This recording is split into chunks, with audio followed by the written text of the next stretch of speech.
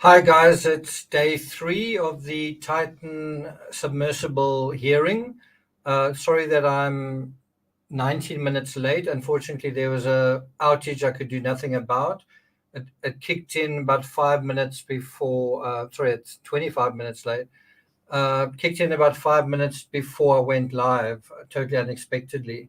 So anyway, that is resolved. We're going to go to the hearing right now. I'm really pleased to see that Renata Rojas is testifying. So let's go to that. I think we're also going to have better audio today because we're using a different The source. hearing. So yeah, let's get to it.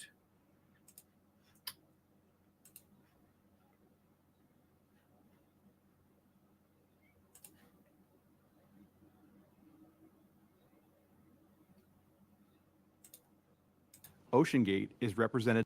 So just one quick thing before we do start is the chairman, Jason Neubauer, also just mentioned fleetingly that he wanted to set the record straight, or he wanted to address something regarding day 2's testimony of David Lockridge. And it had something to do with a settlement that Lockridge, remember, Lockridge sued OceanGate. And so I would love to know what that settlement involved, like what was the amount that OceanGate paid. Anyway, let's listen in. Used during these proceedings. The news media may question witnesses concerning the testimony they have given after I have released them from these proceedings. I ask that such interviews be conducted outside of this courtroom. Since the date of the casualty, the National Transportation Safety Board, the members of the press official statements, investigation, Marine Board investigation, cooperation of all. In his testimony on Tuesday, Mr. Lockridge referenced his 2018 settlement agreement with OceanGate, which contained non-disclosure provisions. He also stated that he was testifying pursuant to a Coast Guard subpoena at this hearing. To clarify, I'd also love to know what those non-disclosure provisions were. Like, you're not allowed to talk about that, you're not allowed to talk about that, etc. To clarify the point, through its counsel, I wanted to clarify that OceanGate, through its counsel, Debevoise and Plimpton, who were retained after this tragic incident last year, had released Mr. Lockridge from any NDA provisions to the extent they could have restricted him from cooperating with this investigation. That's interesting. That release occurred on August 21st, 2023, in response to a request from Mr. Lockridge's counsel on August 20th, 2023. Mr. Lockridge was therefore free to cooperate and cooperated with this investigation following that release. We will now call our first witness of the day, Miss Renata Rojas, who was a mission specialist on a Titan expedition. Miss Rojas, please come forward to the witness table. She is from New York. She's a banker. She's been obsessed with the Titanic since she was 11 years old. She saved up for 30 years to pay for the $250,000 ticket. That's her.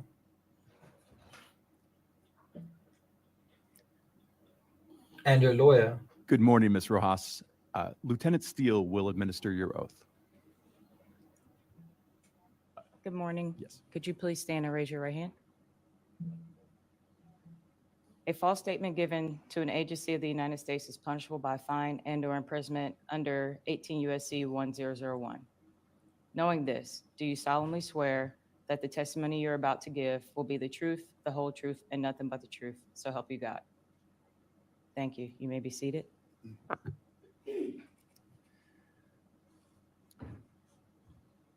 Ms. Rojas, I see that you have counsel present with you here today. Counselor, can you please identify yourself and your firm for the record? Yes, Mr. Chairman. My name is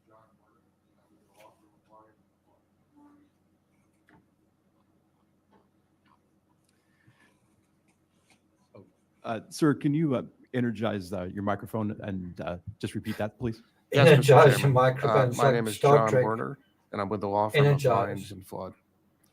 Thank you, sir. So do you notice the first two witnesses, well, some of the first witnesses, Lockridge and Tony Nissen. Neither of them had lawyers assisting them. And yeah, you have one with Rojas. Quite interesting, quite ironic.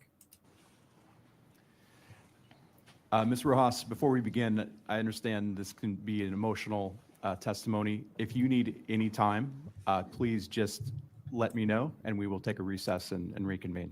Okay. I will now pass the.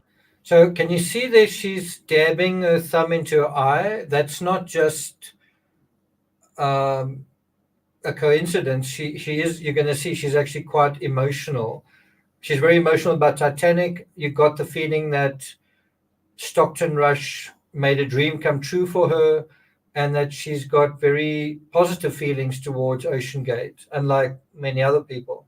The questioning to Lieutenant Commander Nicole Emmons. Good morning, Ms. Rojas. Thank you for being here today. And as Mr. Neubauer stated, please just stop me if you need a break at any time. Can you see she hasn't even started speaking and she's actually crying? All of my questions today are related to your background and then your experiences with Ocean Gate as a mission specialist and a volunteer. There's 2 exhibit binders in front of you. If we pull up an exhibit, you're more than welcome to use those, but we'll also pull them up on the monitors as well. Okay. And before we begin, I'll ask you to please refrain from using any acronyms, and if you do, just kind of explain what they are for the record. Okay. So Ms. Rojas, can you explain your background and work history before you became involved with Ocean Gate? Just kind of give us a little background on what you did. You mean my business background? Correct, yes.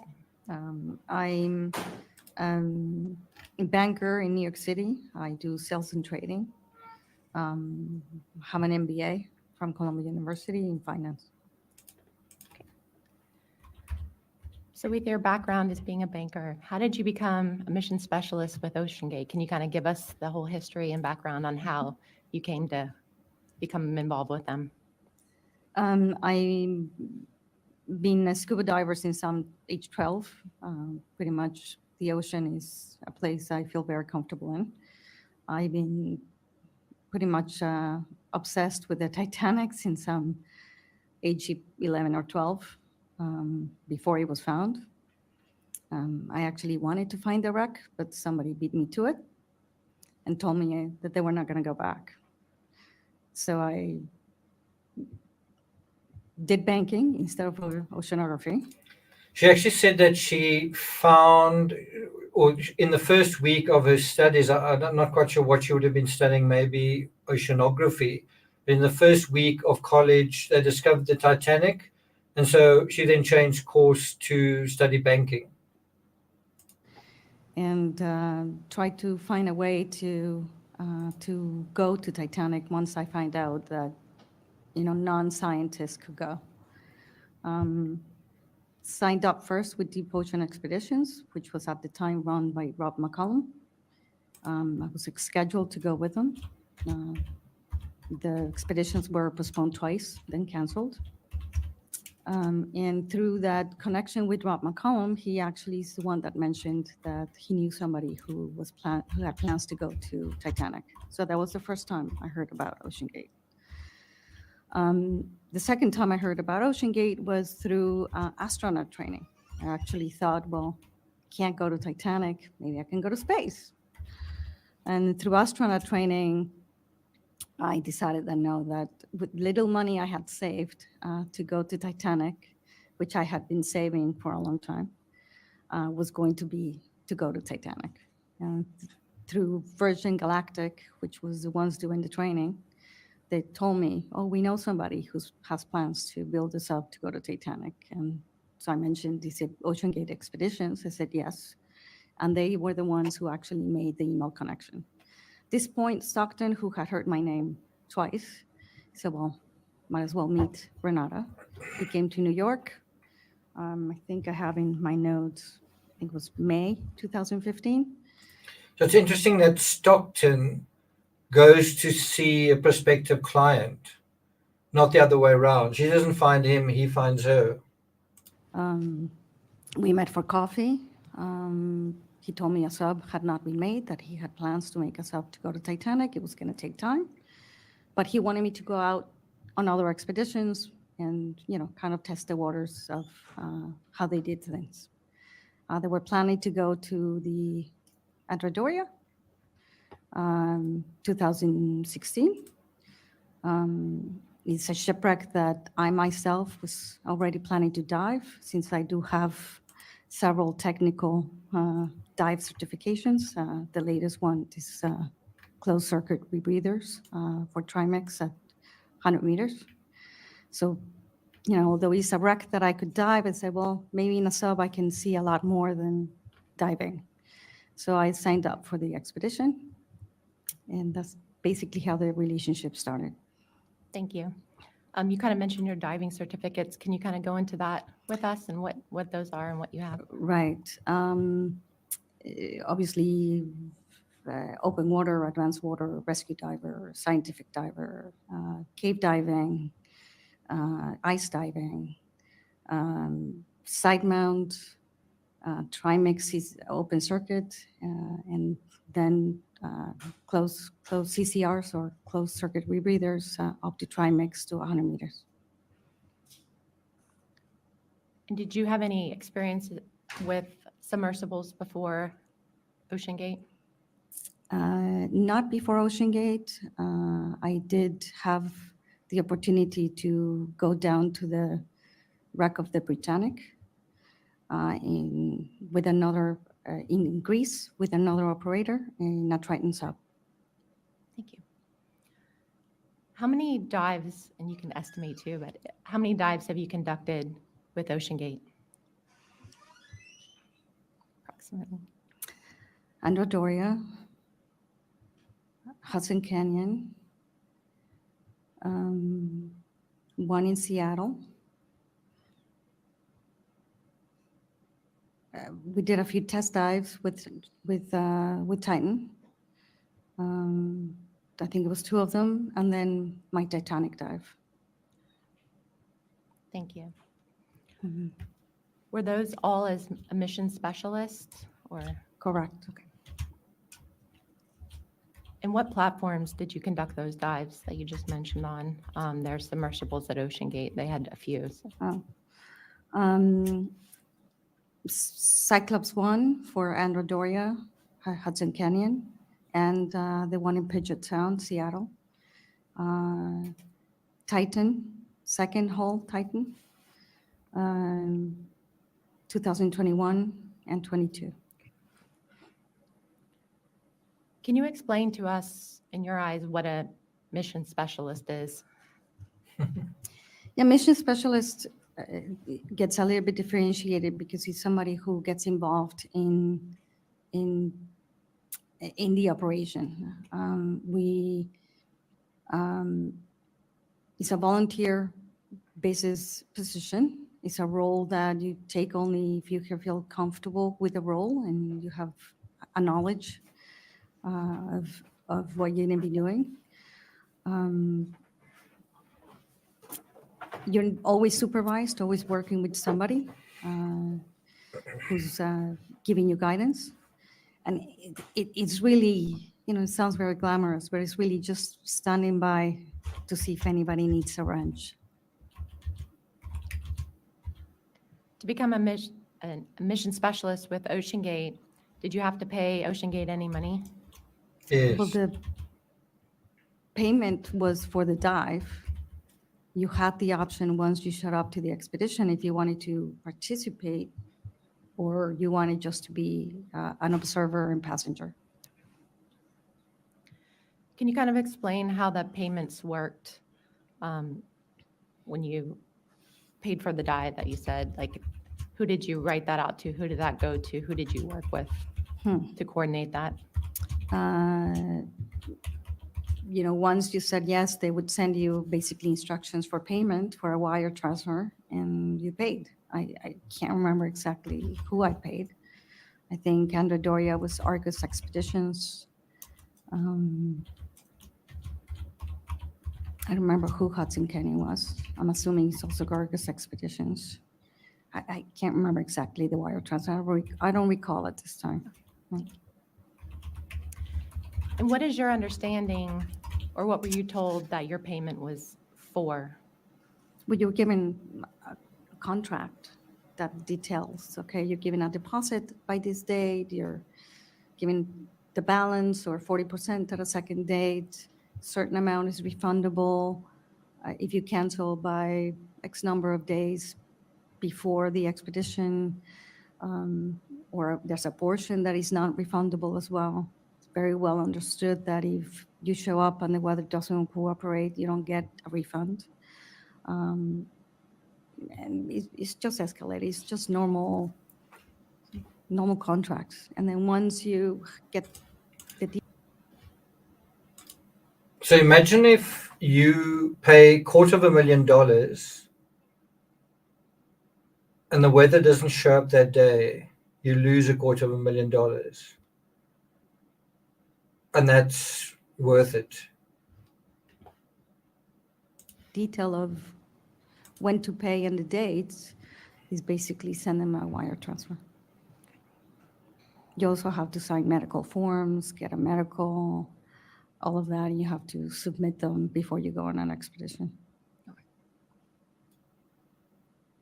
And I know you kind of went into it a little bit about the refund policy. Can you kind of go into more detail on that? What exactly you could get a refund for?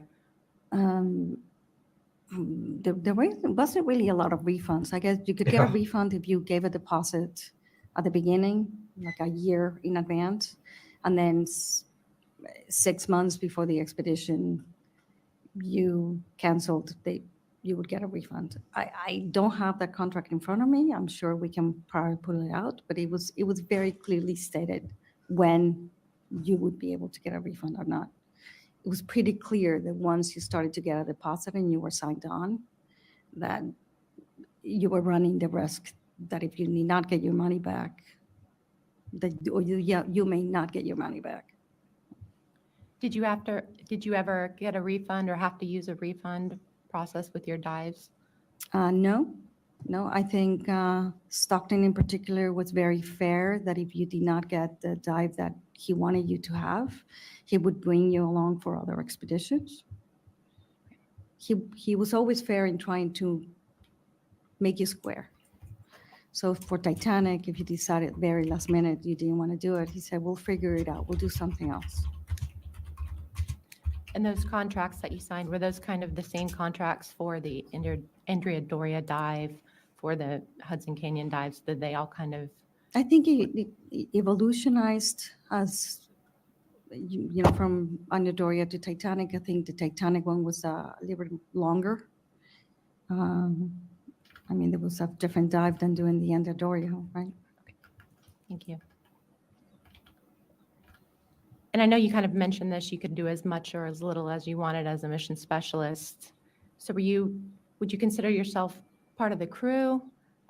Specifically for you, did you kind of work with the crew, or did you take more of the passenger? I'm just gonna. I was one of the few that really took on the role of a mission specialist. I enjoyed it. It was fun. I was learning a lot. I was working with amazing people. Some of those people are the very hardworking individuals that were just trying to make dreams come true. Did you ever receive any training from OceanGate? Can you kind of take us through that, the training you received to do those jobs that you just described? Yeah, obviously for any position that you're going to be helping somebody out, you meet with that person, they go in detail with what they're going to be doing, what they're going to need from you. And as I said, some of that might be just, this is where the wrenches are. When I ask you for a wrench, this is where you come and grab a wrench. Sometimes it was just keeping the container clean. I joke around that I was a cleaning lady, but if you got familiar to where all the equipment was, when somebody asked for anything, a wrench, or the drill, anything like that, you knew where it was going to hand it over. And it was. Okay, I don't want to come across cynical, but, are you really a scientific person are you really doing science? Remember what Lockridge said, there's nothing scientific about this. It was all a money-making thing. And you also notice, if you pay attention, all the crew, all the people who went on the Titan got almost like astronaut uniforms. You know, they sort of had Velcro patches and all that kind of thing. If you're just cleaning equipment, well, you know, to call yourself a mission specialist seems a little over the top, doesn't it? And it's kind of funny that she jokes and says she kind of described herself as the cleaning lady. But, you know, if you think about it, you paying a shitload of money, $250,000, but then you get the experience that you're really important and you're doing scientific work and you get to call yourself an important name. But isn't that Stockton Rush using ego to, what's the word, to stroke the egos of his clients? Don't you kind of get that idea? It was just to make their job a little bit easier.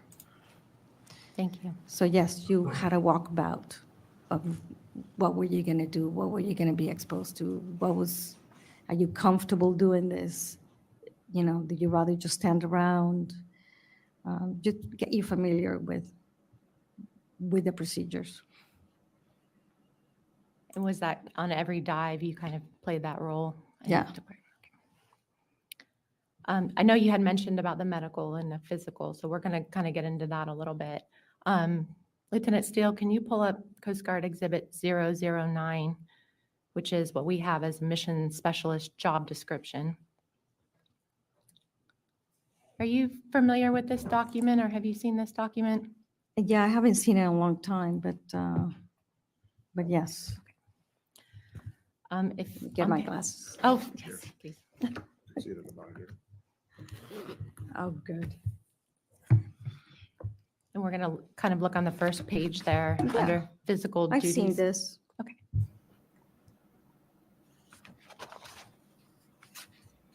Was that used, was that given to you like when you first made your payment for your first dives? Or was this given When to you you get on later? the ship, they show you. Well, look at that. All mission specialists must ascend and descend stairs or ladders. Wow, okay. Wow, that's quite a lot to ask. Sometimes while transporting tools, okay. They must have color vision, okay. They must be able to hear. They must be able to speak English. Sounds really technical. Sounds really, really technical. They show you this, you know, for you to understand if this is what you want to get involved in. You have to kind of pick a role. Do you want to work with the science team? Do you want to work with communications? Do you want to, you know, work with the divers? Being a scuba diver and an extremely well-trained scuba diver, I was usually in the dinghy with the divers. You know, it wasn't read every time. And you read it once and you kind of know, yeah, I'm familiar with what I'm going to do. I'm just going to turn your attention to paragraphs 2 and 3, where it talks about the physical duties, and I'm just going to read it for the record. It says a mission specialist color vision must allow them to recognize color-coded objects such as electrical components, navigation lights, hazardous cargo placards, dock warning lights, pipes, and valves. Did you ever perform any duties related to working with electrical components? No. Okay.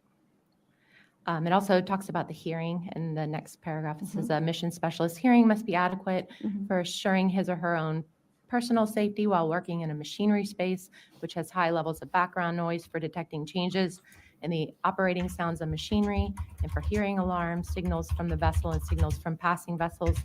So as a mission specialist, did you ever work in machinery spaces? No, but in order to get to the platform where the submersible was placed, you had to go through a section where there was a lot of machinery and there was a lot of noise. On page 2, under the expedition duty specifically, it says under submersible operations support there, it states that duties may include scheduled vessel maintenance and electrical and compressed air charging systems. So as a mission specialist, did you ever conduct any vessel maintenance? No. I observed it, but I did not. How about vessel I was never cleaning? responsible for. Understood. Thank you. Were you ever, and I know you, again, you mentioned this, so we'll kind of go into the physical limitations for the overall health because of these requirements. They said they made you get a physical. Can you kind of go into the requirements for your physical abilities and what you had to do? I still do my annual physical every time, every year. I am, you do have to go through a hearing test, a visual test, to be certified that you're fit. Disclose any medical conditions, and then that's it. I think I'm so used to doing it every year that I still do it now. You have to do it for diving as well. Every time you take a technical certification course, you have to go through a physical as well. Do you know if other mission specialists that you've worked with had to go through the same physical process to be evaluated? I can't speak for anybody else. I can only speak to what was required of me and what I did. Okay. I'm assuming so. Can you kind of, and we'll get into your dive specifically, what you did on each dive, but can you kind of just take us through a typical dive as a mission specialist from the very start of your involvement to the finish? Kind of what did that look like? Yep. Sorry. No, you're fine.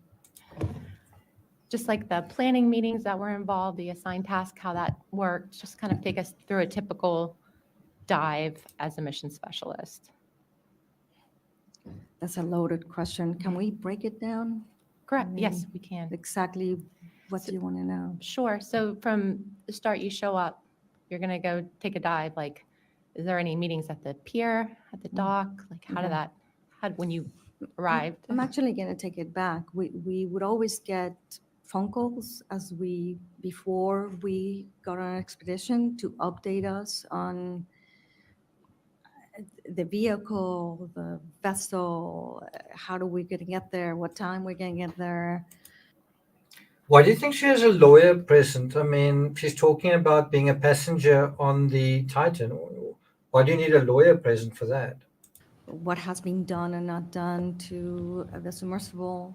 They give you a full presentation of everything. I'm sure you have them. They give it to everybody. They usually held by Zoom, and anybody could come in. Once you made your plans to come in, you had to tell them, here's all my paperwork, including waiver. Everything had to be already read and signed. You could also go through it when you got on the ship, but you signed all of that. You gave them your estimated time of arrival. Somebody usually waited for you, either at the dock or even at the airport. Be driven to the vessel. You get in the vessel, you get introduced to the captain of the ship as well, who you are, what are you going to do. Have a sit down to go through the waiver again, and what you're going to do, what you want to do, what was next. This is the events of the day. As I said, you're mostly just observing and watching. If you want to say, hey, can I help you with that? You need to say, yeah, come here, help. As I said, the helping is mostly watching what they're doing and them teaching you what they're doing. Then usually there was a briefing the night before any dives, and then the morning of the dives, where you actually went through a very detailed. Okay, so someone asked, are there uniforms? So this is an example of some of the uniforms. There you can see that on there. There's also this is a much smaller picture, but you can see there's the Italian, she's got the Italian flag on there.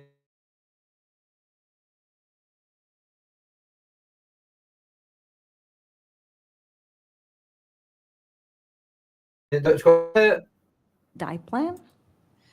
Quite elaborate display hour by hour, thing time going by on. time roles. The night before, obviously, they asked you, what do you think, Hi, what do you feel Chelsea. comfortable doing, where you want to be. Sometimes you felt comfortable going in, sometimes you didn't. And then the operation starts, right? And they do make you aware that if you're going to get involved, you're gonna be there for 12 hours. A change of crew is a significant change in their dive plan, and they designated it as a strike. They had a 3-strike rule in the safety procedures, with a certain number of anomalies was 1 strike. Anomalies could have been anything small from a rope being out of place, not having water in the sub, very simple stuff. Can't remember the number of anomalies, if it was 6 or 9, but a number of anomalies was a strike. And then strikes were things that were a little bit bigger, like sonar wasn't working. There was a change of crew. You were late in the dive plan. You took more than an hour was strikes. And if you got to a point where you got to a 3rd strike, the dive was called. No questions asked. It was like 3 strikes. We're going back to whatever point you were. You could have been in the water already diving, and if you have a 3rd strike, you just go back. Anyway, all that is explained to you. And so you need to understand that if you are going to volunteer to be on the dinghy boat with the divers, you're going to be there for a while. Take a risk index of how do you feel that day. You feel, from 0 to 7. How do you feel today? You feel tired, you need rest, etc. And all of that before the dives. And then, you start operations. You mentioned this strike rule, kind of a no-go. Who was the one that determined then, like, we're I not think it going was to the do mission director. the mission director? And were you ever on a dive that was a no-go, that had Yeah. 3 strikes? Mhm. We're going to kind of shift into the specific dives and ask you about that. We're going to start with the Andrea Doria dive Mhm. in Boston in 2016. What was your role? Were you a mission specialist on that dive? Or what was your role on that dive? To take care of the cameras and the pictures and the GoPros inside the sub. I had also my own GoPros. And did you pay for that dive? I did. So think about that. You call yourself a mission specialist, but your job is to take care of the GoPros. I mean, anyone could really do that without giving themselves a name. Were there any other passengers with you on that dive? Yes. And how many other passengers? A friend of mine, Arthur Vaccarina, and one of Stockton's best friends, Chris. And how many other employees or crew members, I call them, of Stockton and David Lockridge. So wasn't she on board the Titan when they went down to the Andrea, is it Doria? And someone shouted, "Give him the fucking remote." So telling Stockton, give it to David Lockridge. Wasn't she there when this happened? Wasn't she a witness to this? Because as far as I know, they were supposed to have a series of dives, and on the one dive, on the first dive, Stockton kind of got the sub kind of ensnared, right? Let's hear what she says. Can you kind of go into that dive for us from the very beginning, as you had talked about, like starting from the beginning of when that occurred, and take us through that dive for us?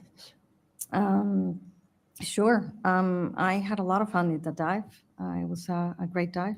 As I said, I wanted to do the dive in a submersible because I was planning to do an actual dive in open circuit in the shipwreck, programmed for literally the month after. Arthur as well, who was with me. Got transferred, we did the debriefing or the briefing, how things were going to go. We were transferred from the ship in a dinghy to the platform. That Cyclops was pulled all the way from Boston to Nantucket, as they do on the platform behind the ship. So you have to transfer yourself from the main ship to the platform to get in the sub. In the sub, there was already David and Stockton doing their checks. By the time we got in, checks were done. Get comfortable. They give you a little screen where you can actually see sonar. You go through a briefing, obviously, on all the aspects of the submersible. What happens if this happens? What do you do if somebody faints? Things like that, emergency procedures inside the sub. The different roles, who's going to be doing what. I was taking care of the pictures. Somebody else was taking care of the scans. We're supposed to do sonar scans of the Andrea Doria. Somebody else was taking care of making sure how many fish we saw. We were logging the biodiversity of the surrounding area of the Andrea Doria. We submerged. The first time we landed really far away from the Andrea Doria, so we came back to the surface. Again, it's only 70 meters, which is, you can swim out, basically. People free dive that deep. So we could come back very quickly. We got pulled closer to the wreck now that we had a calculation on the current. And in the Andrea Doria, the currents are 2 knots or 4 sometimes. It's in the channel, in the shipping channel. So, if you're not diving in slack tide, you're going to get taken away by the current. Came back to the surface. They dragged us on the surface. They dragged the submersible to position us in a position that the current would take us and place us near the wreck. It took a long time, but we saw dolphins go by, whales. So it was actually pretty amazing to see. Second time we went down, landed gently on the sand, and we were only like maybe 50 meters from the bow. I think they had it on the sonar that it was 100 meters. They could see it. In our little iPads, I think it was 50 meters. So I couldn't see it on my iPad, but they could see it on their sonar. We started navigating towards the wreck. Communications were spotty. They had to talk very loudly on the microphone in order for them to hear, and it was hard to hear them, but we had communications. Communications, at least for this dive, were through radio, not text. As we got closer to the Doria, took a couple of scans. At some point, it was very close. The propellers would pick up a lot of sand, so it's low visibility to begin with. But with the propellers lifting off the sand, it's not that very easy to see. So we would go and stand, go and stand, and make decisions of, okay, where are we, etc. At some point, we saw the bow. We actually asked them to turn the lights off so we can kind of see where we were. They turned the lights back on, making a plan to kind of go around so we could. So I just want to pause here and ask a question. Number one, is she talking about the same incident that David Lockridge is talking about? Because so far I can't really tell. This one seems to be, wow, we saw so many nice fish, we saw dolphins, it was wonderful. So I don't know. I don't know what the answer is to that. Is she talking about the same incident? As far as I know, they only dived down once and then everything else was cancelled. But I don't know if this was a subsequent year or something. Anyway, the other thing is, I don't think Renata has watched David Lockridge's testimony. I don't know whether she's allowed to watch it, but something tells me she hasn't watched it. And I can't help thinking this feels like 2 totally different stories. Anyway, let's see if she does mention something. Take a scan. And at some point we ended up right below the bow, in the prow. If you know, you guys are maritime, you know what the prow is. We were at the prow. In a position, I think, was the sand had like a hole, and you could definitely see the top of the bow on the hatch. So it was a very, we did have a lot of room to maneuver. So Stockton was trying to get us out hopping, doing bunny hops. Like, so he wouldn't race. We didn't want to touch anything. Sand is very muddy there, so it's not easy to kind of ski out. It's not like you can push yourself as you're skiing. Then at some point, Lockridge took the Now she is talking about that exact incident. Now, if my memory serves me, Lockridge said Stockton brought the Titan like straight down, like basically landed at speed or something so hard that it kind of got its skids kind of enmeshed in the metal. And that doesn't seem to be what she's describing at all. She's also not saying anything about, she says Stockton gave Lockridge the controls. That's not what happened. They were screaming, and I think they were stuck for quite a length of time. controls. He put his head on top of the hatch, where you could actually see very well the bow, and very nicely drove us out in one sweep. I was actually very impressed. And then that was it. We took pictures of the bow, claps everybody, and went back to the surface. Well, it sounds like it was an awesome visit. Sounds really like it was a great visit. Took pictures, and it was great. I took a lot of video, personal video myself of the dive. If the committee wants to take a look at it, happy to submit it, so you can kind of get a sense of what that dive was like. I did see David Lockridge's account of the events, and he must have gone on a different dive. Nobody was panicking. Well, that's interesting. So she's actually saying, well, you know what, I did actually see Lockridge's version of events. It must have been a different dive. That wasn't what I observed. There's quite a serious thing going on there. One person's telling the truth, someone else isn't telling the truth. Nobody was crying, and there was definitely no swearing and yelling. No one was crying. There's definitely no swearing and yelling. Interesting. Do you know, you said Mr. Lockridge took the controls. Do you know if Mr. Rush, since he was the pilot on that, correct, going down, do you know why he had to take the controls? Lockridge or David? Well, Mr. Lockridge. I don't know why he had to take the controls. He kept asking I don't know why I had to take the controls. Okay. for the controls. Well, the pilot was, to me, clearly Stockton. And he took you down there.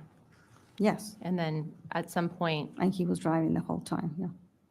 except for the last part, correct? Yeah, the last part as we were trying to maneuver out of the prow. Lockridge had a better view going into the viewport, not the viewport, the hatch. If you could poke your head in, stand, not sit, stand, and actually have a 360 view.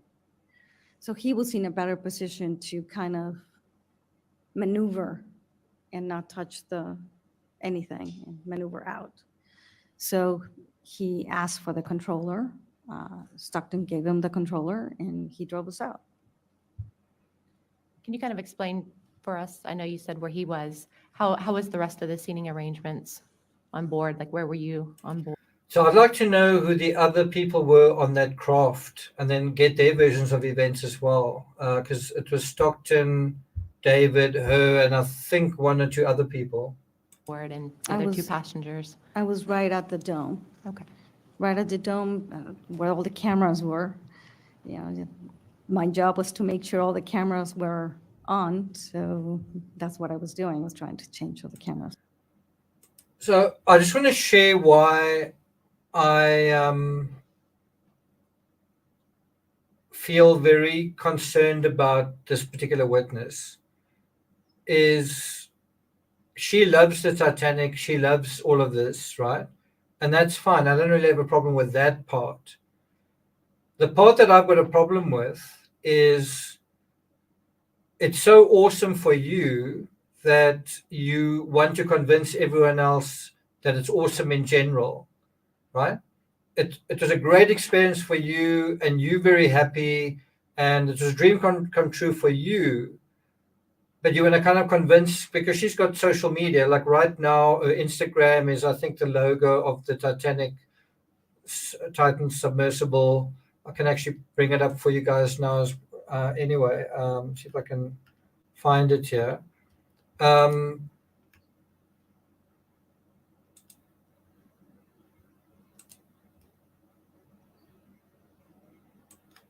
This is her logo right now. Titanic Survey Expedition Titan Renata. It is set to private, but it wasn't always. She sees herself as a banker, explorer, technical diver, and submariner, right? What I'm trying to say is, if you're going to go onto social media and you're going to be interviewed and you're going to be a celebrity and you're going to be saying what a great experience this is, right? But there are safety issues.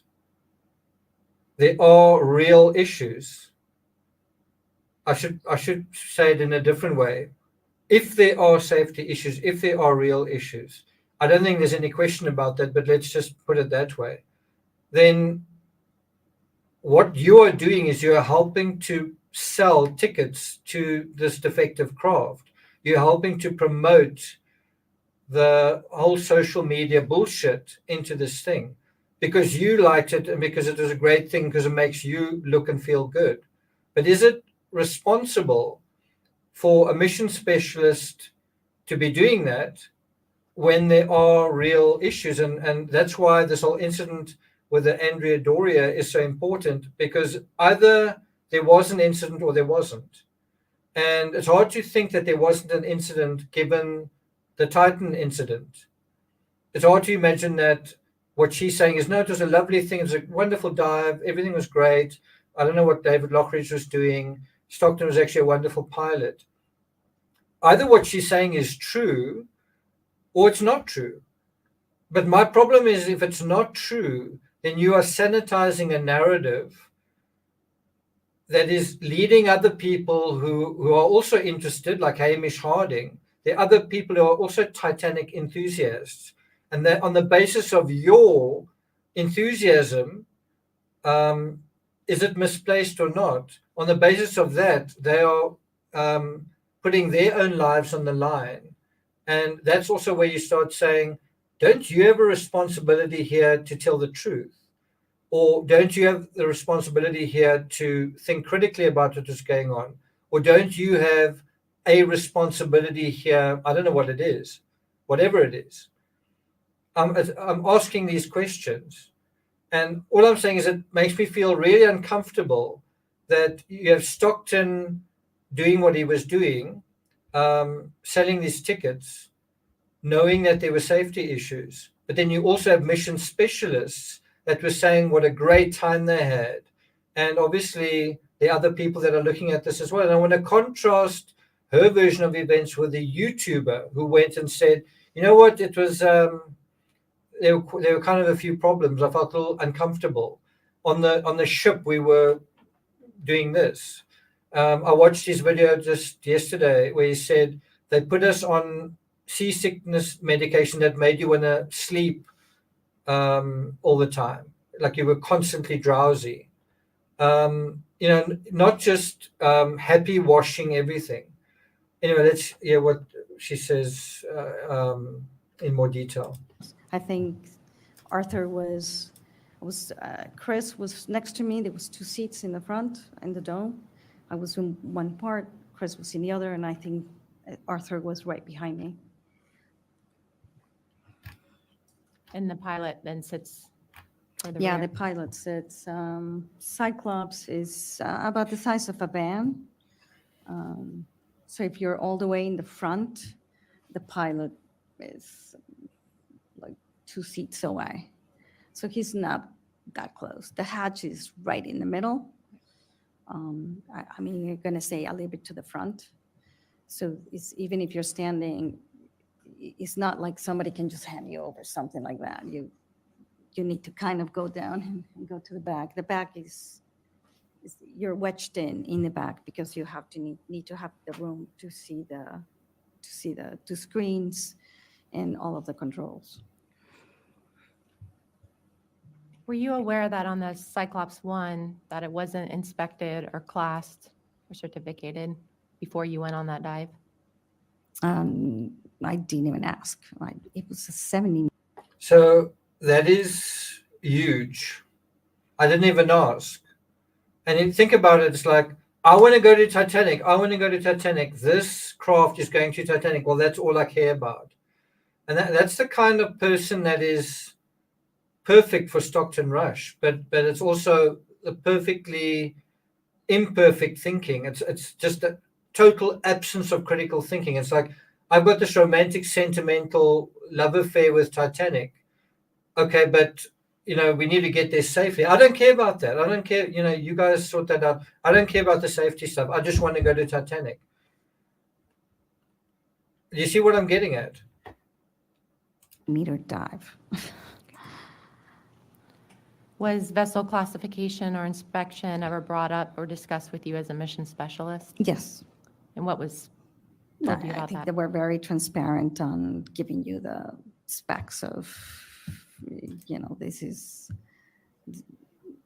especially when it came to Cyclops 2 or Titan, that it was experimental, not classified. Plenty of opportunity to ask why it was not classified. You were given a very transparent response. Really? You were given a very transparent. Stockton was totally transparent about everything. Okay, that's not what Lockridge said. Lockridge said, even Nissen said, he didn't even know they were going to the Titanic. Tony Nissen, who seemed to be quite close to Stockton, said when he was interviewed, he didn't even know that this is all about going to the Titanic. When Lockridge dealt with Stockton, you didn't really get a sense that it was all transparent. You got a sense of you don't talk to you. And in terms of this, you didn't get a sense of transparency whatsoever. But she's making it sound like he was very transparent about everything.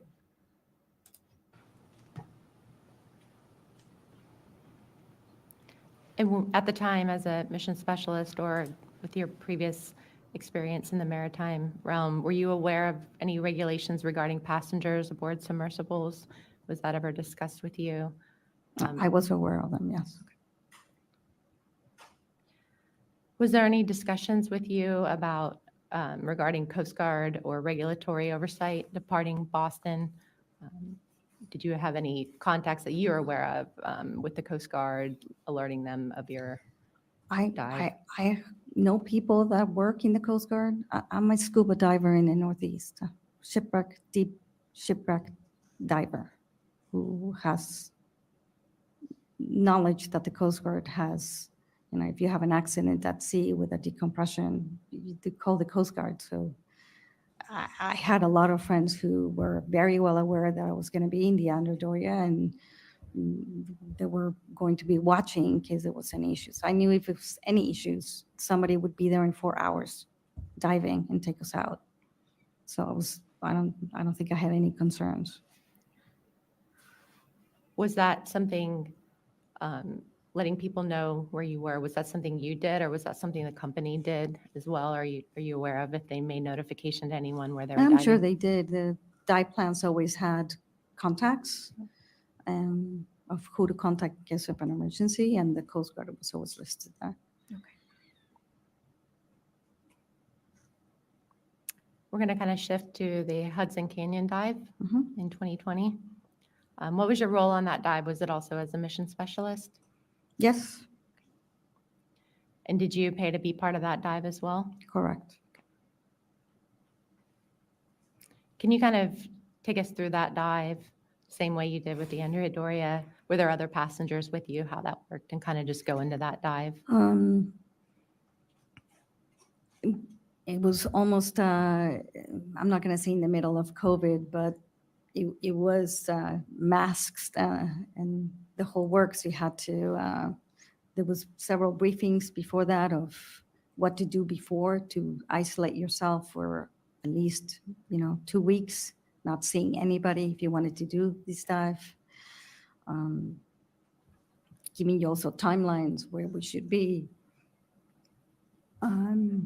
You had to get a COVID test, like the 24 hours, send it in.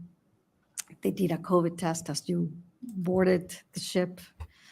There were other 2 passengers on the dive with me, Mike Reese and his wife.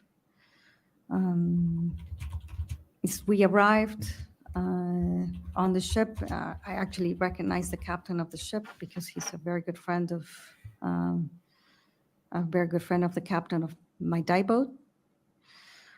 So we said hi, somebody I knew. We went through briefings, after COVID test and briefings, etc. You still had to keep your mask for a day before you could take it off. I think that day we kind of just witnessed preparations of the sub, went through weather, sat down for dinner, then we went to sleep. The next morning, as we arrived we had watches, 2-hour watches to watch the submersible that was on the platform that was being pulled.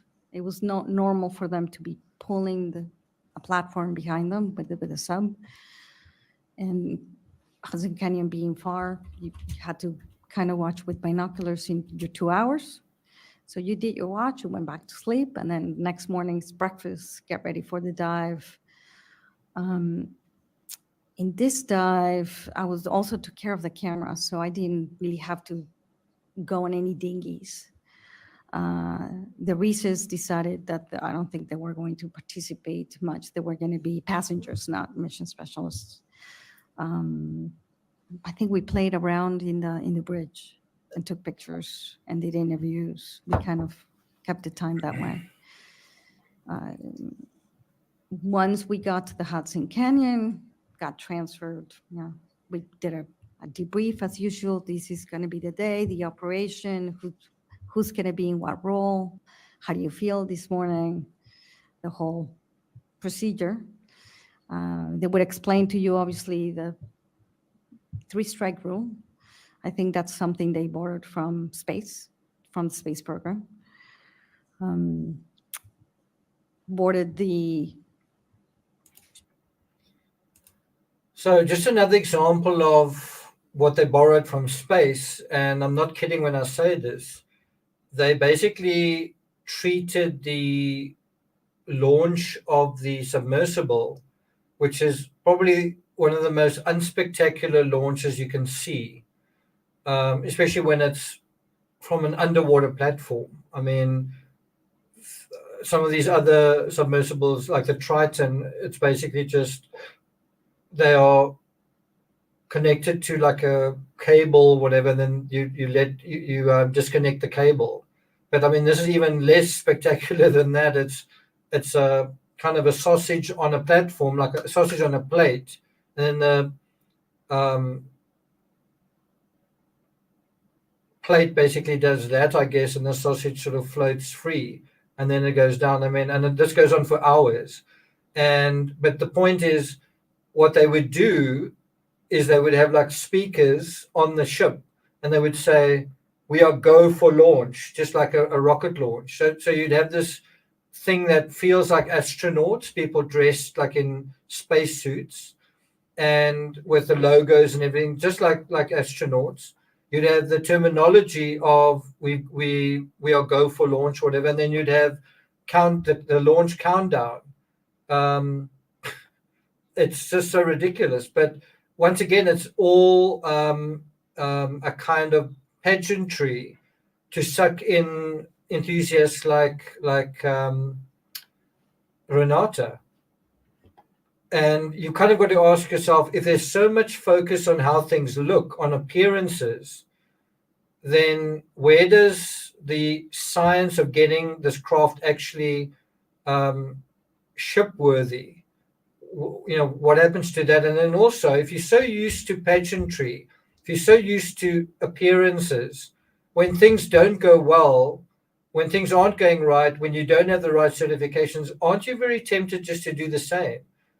To cover things over by making things look a certain way? From the ship to the dinghy, from the dinghy to the platform, get into on the submersible. You get in the submersible, and as they're pulling you in position, you're being given instructions by the pilot about what you're going to do, what are you doing this, what is this button, what's this other button, how things are going to go, etc. Once they close the hatch, you pull you into a position where you're going to be, we wanted to be close to the wall of the canyon wall. Started dropping. I was actually very excited to see the Reeses, who had never really been underwater, to see their reaction to all the little animals going through the dome. Squid, we saw squid. It was just very exciting to see them. And I'm a diver here, so I do see animals, but seeing it through somebody's eyes was pretty amazing. We landed in the bottom, trying to get directions to get to the wall because we're in sand. At some point, we stumbled into lobster pots with a lot of life. And we kind of just followed with a sonar, we just followed the lobster pots. It was far away from the wall, but that was a lot more interesting in terms of animals. We saw squid, crabs, lobster, animals, plants. It was pretty amazing. You had to log. Part of the job was making sure you logged every animal that you saw and the time. Yeah, I'm not sure where that information went to, but that was the science we were trying to do. And it got to a point where they called us back up. We had to back up. We went back up. We parked the sub. It takes a couple of tries to maneuver that sub into the platform. I also have videos of that if you want them. You have to kind of do it in a certain way, and the skids have to be in place. Somebody, if you're looking at the dome, you tell them, oh, yeah, you're going the right way. There's two tanks on that platform. So sometimes you kind of just hit the tanks and stumble like that, kind of just go down. They guide you in. And that was it. We came back up, had a debrief, had dinner. They always had an interview on how was your experience, what would you change, would you have done anything differently. They wanted feedback. And then that's it. We went back to New York. Do you know any of the feedback that was given and discussed on that dive? Those were individual feedbacks with either Stockton or the mission expedition leader.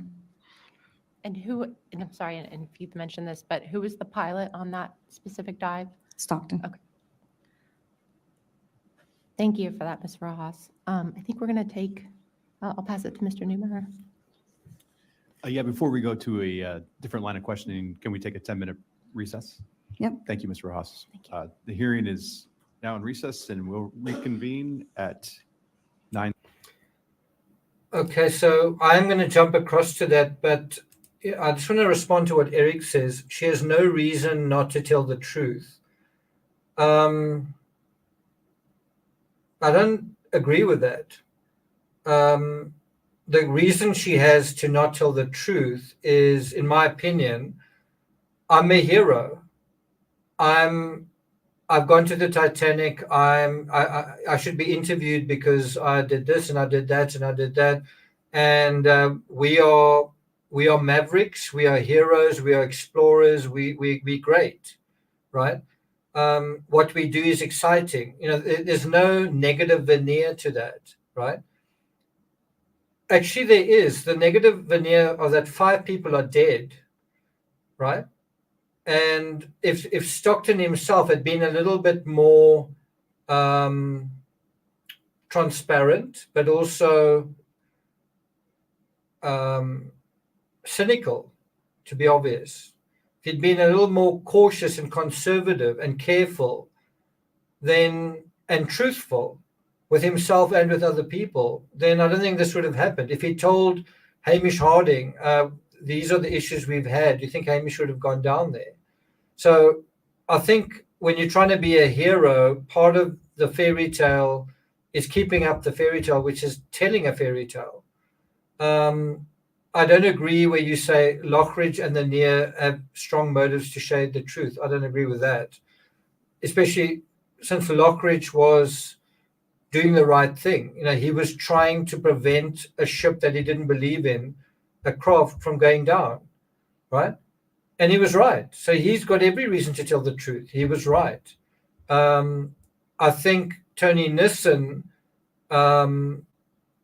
was in it for a lot longer, and that might mean I don't think he is culpable because he wasn't there at the end. But I do think if you want to compare the culpability of Lockridge and Nissen, I would personally say Lockridge seems less culpable.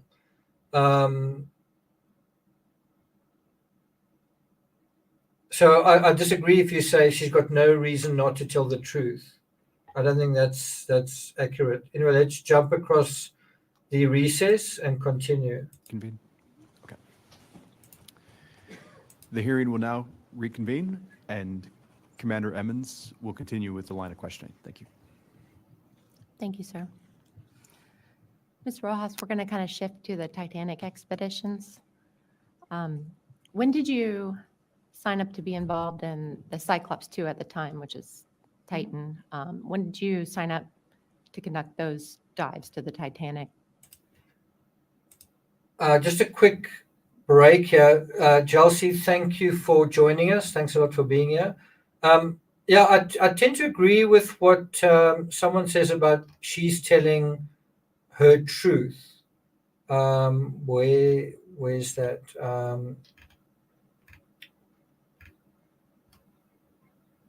Where Faith says, I honestly don't feel like she's lying. This is her truth. We call it lying. I'm not sure what you're saying there, but the problem I have with this is, if this is your truth, that's fine. But she's also sharing it on social media. She's also giving interviews. And there's a real problem in a hearing, which may have a legal bearing. She's given a different version of events to David Lockridge on that dive to the Andrea Doria, right? And that's a real problem. I mean, only one of those can be true.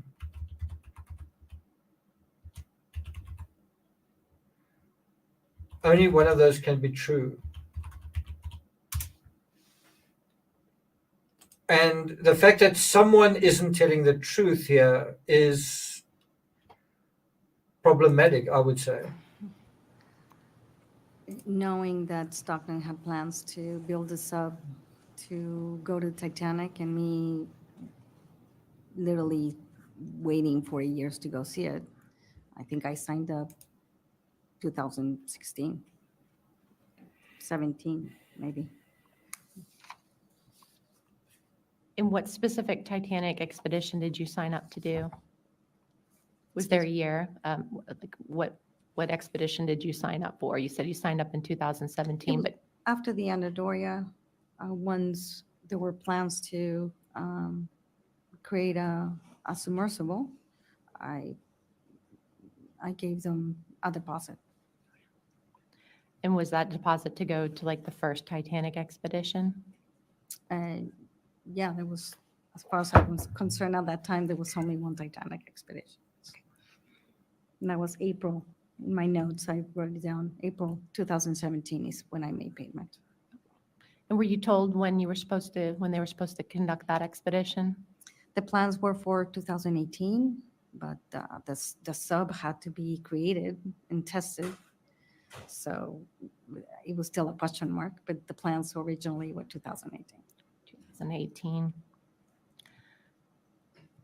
And then they went in 2021. So what happened if the plan was 2018? Did you go in 2019 then? I visited the Bahamas twice while they were doing testing. So I wanted to see what testing was like. First time I arrived, there was a electrical storm that created problems not only with Cyclops 2, but also other vessels in the vicinity. So they just practiced drills, that sub drills, operations. I stayed there the whole week just to watch all of that. Well, that shows that she's not just an ordinary mission specialist. She's kind of like a friend. She seems to be like having a friendship with some of the Ocean Gate employees. I mean, she doesn't need to be there. They're testing the craft. She's spending a week in the Bahamas. She doesn't need to be there. This goes way beyond just being a client on one dive. I went back.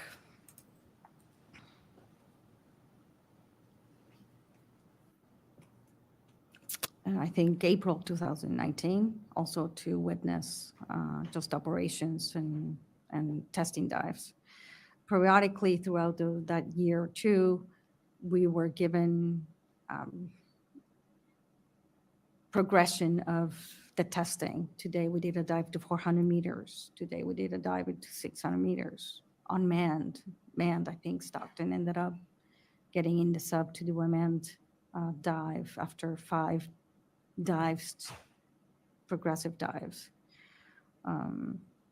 I knew when in my visit in 2018 that 2018 was not going to happen from the beginning, and 2019 he was going to try, but it was in question. You know, testing had to finish first. In 2019. Again, he said, I'm sorry, we're going to have to postpone. 2020 was not possible because of COVID. So then it became 2021. Did he give you a reason in 2019 why it had to be postponed? I think there was a couple of things. One was the main ship that they had planned or they had booked to try to go, canceled on them. That obviously was difficult to obviously get deposits back. So there was some financial strain there. And then also the sub had to be redone. So a new hull had to be made. Did they give you any reason on why a new hull had to be made? It had a lot of noise. Stockton. Okay, quite interesting. She's asked quite a important question that goes to the heart of this matter. Why did they need to make a new hull? And there's this long pause. And then she doesn't say there were holes, there were cracks. She says there were noises. Really? They need to remake the hull because of noises?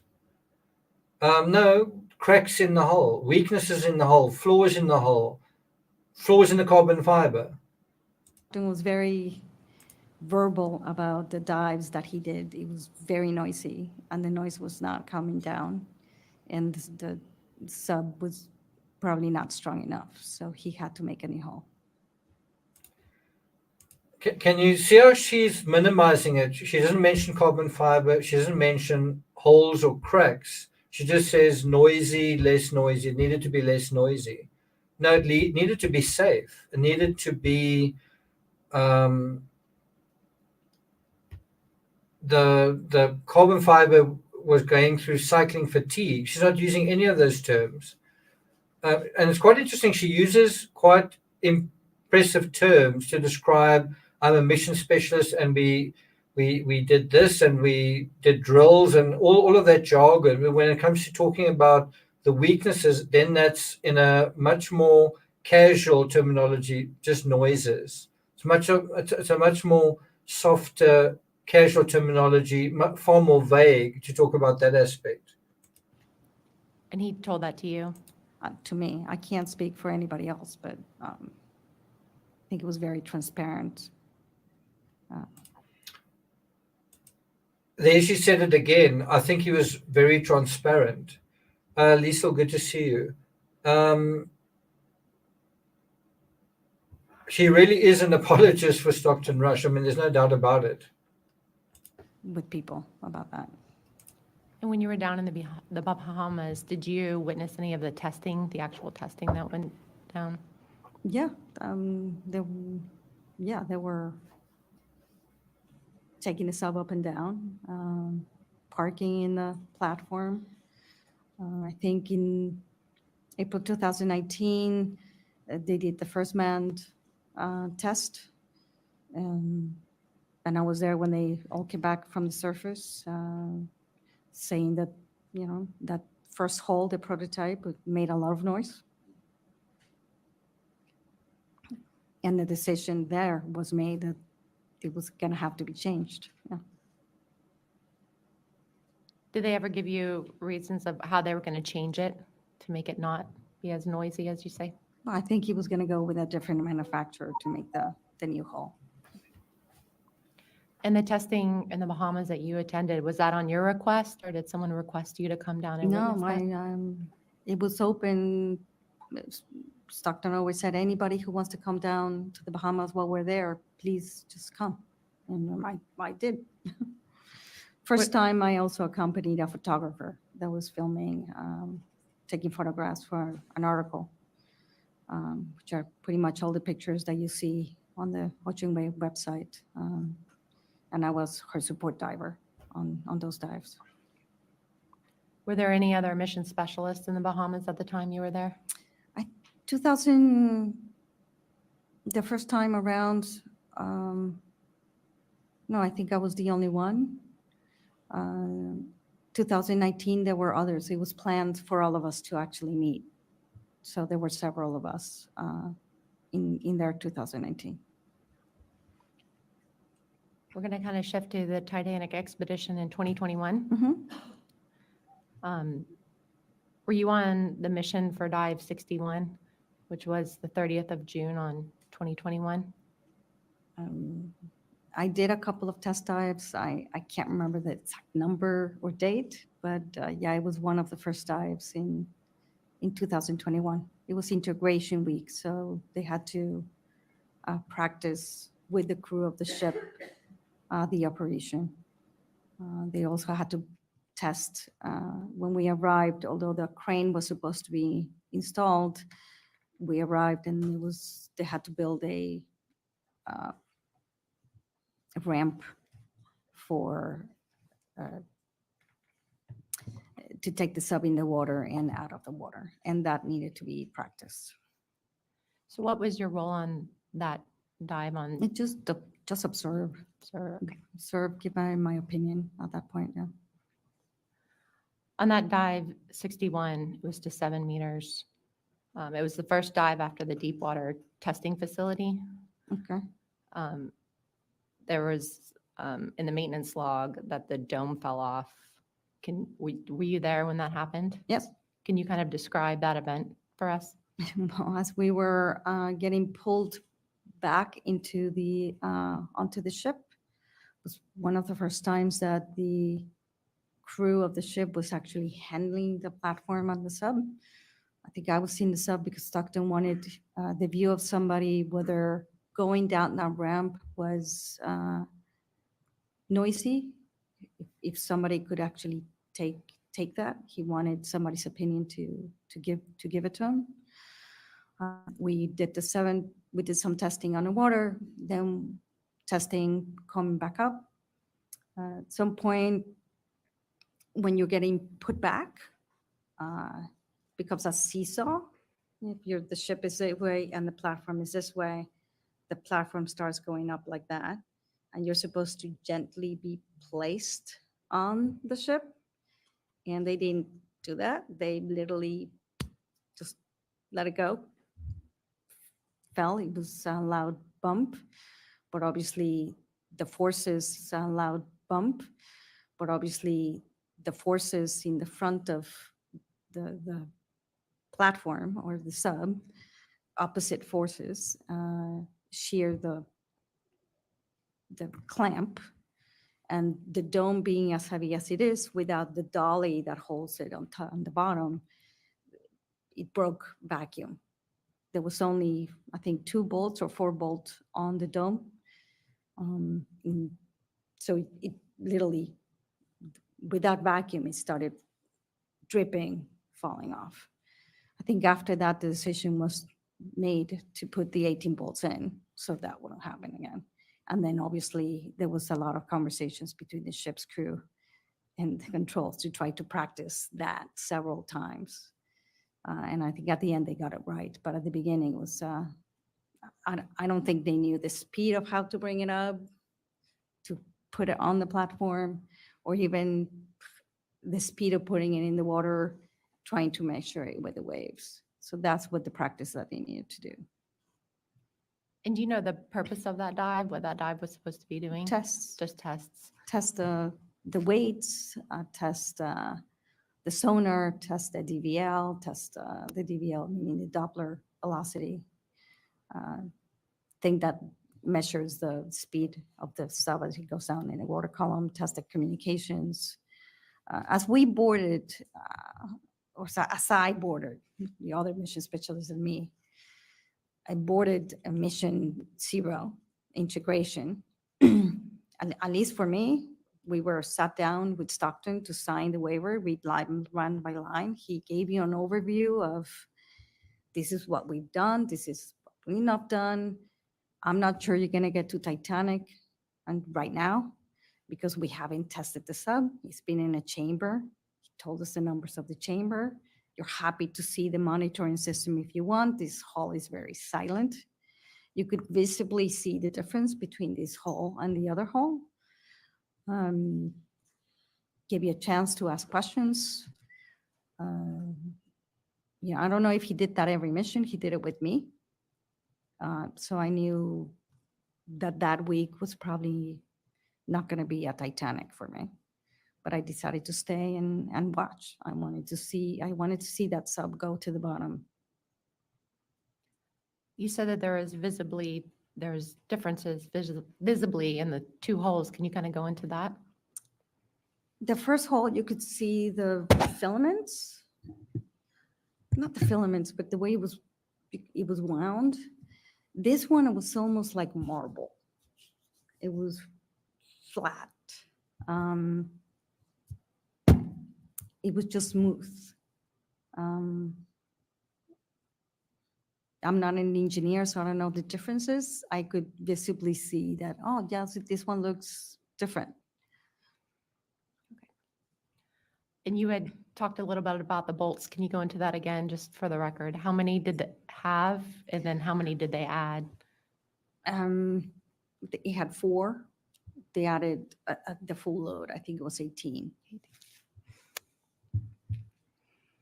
We're going to kind of shift to the Titanic expedition in 2022. Mm-hmm. And I'm going to go ahead and ask Lieutenant Steele to pull up Coast Guard Exhibit 052, which is the dive log and maintenance log. And I know it's very hard to see, so if you need to use the book, please use the binder.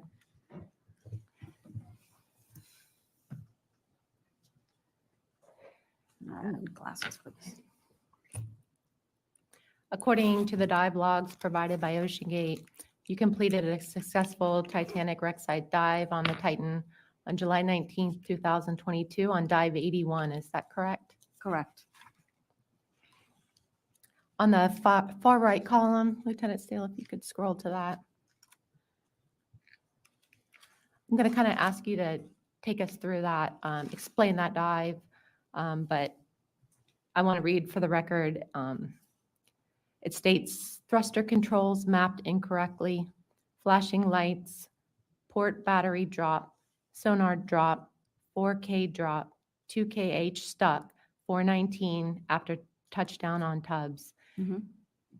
As a mission specialist in the Titan for this dive, can you explain from your perspective on that dive what those notes mean and what happened on that dive and kind of take us through that dive? Checks were done the night before. I was there to make sure the pilot did the checks. Checks were done that morning. I was there present for the checks. The propellers were fine. Then we turned off not we, but the sub was turned off while we did the briefing. When we came back to get on board, etc., we went through all the checks. Sub was turned on, and it was a surprise to all of us when we were taking off the platform that, you know, I didn't even feel it, to be honest. It was a pilot who felt that there was something weird in his driving from the platform.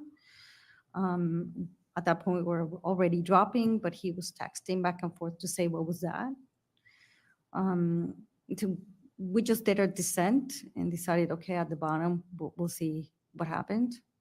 I think we had no strikes, or maybe one strike. That would have been obviously marked as a strike. When we got to the bottom, we landed very gently. Procedures are that you usually start dropping weight early to slow down. We also were doing experiments to trap water in the column with Naskin bottles, so that also had to be done as you're dropping down. You watch out the luminescence in the window, which is great. And when we get to the bottom, to try to get neutral buoyancy, and as we start moving forward, we're not moving forward, we're turning. The sub is so big, you don't really spin. You're turning very slowly. But I think I described it on camera as, oh, we're spinning. We're not spinning. We're moving very slowly, but it was obviously we're not going forward. So we sat down and discussed with the surface as best as possible with the comms, what do we do? We could have, in solutions that were discussed between all of us in the sub, it was discussed, maybe we should turn, Alt Control Delete, but then that could have created some issues.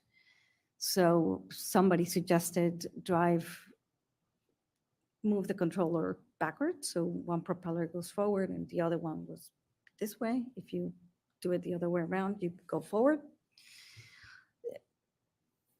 Scott, who was our pilot, did wonderfully at that. We landed 300 meters away from the bow. We could already see debris when we landed. Questions inside the sub were like, you guys want to go up? What do you want to do? And we all said, we're going. We're very close. And we did a dive. We actually put the pilot in the front dome at some point because it was easier for him to drive and to see. We all took turns in the window with him. We did a dive, usually 3 to 4 hours. Gave some time to the scientist on board to do what he needed to do with the science and take pictures and explain to us, all the corals. And then we came back up. Lights were flickering. Yes, they were flickering, but you could see. I did not notice any sonar drop. We found the wreck with sonar, so know what that is. When all of us are in the window, in the front, the sub goes down and the sonar looks down. So you cannot see So you have to balance yourself in the sub in order for the sonar to pick it up. But I did not notice that. At the surface, the batteries did get low. You drive on the surface towards the boat, which drains a lot of the battery, but at that point you're back. And as we were parking the sub in the platform, it lost the batteries, or the remaining battery life drained. And that's what they call a 419, which is the quick numbers to divers are already in the water in case that happens. And as soon as you do a 419 and you announce on the radio 419, the divers come in, and they had a system where they could pull the sub into position. It was done in like 5 minutes, very quickly, and then we got on the platform. I don't know what other problems were there, but I didn't notice any. Lieutenant Steele, can you pull up that exhibit just for the record again? Yeah. We're still on exhibit 052. There's in the column next to the exploration systems test column, there's a column labeled risk index. Mm-hmm. For dive 81, the risk index was 34. Do you know what a risk index was and how that was determined? I don't know how it was determined. It was explained to us how it was determined in the briefings. You pay attention at the time, so you can gauge what is high risk, what is low risk. I don't remember right now if that was high risk or low risk, to be honest. Do you know how they determined that, though, when they briefed it to you? Like, Yeah, what went into that? They're in your dive plan. There's a series of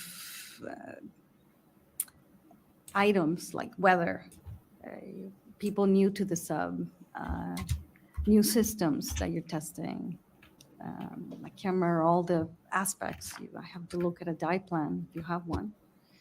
But I think those were the items that they would put a number to and give you a risk index. And obviously, if you had all new people in the sub, it would be higher risk. But I don't know exactly what the numbers, if 34 is high or low, I can't remember. And whose responsibility was it to do the calculations for the risk index? I think it was the mission director together with pilot. Thank you. Were you present on dive 80, the previous dive, and that? Yes, I was on board on the ship, yes. Did you stay on the ship the whole time? Yes, I diving? stayed on the ship for 2 weeks. Shortly after surfacing on dive 80, a loud bang was heard. You can see it in there Mhm. too as well. Do you recall hearing or witnessing any of that? No. I do remember that there was a loud bang reported as they came back to the surface. It was in the debrief, was explained to us after investigation, obviously, that, with the change of pressure as you come up, the top frame that holds the sub and the legs that could actually be dropped have a little gap. And as they came back to the surface, skipped a little in the change of pressure. And that was the noise they heard in terms of the loud noise. They did an investigation. I actually at some point said, I want to go see it. I went down and literally you could visibly see the difference between, the top of that frame and the bottom of that frame moved. It didn't seem like there was any damage to the hull. It was outside too. This is the frame that is protecting the hull, and even the fairings cover it. But Did any noises like that ever occur on the dives you were on? no, the hull was extremely silent. The monitoring system was up throughout the whole dive. You could ask, can I see the monitoring system? And you could see it was sensitive because when we were using the ramp, every time you went down, there would be. Okay, so I can't actually tell whether she's referring to the incident where the batteries failed and the submersible was underwater for 27 hours. Think about that, being in the dark in a round coffin-like structure for 27 hours. And it's probably going to be pretty cold as well. It's actually mentioned in the U.S. Department of Defense, I guess the Coast Guard's own report. Can you see that there? There you can see batteries died on Titan, extending the time inside to 27 hours, platform damaged during recovery, etc., etc. Like, I can't actually tell from this testimony whether this is the incident they're referring to. I just think it's not being done very clearly, but maybe it will be clarified. A spike, small spike, but it would be a spike, but it gives you a sense that it's working. And then throughout the dive, it's just silent. So you never heard any noises while you were? Not at all. You can hear a pin drop. Wow. So sounds like she's saying when she went down, there were no noises whatsoever, and you could hear a pin drop. And I don't know, it's just like such a weird thing. Her story is this wonderful, beautiful, absolutely fault-free experience, but then others say differently. By the way, I've actually looked at this article from The Intelligence. It's an excellent article written by David Pogue. But anyway, we'll deal with that later on. Let's continue. Did anyone else on that dive, on Dive 80, any of the mission specialists that were on board ever have any conversations with you about the sound they heard, or did you hear, other than that As I say, debrief? we would have debriefs every dive day. There would be all of us required to be at a meeting at 7:30, where everything was what happened, what did we go wrong, what did we go right, what was this, what was the other. So they investigated it. They gave us an explanation. I actually think it's on camera, and BBC probably has it because they were on board. I found them to be very transparent about everything. Anybody could ask any questions. And if you ask questions, like, I want to see the monitoring system for these dives, I said, yeah, come on, I'll show it to you. And you felt safe going down to the Titanic after that incident? Yeah. I knew what I was doing was very risky. I never at any point felt unsafe by the operation. We're going to move into the Titanic Expedition 2023, missions 4 and 5. Okay. Were those the only two missions you were involved with for Titanic Expedition 2023? Yes. And were you acting as a mission specialist? No, I was just an observer and a volunteer. I asked to be there if I could, if there was room. I wanted to be there. And there was room, and so I flew in. Were there other observers there with you? Yeah, there were, I guess that the families were on board. There were observers.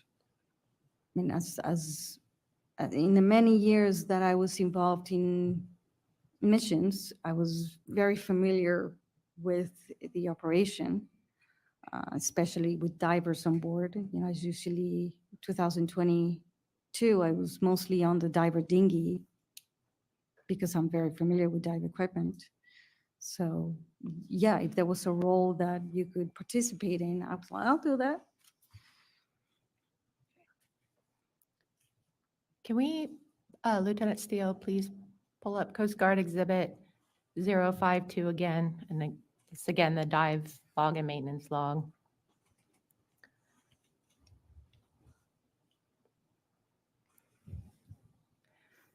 And according to the logs, there was not a single dive where the Titan made it off the platform on those. Can you kind of explain to us why? Fog. It was too foggy. And was that part of the strike? Part the no-go, or was fog just the cancellation of everything? It's just a cancellation, yeah. Weather is definitely, if the sea states are, it's, you cannot even get in the water, they would not do a dive. I think they have to be 3 feet. I don't know how much.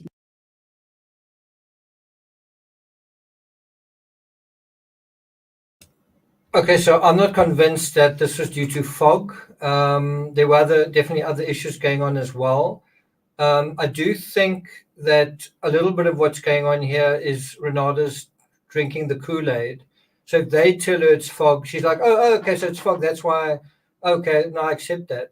So I think there's kind of a combination of when you're drinking the Kool-Aid, then you accept things uncritically. So I think that's part of it. Also, when you base your entire life on this passion, this obsession, then you are going to try and find reasons to defend it, aren't you? But I certainly, personally, I don't think that everything was due to the weather. And I think any reasonable person would say it's a little bit strange that each person's paying $250,000, and mission 1 is a failure, mission 2 is a failure, mission 3 is a failure, mission 4 is a failure, meaning they don't dive. And then, and then mission 5 isn't a failure, they go down and the ship implodes. You certainly can't blame the weather in terms of that. So can you see there's just such an incredible lack of critical thinking going on? But also, some people who want to drink the Kool-Aid, it tastes pretty good, right? See meters, but it had to be a limit. Can you explain on dive 87 what happened when the Lars ascended to the surface on that dive? Yeah, I was on the dinghy with Tim. He did do the checks twice. Somehow one of the tanks was not open, and that when the platform came up, it rolled sideways. They were still tied to the platform, but I'm pretty sure that whoever was in the sub, this was, squished to one side, so they were probably not very comfortable. It took a while to get it righted up. While they were trying to figure out if it was the tanks, it was something else, it would be the best way to bring him up. And then that was it. Do you know how many people were inside at the time? Yeah, I think it was 5. And can you describe the weather on that day in the sea state? Yeah, I mean, there was some waves, it was windy. There was definitely some chop, but I didn't think it was any heavy weather.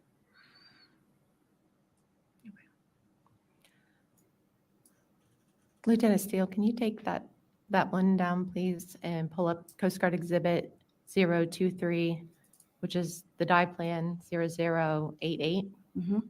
And we're going to kind of shift to dive 88. Yeah.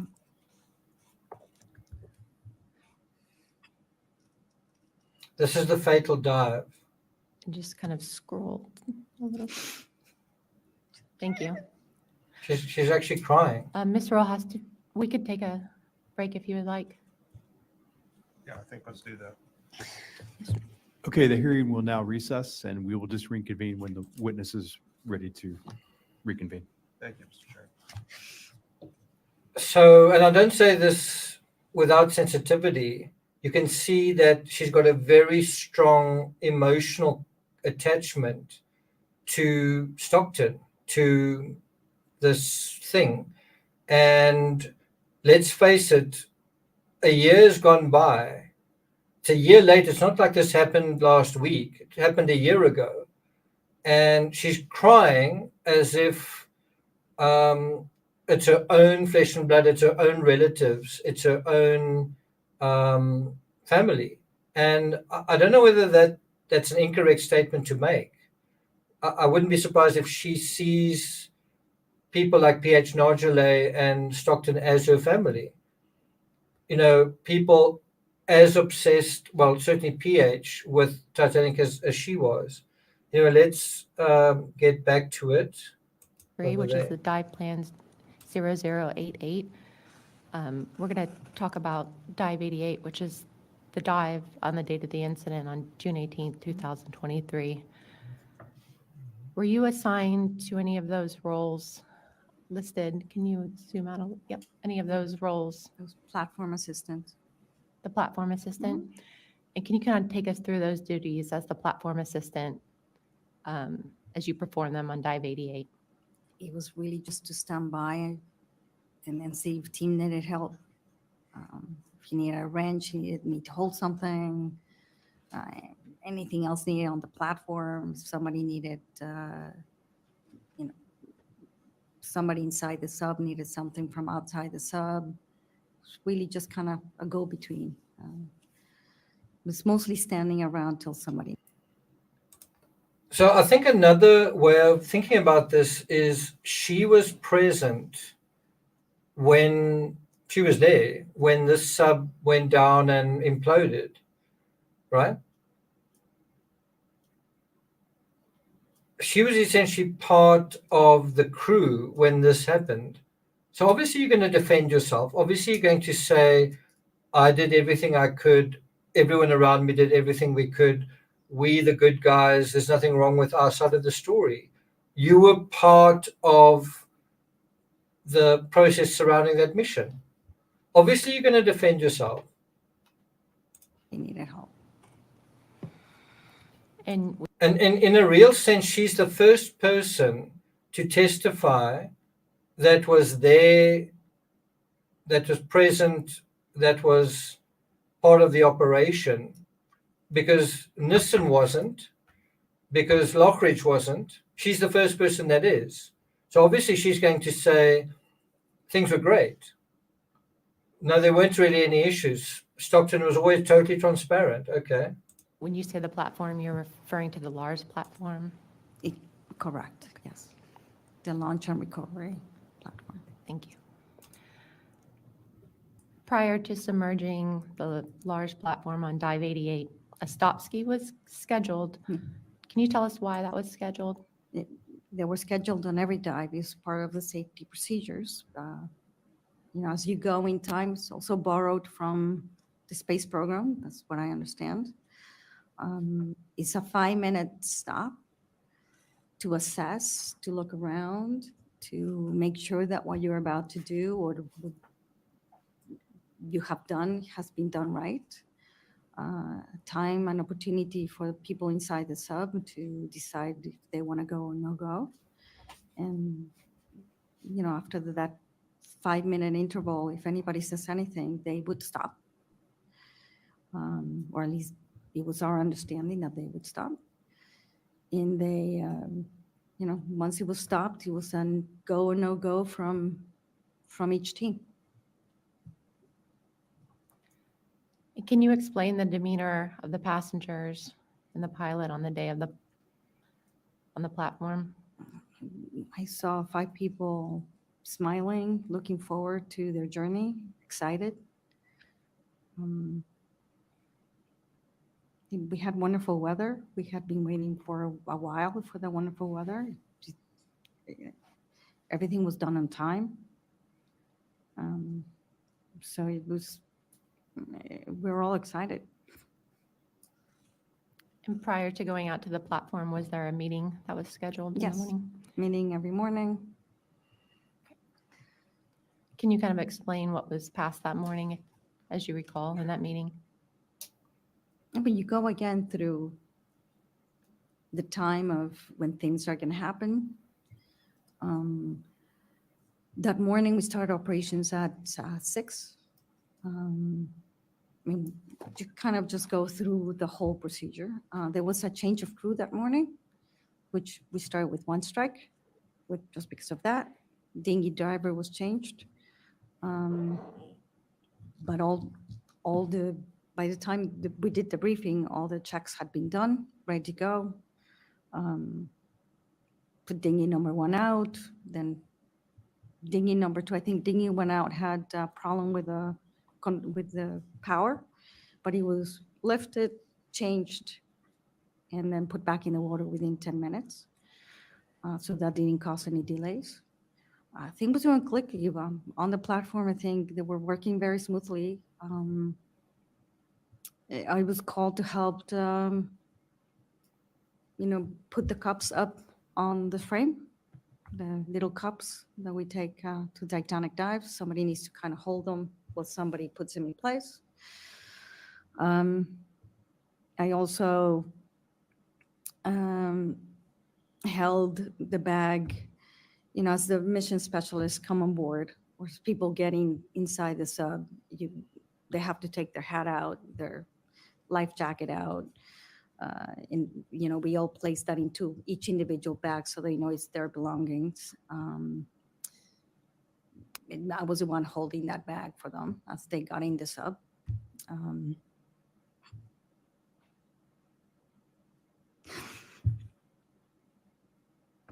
They were just very happy to go. That's the memory I have.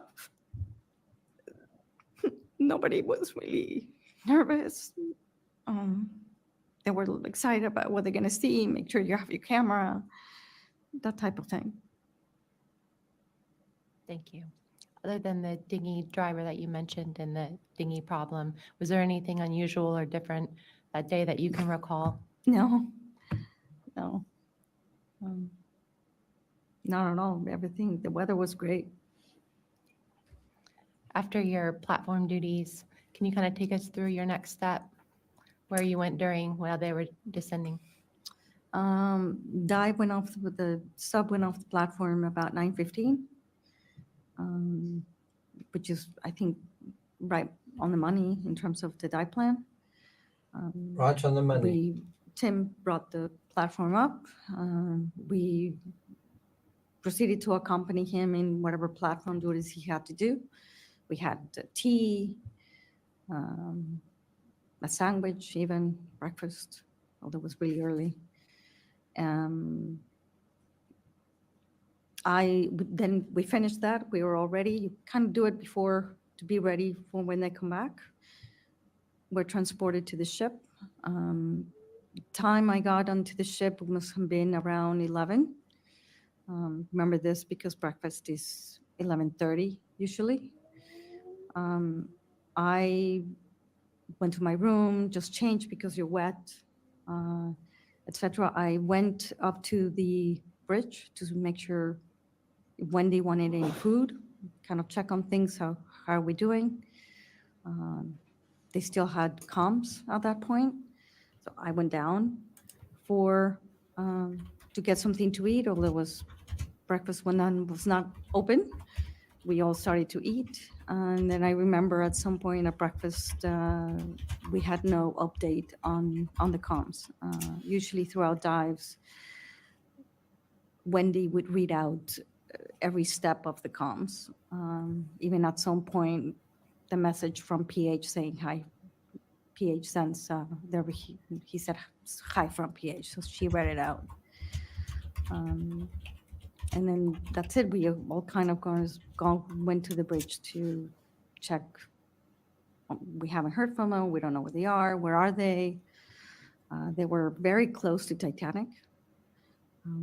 Very likely that they had made the dive at that point, that they would have gone ahead and tried to at least see the bow.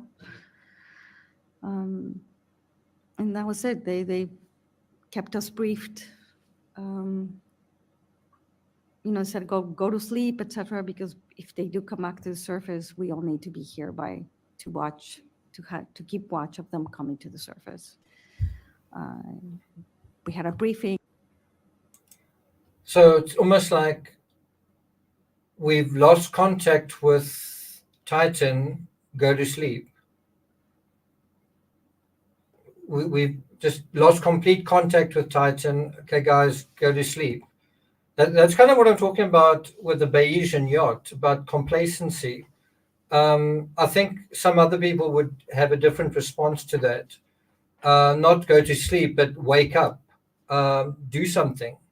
I think it was around 3:30. Procedures were. So I also find that interesting. She's jumped how many hours? 4 or 5 hours. She jumped 4 or 5 hours of no communication, just like that. And I would imagine you haven't heard anything for 4 or 5 hours. That at some point, don't you get worried? Why has she been crying prior to this? What are those tears have been about?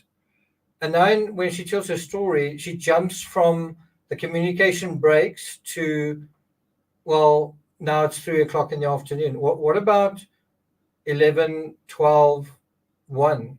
What about the 5 minutes after the communication? What about, hey, have you heard anything? No. Did you ask again? What's going on? What about that? Explain to us, you wait an hour, they're supposed to come back. You don't know how fast or how slow they're coming back. Anyway, briefings were at every step to communicate what was going on to us the entire time. Can we kind of go back to when you're up on the bridge? Were you up on the bridge when they were having communications with the Titan? Not Prior- the whole time, just check on how things are going. I don't know what Wendy ate, but I just wanted to make sure that she ate.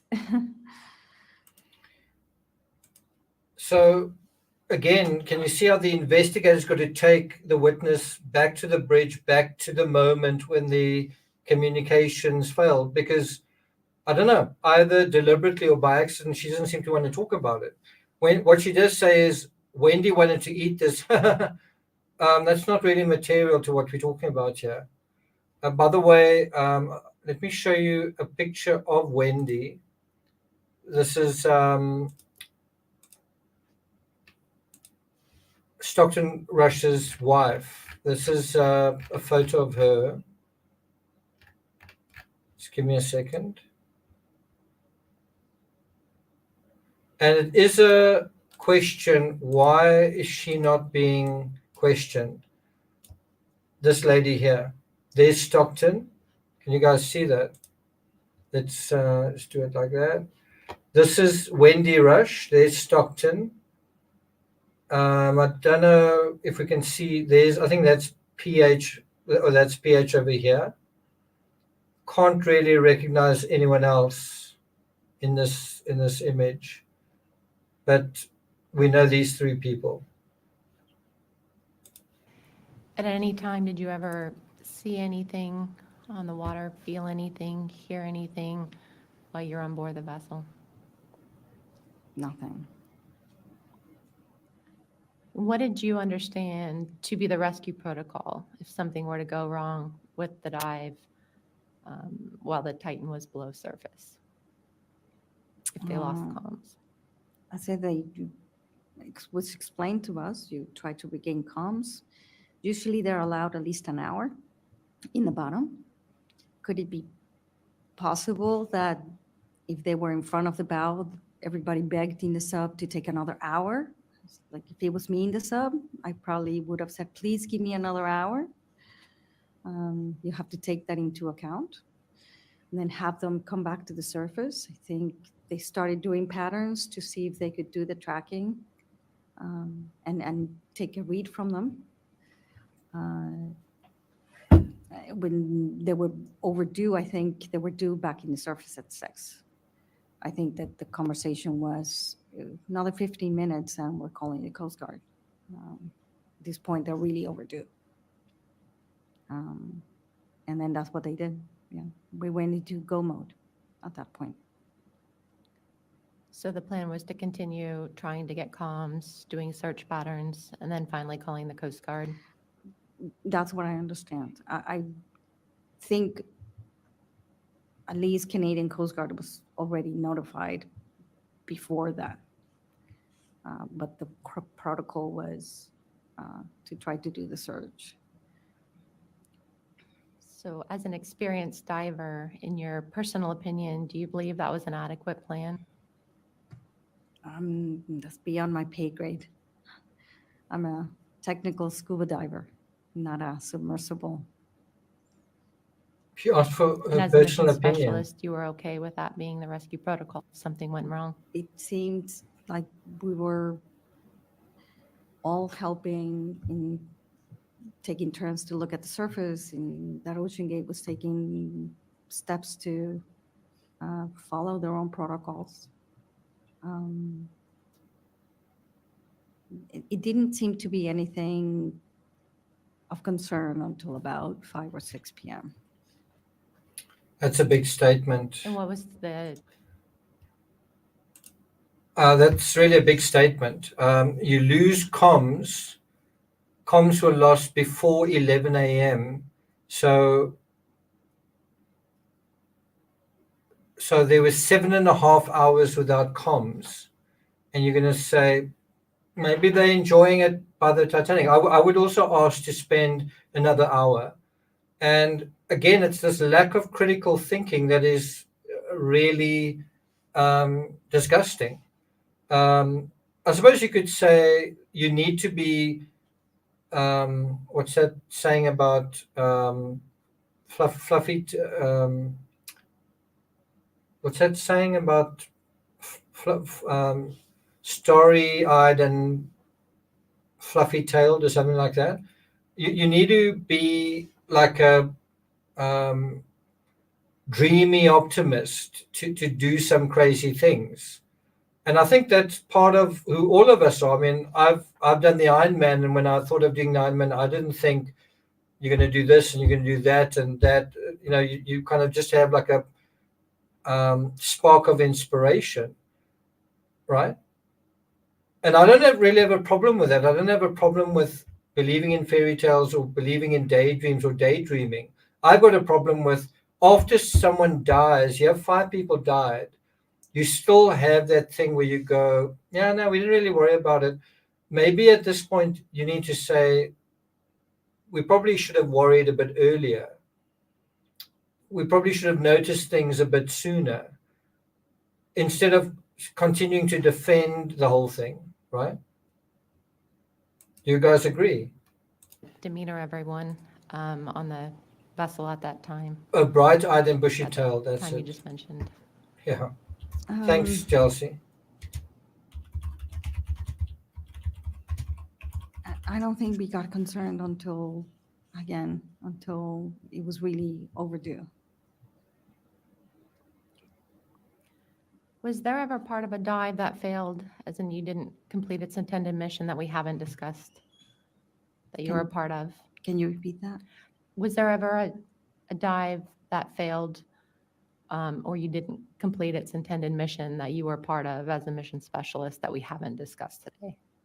And there must have been another that was not completed. Well, did another test dive Titan in Newfoundland to test different things. I think it was 100 meters. And what happened with that? And then we did the dive. It went fine. Did you ever conduct emergency drills while you were on board the Titan? What do you mean, emergency drills? If some, So my understanding of season 23, the fatal season, is that they couldn't even get the Titan off the platform. Not because they didn't want to get it off, they couldn't get it off. They were trying to get the Titan to release off the platform. They couldn't even get that right. And that's why I find, again, her answer here a little, as far as I'm concerned, disingenuous, because she's saying, no, I was never on a dive where there was a problem, or that seems to be what she's saying. whereas the 2023 season was full of problems, especially the 2023 season. And she was there. She was there that year. Was she not aware of those problems? It's in the Coast Guard's report, but yet she's not highlighting it. And that's where I think it becomes a little bit difficult to give her the credit and say she's just bright-eyed and bushy-tailed. She's just not thinking about that. It sort of feels like it's being deliberately not said. It's being deliberately not spoken about. That it's not just innocently remembering that the good stuff. That there's perhaps a more mischievous, cynical withholding of information. I said perhaps, I don't know.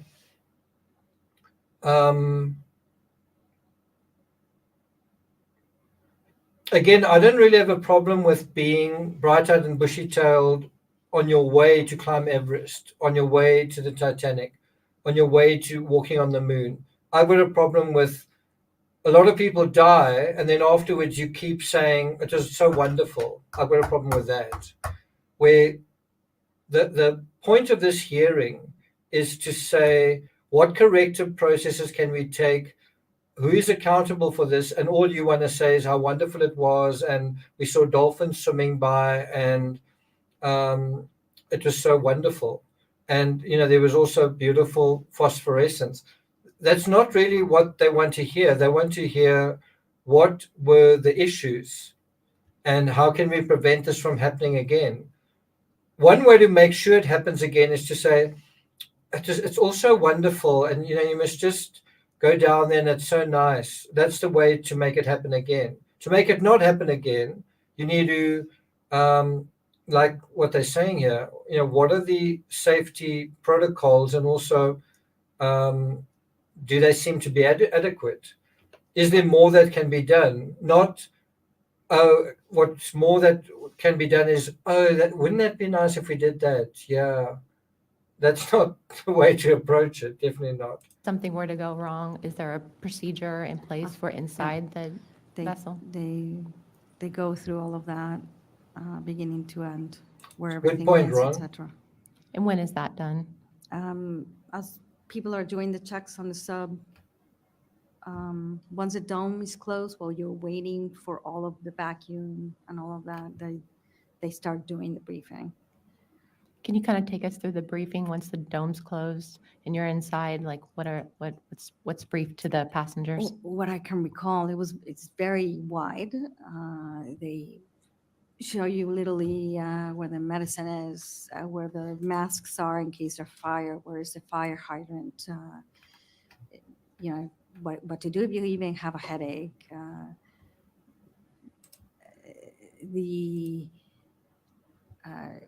Where is the pump to let go of the legs if in case the pilot is incapacitated, what to do. What else do I go through? Where the maps are and, the communication, things like that. They do give you a briefing on what to do.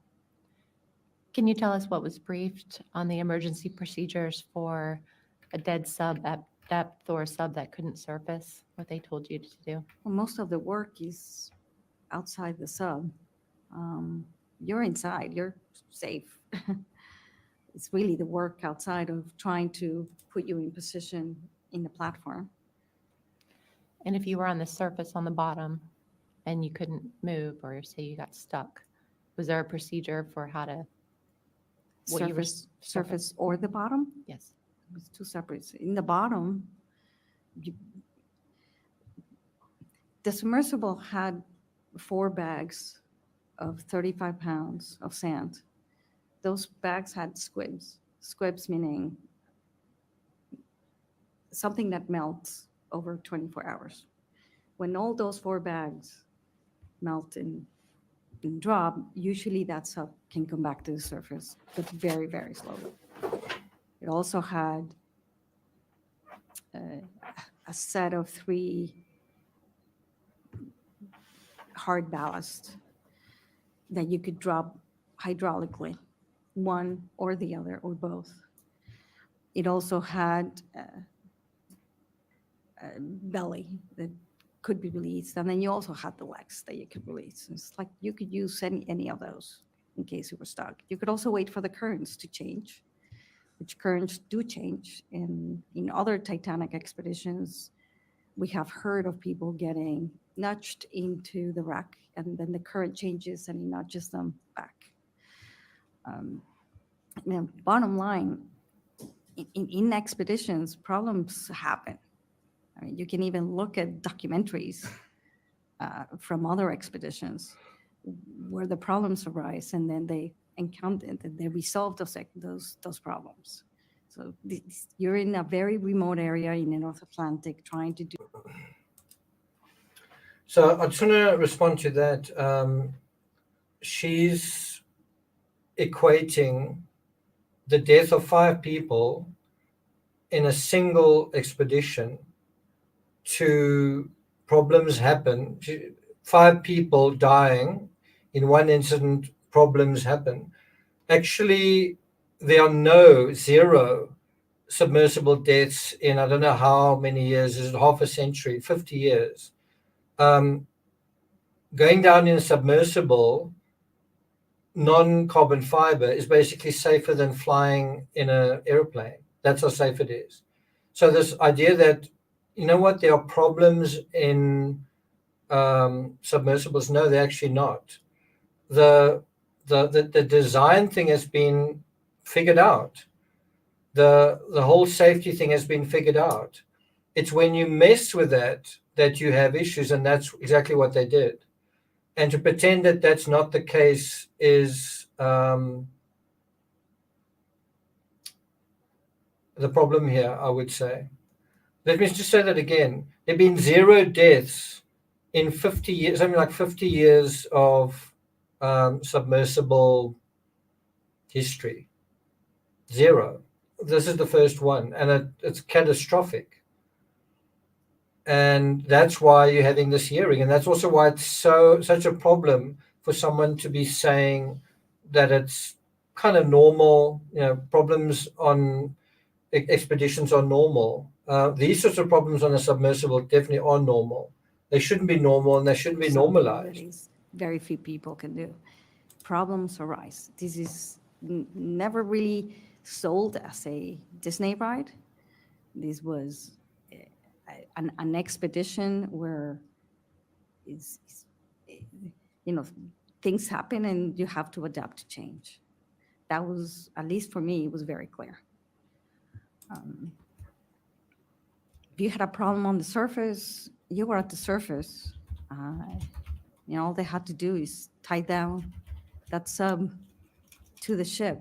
And, if the weather got bad, then you waited till good weather to get put on that platform and taken on the ship. You had life support for 96 hours. Most of the people, there was one die. So she says things happen and you have to adapt to change. Well, things were happening. Did Stockton adapt to change? So they were trying to test the submersible. This is in the years of building it. And you had different engineers saying to him that this isn't working, that's not happening. Those were the things happening. Did Stockton adapt to change, or did he basically overrule them and basically get angry when he heard that he had to adapt? So again, I find that quite a strange statement given what we're dealing with here. We're dealing with the stubbornness not to change, the stubbornness not to adapt, not to listen to David Lockridge's advice, not to listen to what nature was saying. Listen to that crackling, listen to those sounds. It sounds like a gunshot going off. And, right? They weren't adapting to change. That's the problem here. At least that they spent the night in the sub and they slept. Were you on that No. dive? Okay. Can you kind of tell us about that? So this is the incident where some people were in the submersible for 27 hours. So now we have confirmation she wasn't on it, but she was aware of it. Only being brought up now. Anyway, let's listen. From what you know. The weather, when they came back to the surface, started to get very rough. It was probably safer for everybody just to go to sleep, rest, instead of trying to get divers in the water to try to maneuver the sub.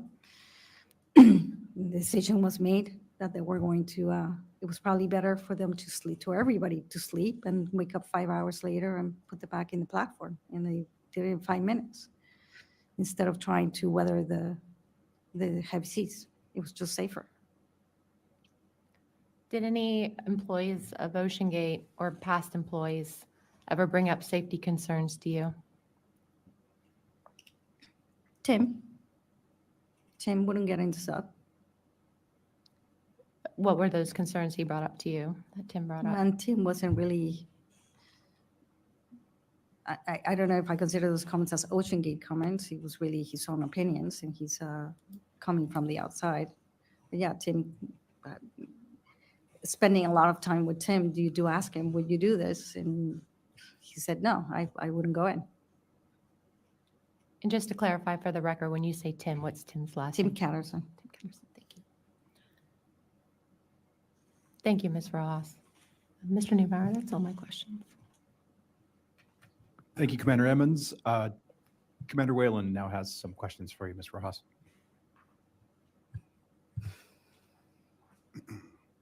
Thank you, Ms. Rojas. Thank you, Ms. Rojas. Are you good to continue, or would you like to take a break? I'm good. That looks like You had OceanGate's mentioned legal Mr. Rob counsel. McCollum in your earlier dealings with identification for submersibles. Mhm. What was your relationship with Mr. McCollum over the years? Rob McCollum ran an expedition company called Deep Ocean Expeditions that was taking tourists to the Titanic. In my search of trying to go to expeditions, it was actually very hard to get in touch with them when I finally did. I also signed on to that expedition quite early. That was postponed 2010, then 2011, and 2012 was finally canceled. I kept in touch with him over the years, and he was the first one that mentioned there is a new outfit that is trying to go to Titanic. And he's the first one that mentioned OceanGate.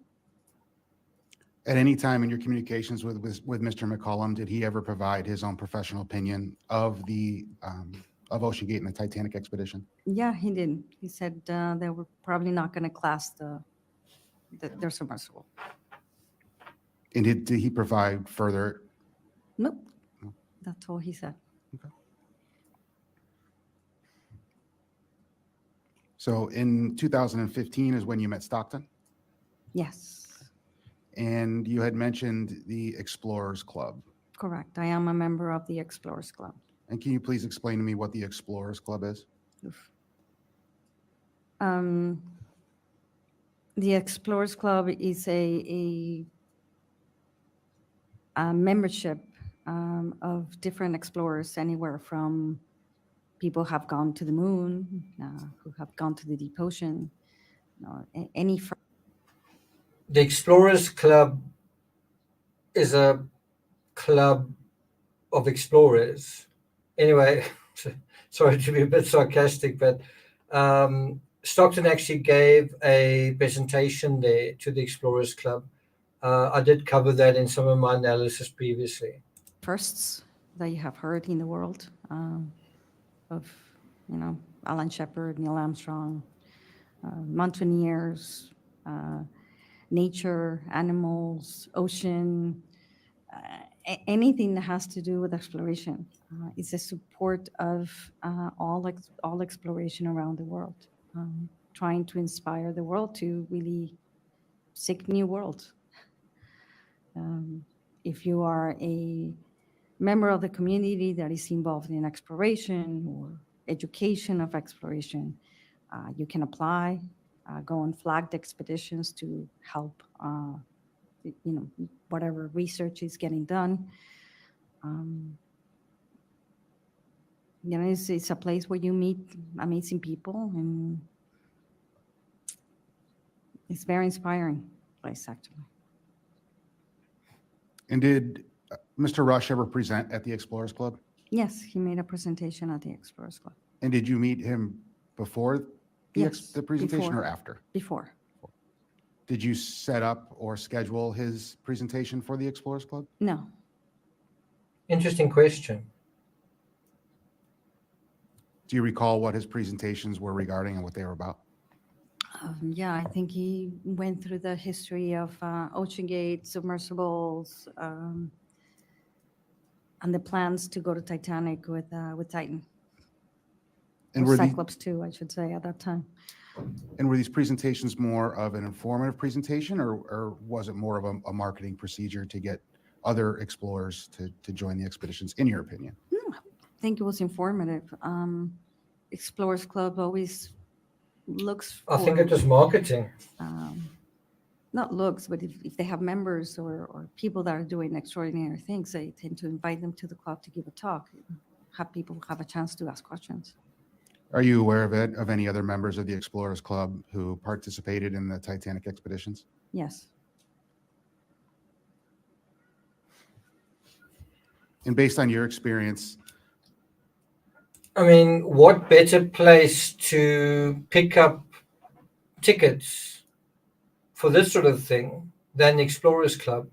So I really don't think it was informative, because I'm not actually sure if at that point they'd gone down to the Titanic. I think they were wanting to go down. I'd have to check the dates. But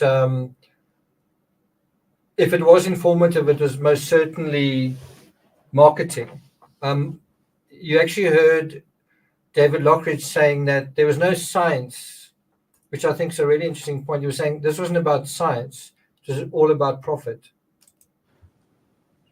from what you experienced in the Titanic expeditions and what Mr. Rush had proposed in his presentation, was it a similar, what he proposed, was it actually what you experienced? Yes. Interesting question. You had mentioned, and I may be mispronouncing, the Botanic dive? Britannic, I apologize. Can you tell me a little bit more about that? Yeah, Britannic is the sister ship of Titanic.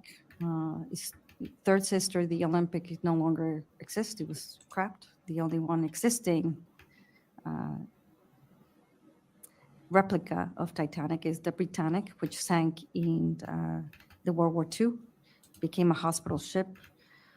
It was sank by a mine, and it sits in 500 feet of water in Kia, very close to shore. I was invited to an Explorers Club expedition to observe. In the expedition, they were using submersibles. And one of those times that I was observing, I was invited to take part in the sub. So I did. It's a 500 feet dive, so most divers go in for 20 minutes and dive and recompress for 6 hours. And I think I was in the water less time, and I got to see the whole thing, which was pretty amazing. And did you use OceanGate for that? Was OceanGate Expeditions? No, they were not involved in that. It was U-boat Navigator. You had mentioned Triton. Yes. Is that the same company as U-boat Navigator, or was that the operating company? Company is in a different business than Stockton or OceanGate. Triton manufactures subs and sells them to millionaires who can afford to buy one and take people down or do their own expeditions. The expedition company I was with, which was U-boat Navigator, had a Triton sub, had 2 Triton subs on board.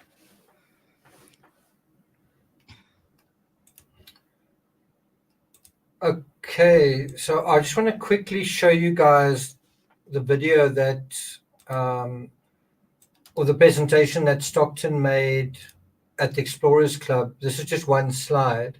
And he said there are two myths about manned subs.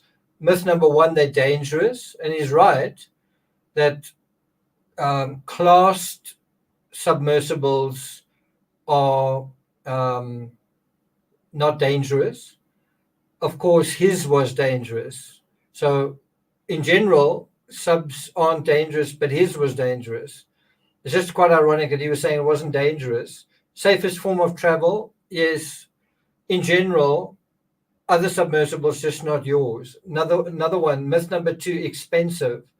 Well, yeah, his cost $250,000. So I don't know, I would say these weren't myths with regard to OceanGate, which I think is quite interesting. The two things he highlighted. From what I can see, there's no date on this, but what I can see is he hadn't actually gone down to Titanic yet. He was selling tickets prior to going down.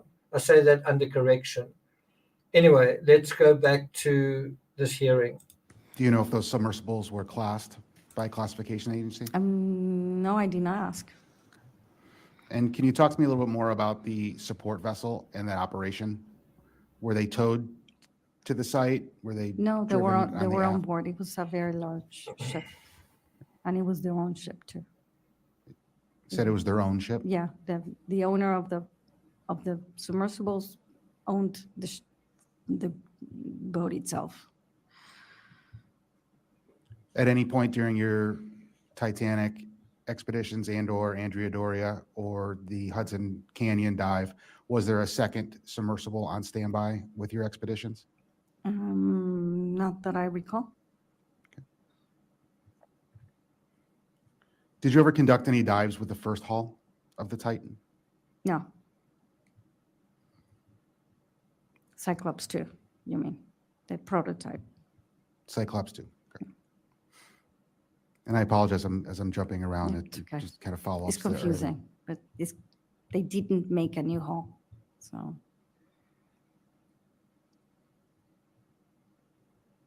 So with regards to the Andrea Doria, Yeah, how much did you pay to be part of that dive? I think it was $20,000, and that was in Cyclops 1. I want to talk a little bit about the OceanGate Titan and/or expedition pilots that OceanGate had. Who were the pilots that OceanGate had that you worked with? Andrea Doria was Stockton and David Lockridge. Hudson Canyon was Stockton and Kenny Haig. Titanic was Stockton and Scott.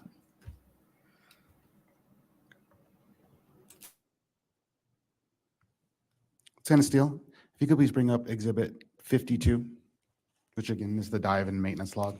Just kind of want to go through a few dives. And just to clarify, what was Scott's last name? Griffith. Thank you. And if you can zoom in around dive 61 through 65. 65. 61 through 65. It's very hard to see. Apologies.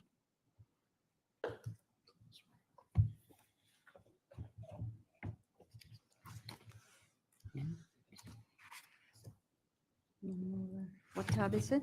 It's 52. It should be 52.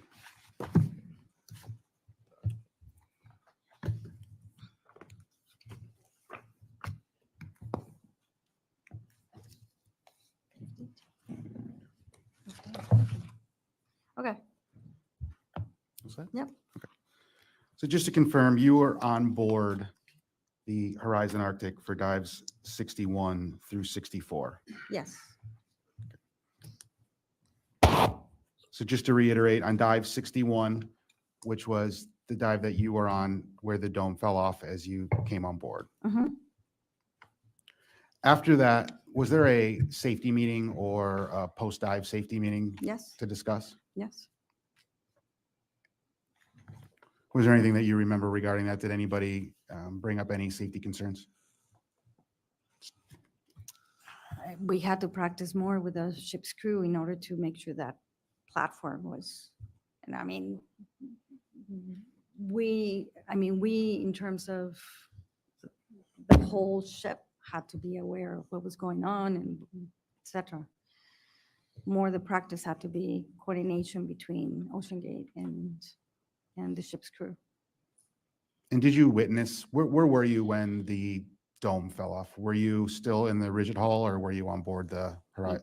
Inside the sub. You were inside the sub. Did it completely fall off to the deck of the vessel? Yeah, it slowly, took time, but yeah, it did completely fall off. Was anybody injured? No. And then I'd like to talk about dive 63. So dive 63 was on July 9th on 2021. Mhm. And it was to the depth of the Titanic wreck site, which is 3,840 meters. Mhm. And on that dive, there was the drop weight mechanism was jettisoned. Yep. And do you recall hearing about why this drop weight mechanism was jettisoned? Well, that dive was one of the test dives. So there were only 3 people inside the sub. It was the first real Titanic dive, so there were no mission specialists on board. They did a dive. They actually they have sonar too. They were very near Titanic. They saw a lot of debris field, tested a couple of things, and then when they were going to come up, the weight system at the time was I don't even know how to describe it, but it was like I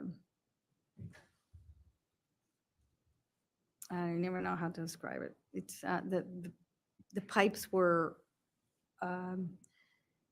in the belly of the submersible.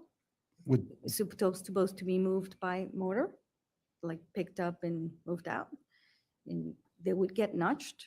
So you had to either, if you were in the sub, you had to kind of shake, shaking or movements of the sub in order for it to fall down. But at some point they decided we're just gonna drop the whole thing, would be a good test. And they dropped the whole belly and they came up to the surface. so just for clarification, at this time, the drop weight sat in maybe a tray, A tray, that's a good way to put it. Thank you. and to be able English to, is not my first language. understood, and to be able to, if there was a issue with the mechanical or like with the mechanical portion of it to move those weights out of the tray, you would have to rock the sub back and forth. Correct. There were modifications made after that to try to make that process easier. By the time I came back in 2022, there were different bags that were easily released mechanically, and if that didn't work, they still had the steel pipes where those could be hydraulically released. So they had the redundancy of either one. So now at this point, they've dropped or they've jettisoned the drop weight tray Mhm. and they resurface. Was there a spare drop weight tray that they were able to Mhm. install? Yes. They're not cheap, but yes, they had a spare tray. How many spare drop weight trays were there? Or Uh, are you I- aware if there were I don't multiple spare know. drop weight trays? I Okay. don't know, but they had one. Then we're going to go on to, next I want to talk about dive 64, which is the Mhm. next subsequent dive. Mhm. And I believe you were on dive 64. That was in the bay. That was in the bay. Mhm. It's 89 meters. And on that dive, there was another drop weight issue that the weights would not drop according to the log. Oh, really? Okay. I We think we can did sh- drop one weight. It was in that dive, it was easy to fill the bladder or in order to come up. The variable ballast tank bladder. Yes. But it was an opportunity to test the drop weight system as well. scroll down, please? Can you scroll down to the maintenance log portion of it around dive 63? I'm not sure on the page. Apologies.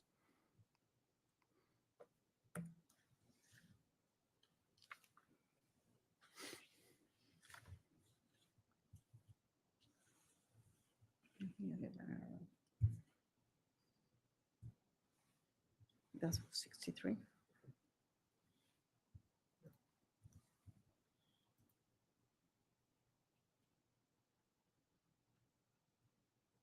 That's the one that they come up fast, right? Incident report complete. Yeah. So which one was 63? Was that Titanic? Yeah, so it would be in the second column, you'll see a C2_0063. That denotes the dive. Mhm. And it would be from July 9th, 2021. Okay, what about that?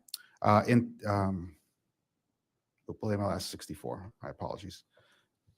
And It'll where be was on July 19th of 2020. Oh, I believe it's page 14. there we go. Thank you. It'll be July 13th of 2021 And can you remind me the location of that? of dive 64, or the location of where it is on the page. 64 or 63? Dive 63 was the one just previous Yeah. that we just discussed with regarding having to jettison the drop weight tray. Yeah, The follow-on dive was a test dive in the bay that you were on. right. And what was the purpose of that test dive?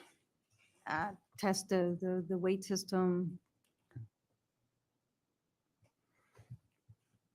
And as per the maintenance log for that dive 64, port drop weight motor would not drop. Weight found jammed, installed mud flap to ensure even deployment of weight. The dive I was on was 63? This was on 64. Yeah, I know, but I'm not sure I was on that dive. That's the one in Witless Bay that that's the lasted one in approximately Witless Bay. 4.9 hours to 89 meters. Drop 12 weights, okay, yeah. Yeah, so, Okay. I'm just trying to yeah. see what the purpose We of the were dive was. testing The weights that we're had failed hoping, on, or they were testing the system. We and two other mission specialists went along. Again, the dive, Mhm. you can use the bag to surface. So it was interesting to really see how things worked or didn't work. Part of my due diligence, I would say. and so but as you explained, the purpose of the weights is to be able to shed the weights to then get positive buoyancy to then come back up. When you're in Titanic dive, you need to drop weight in order to come to the surface, yeah. Well, So depending on the payload that the submersible has, but you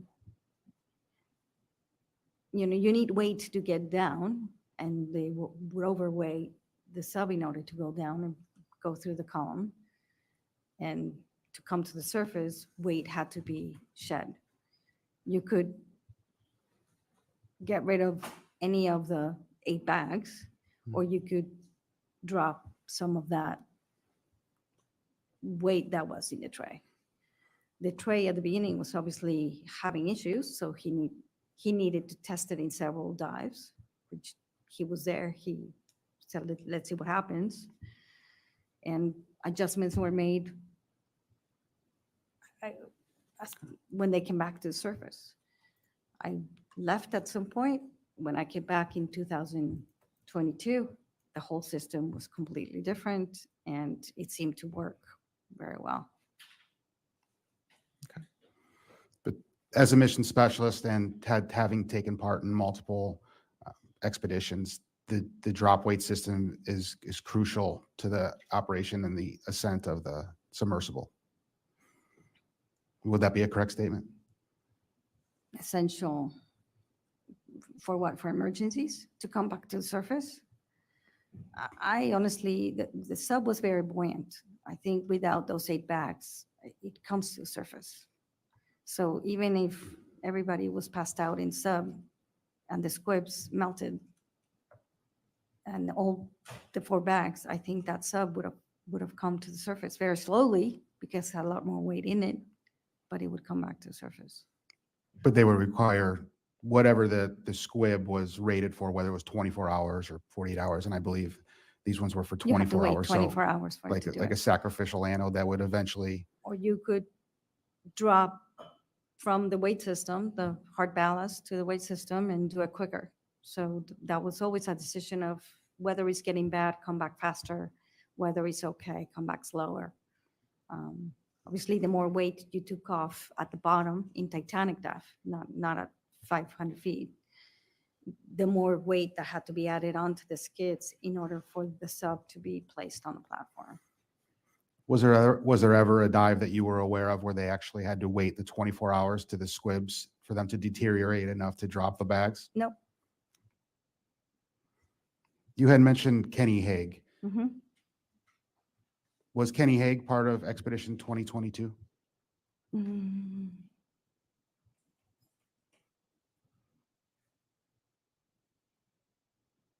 I think he was at the beginning. I don't remember, to be honest. We'll have to check.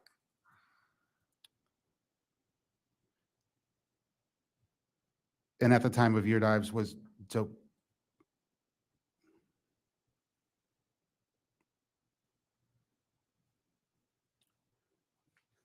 you ever made aware of an incident that happened on dive 65, which was on the 19th of July in 2021 to 3,500 meters with Mr. Rush?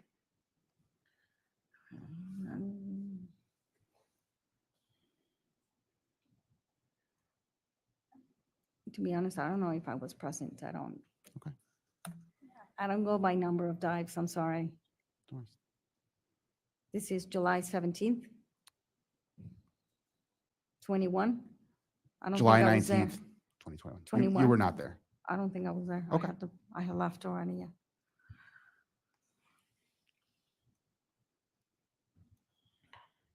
'21, I understand, was a year of a lot of testing. And on that dive, they were too heavy at depth and had another drop weight incident. Were you ever made aware of that? I was not present at the time. Thank you. You had mentioned a few times, not a few times, you had mentioned once with regards to a 419 or a 419. Well, she's the one that mentioned it. She but mentioned it. yes. What do you understand a 419 to be? That's recovery. It was just easier to say 419. And why was it called 419? I don't know. You know? That was what it was called.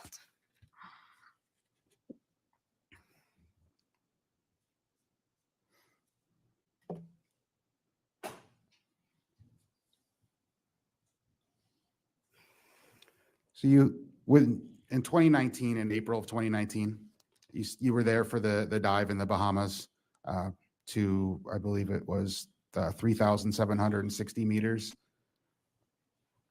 I was on a ship on the surface, yes.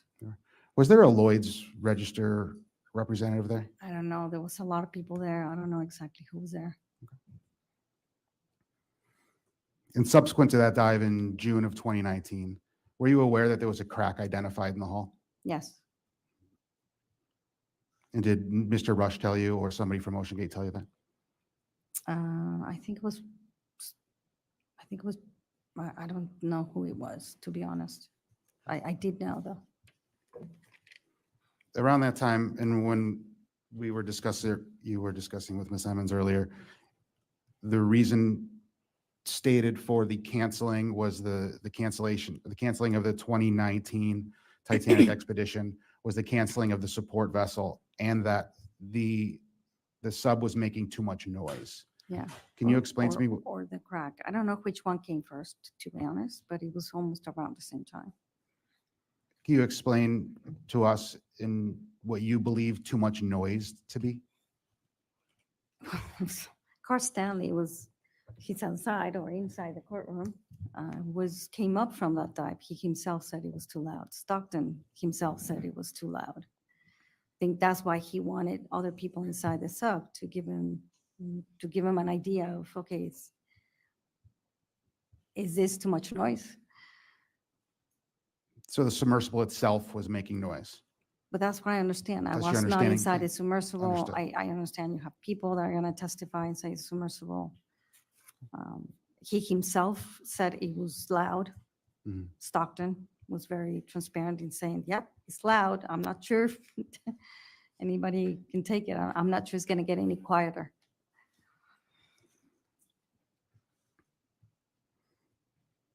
He would also show you the monitoring system. Like, I asked at some point, I wanted to see the monitoring system from that dive. He would show it to you. Can you tell me a little bit more about the monitoring system? It just looked like a EKG with a lot of back and forth in comparison to the second hall, which was like a flat line. And were they the same systems? I don't know, not an engineer. And were you able to view the monitoring system while as a mission specialist on a dive within the submersible? Yes, Can you describe to me what that screen looked like? like an EKG. He would split the screen between the controls and the monitoring system while he was taking the dive in the descent. And what did you believe that data to be? What, you said like an EKG, if it had a spike, did you know what that meant? Yeah, it meant that the monitoring system heard a noise or a vibration. And do you understand what a noise means or what that would mean? What is that noise indicative of, or what does that mean? The sub, even if somebody came and knocked on the hull, it would be picked up. If a whale howled, it would pick it up. So it was just sensitive to the noises around the sub. Did you ever witness a spike while on a dive? When we were using the ramp, it created some very small vibrations. So we know that there were 8 acoustic emission sensors within the hull. Could you see all 8 at one time on the monitor? You could see it very clearly. I didn't count them. And at any point were you ever told that all of them were fully functioning? It was probably when we were going down the platform inside the sub. That's when the vibrations usually were seen. Once you start your descent, it was. In 2022 and 2023, was there ever any discussion regarding the acoustic emission or the acoustic monitoring system and its functionality? Yes, And they stated, there was presentations on the ship on a regular basis. I don't know how many missions they were done, but most of the 2 days that we were transiting to Titanic, the ship had presentations, and we had Titanic experts, there was Titanic historians, and Stockton would do a presentation on the sub and how it was made, the thought of it, how it was dreamt, presentations on the platform, presentations on the deck, what to do on the deck. There was even knot tying training. so for specific to 2023, did you believe or were you told that all systems were functioning to include the acoustic monitoring system? Or the real-time monitoring system to include the acoustic emissions and the strain gauges? I was not going to be going in the sub in 2023.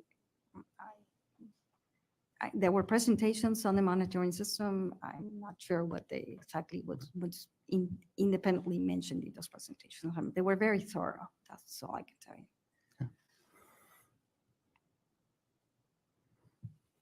With regards to the monitor while you're inside the Titan to be able to see the real-time monitoring system, was the screen always visible, or did it have to be brought up from another screen? So within the control or what the pilot is seeing, was the acoustic emissions and the strain data always available? I can only speak for my dive. It was up.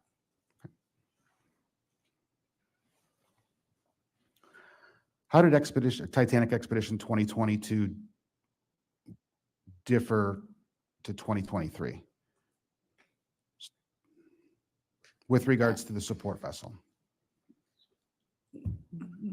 22, we had the opportunity to see the submersible, when you got on board, because it was on board. So anybody who got on the ship, we as mission specialists got to see it, to sit in it, experienced it. I think there was also more chance for the Ocean Gate crew to look it over and do repairs. In 2023, it was a little bit more challenging to do that because it was in the water. They had to be transported to the water in order for them to do their checks.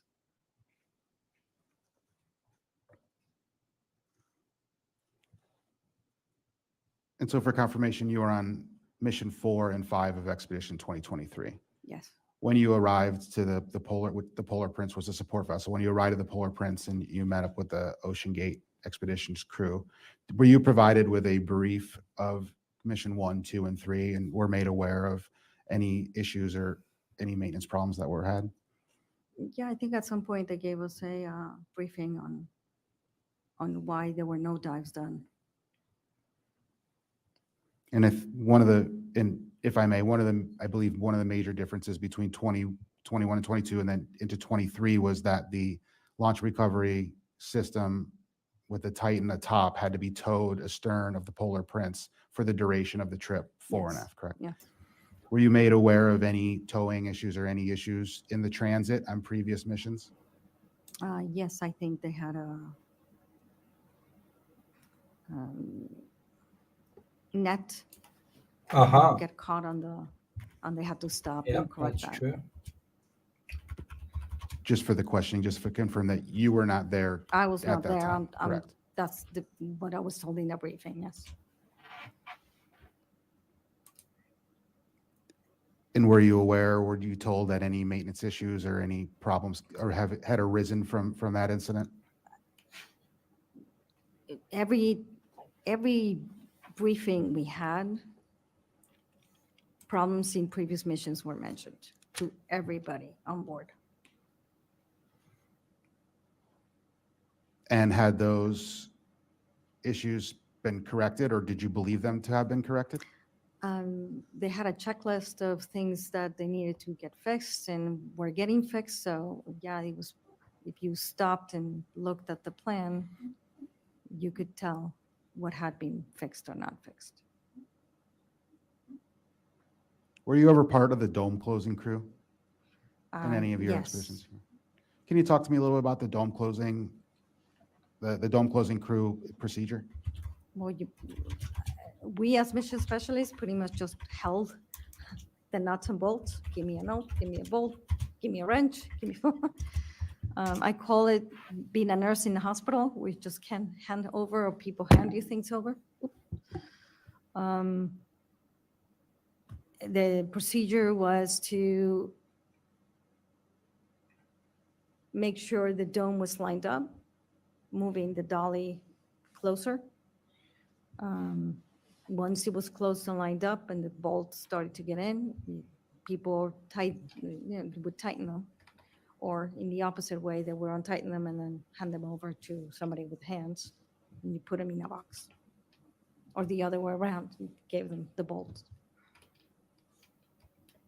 It was timed. We actually sometimes even had races of, let's see how fast we can do this. Did you ever hold that position while on Expedition 2023? Hold what position? Of dome closing crew or dome? I was dome part of assistant? the team that participated in that dome crew, but as I said, it was, Yes or no? if you were not part of the Ocean Gate official crew, you were just holding bolts. Mhm. And so the difference between, we'll just say Expedition 2022 and 2023 is that the mission specialists and the pilot and the crew entered, in 2022, they entered into the Titan while on the aft deck of the Horizon Arctic. And in 2023, they entered into the Titan while at sea on the platform. Correct. Did this add any extra risk, and was this risk evaluated? I'm sure, but I was not privy to those conversations. They assessed everything. I mean, getting into a dinghy in the open ocean and driving out to the platform probably adds more risk. And from what you can see in the checklist, they always took into account little things like that. And as a mission specialist, once you were inside the Titan and it was secured from the dome closing crew, would you be able to get out of the submersible without assistance from the external crew? No.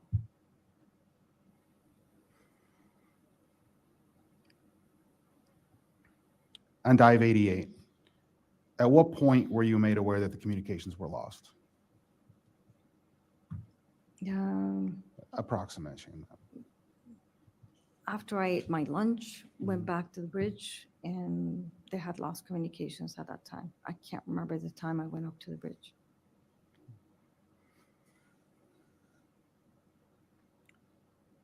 Did anyone ever mention to you that they heard or felt something around the time of the loss of comms aboard the Polar Prince within the crew?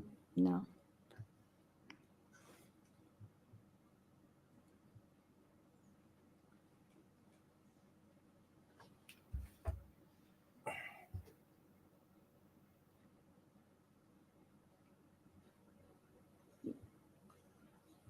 What was Mrs. Rush's role with Ocean Gate? Great question. She usually sat on the comms. Did you ever work or deal with the Ocean Gate Foundation? No.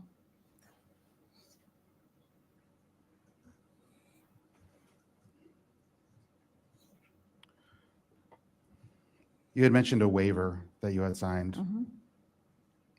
And you had signed the waiver for all of your missions that you completed. So Andrea Doria, Mhm. Hudson Canyon, Mhm. Expedition 21, 20, and 22. Mhm. Did you sign one also for 23? Yes. Did you pay for 2023 expedition? No. I paid my way, Your way. But my plane ticket, my hotel. I was not paid by Ocean Gate to be Tell there. me I stop so wanted to be there. much. Hey. Hey. Hey. that's all the questions I have, sir.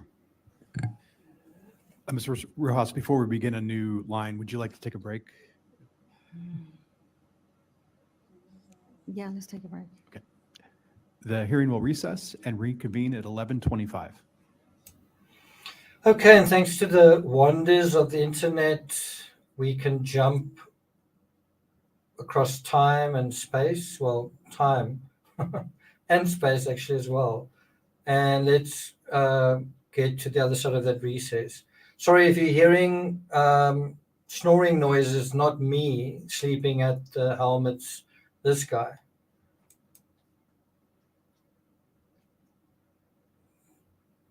You and acted accordingly.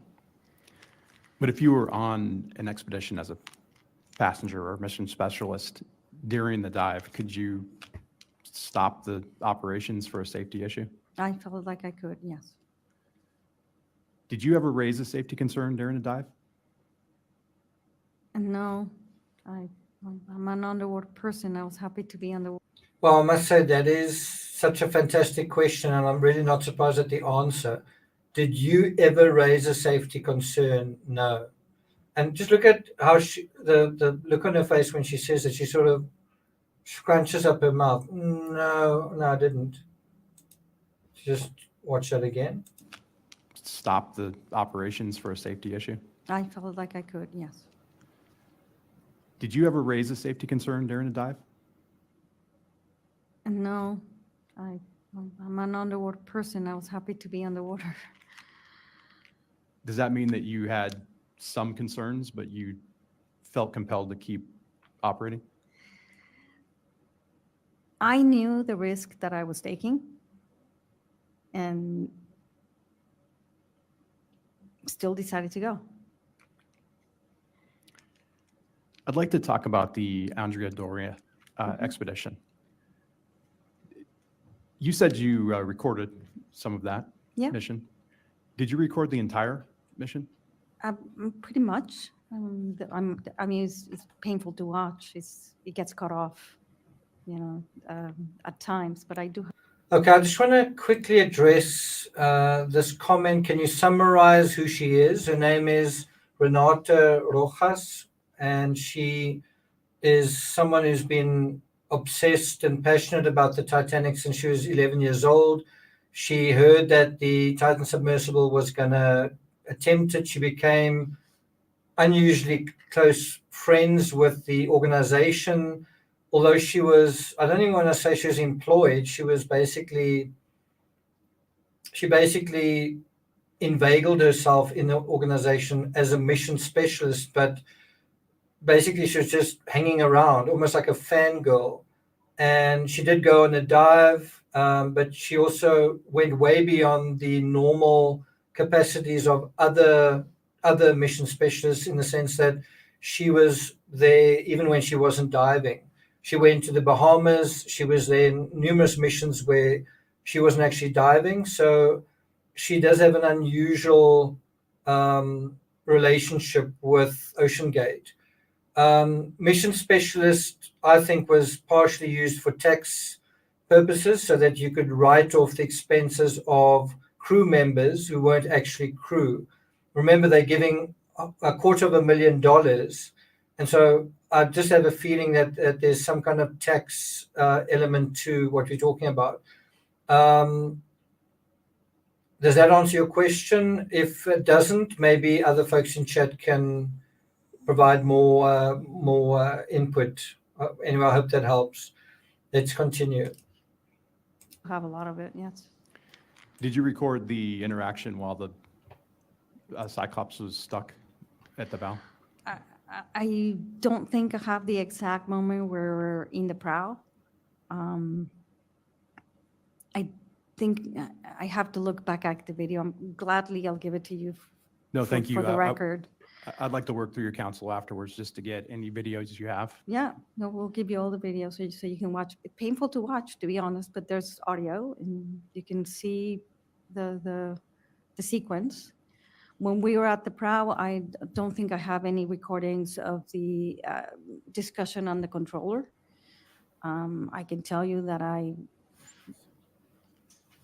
did not use any foul language, and that I was not really the one to ask Stockton to give the controller to Lockhart. Understand. Did you see the exact passing of the controller between the two? Did I see it? Yeah. Was it handed to Mr. Lockridge? It was. Someone says, Revon Cheap says, was she the one with the YouTuber? She was with another Mexican dude who I think was an influencer, but she certainly wasn't with the Mission 3 YouTuber who's got something like 16 million subscribers. She wasn't with him, but I think she was with another dude, because they both showed sort of Mexican flags next to the porthole. So you could be right about that. A lot of these YouTubers didn't pay anything. Journalists and YouTubers didn't pay a cent. And then some of these other folks paid $250,000, right? Put on his feet. He was standing up, looking on the dome on top, and Stockton just put it on the floor. Did it temporarily break? I did not see it broken. Approximately how long was the Cyclops stuck under the bow? And I know this would be an approximation. I don't know. It didn't seem that long to me. It didn't seem long. I mean, would you say longer than 15 minutes? No, maybe less than 15 minutes.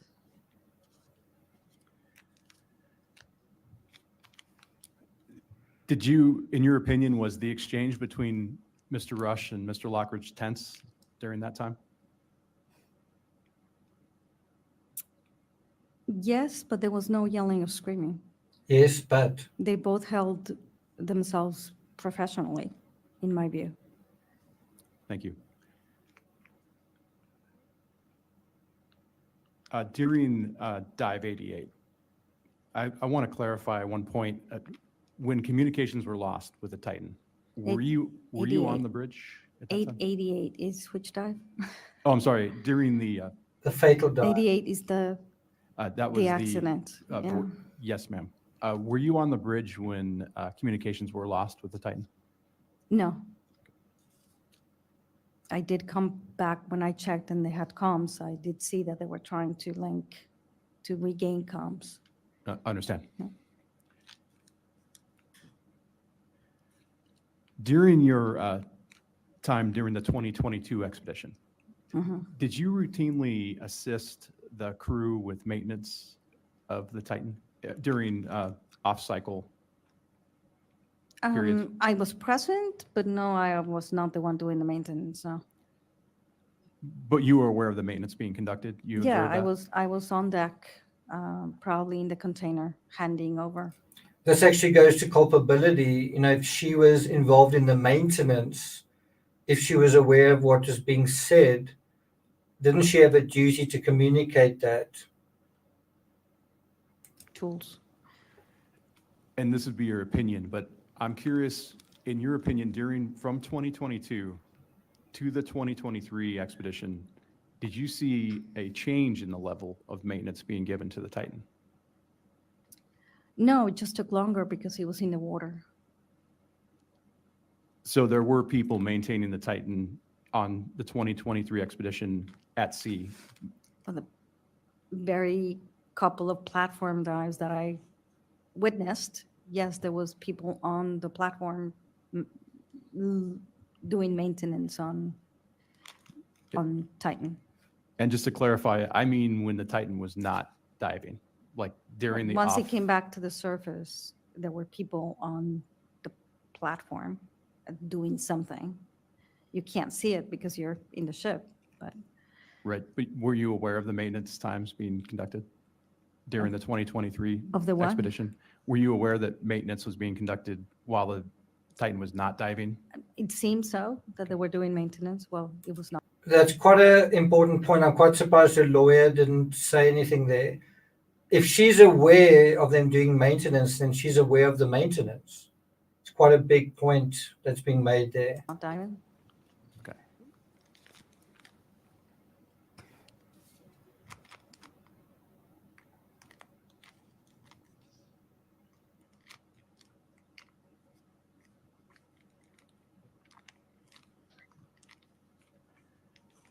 Okay, thank you. At this time, I'd like to pass the line of questioning to the NTSB. Mr. Muse. Good morning, Ms. Rojas. On the 2019 expedition, the one that was canceled, did anybody give you an explanation as to why the surface ship canceled on them? Yeah, they actually sent us a letter. I can't remember the reasons why. Ocean Gate would send regular letters, and there's a letter that explains why. Okay. On the Dive 88, the accident voyage, I think you said you were part of the platform, you were a platform assistant. Yes. Did you also play with the dome closing team? Were you part of that? I think I was listed in dome closing team as well. Yes. And you mentioned earlier they were on strike one already because of a crew change. Yeah. Was that because Ms. Bay was not there? Because who? Because I understand Ms. Amber Bay was not there and she was the normal dome closing team leader. Is that right? No, the person that was supposed to be driving the dinghy that morning was seasick, and That's why you were at strike one already. right that Okay. morning. Was anything different in closing the dome on that last voyage? Not that I remember. How about bolts? Or all the bolts?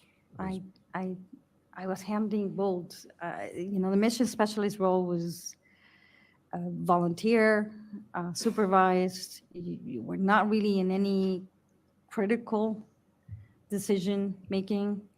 Really just handing over tools and standing by in case somebody needed help. So I did not inspect the bolts. No, it was not my job to inspect the bolts. Was there any bolts left over? When you were done in your hands? And there was a whole box of bolts. Okay.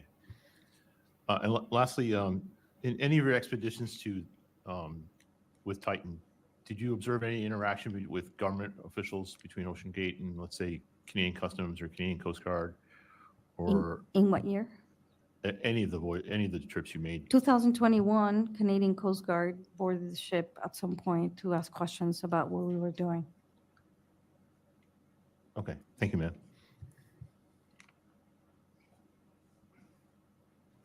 Ms. Rojas, I just want to clarify, are you familiar with the Canadian authority structures? No, Typically, it could be, is it possible that there was a different Canadian organization like Transport Canada or the Canadian maybe. Coast Guard? I have no idea. It was some official came on board, looked at all our passports, asked us questions, and then they left. Understand. So it could be just really a Canadian authority in your view? No, that was not my job. No, understand. I just want for the record, you're not Yeah. sure what organization was on board. Right. Ms. Rojas, I just want to ask some questions now related to the scientific operations. Oh, okay.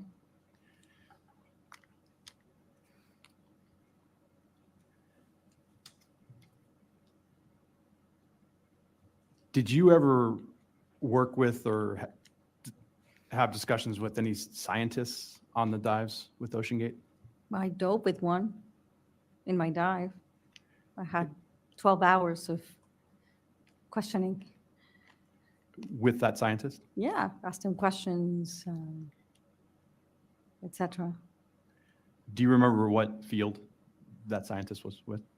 I mean, he was the head. He's Steve Ross. I think he goes after me if he's not watching. He was the chief geologist. His expertise. I mean, we had archaeologists. I think Steve was an expert on corals and fish. He knew a lot about corals and fish. I was definitely glad to have him in the sub with me. Definitely added value in my view. That's a banking term, added And do you know value. if Ocean Gate ever provided scientific data to any organization after a dive? I don't know. I was the collector of the data, handed it over to the science team when they were done, or the pilot, or who, you know.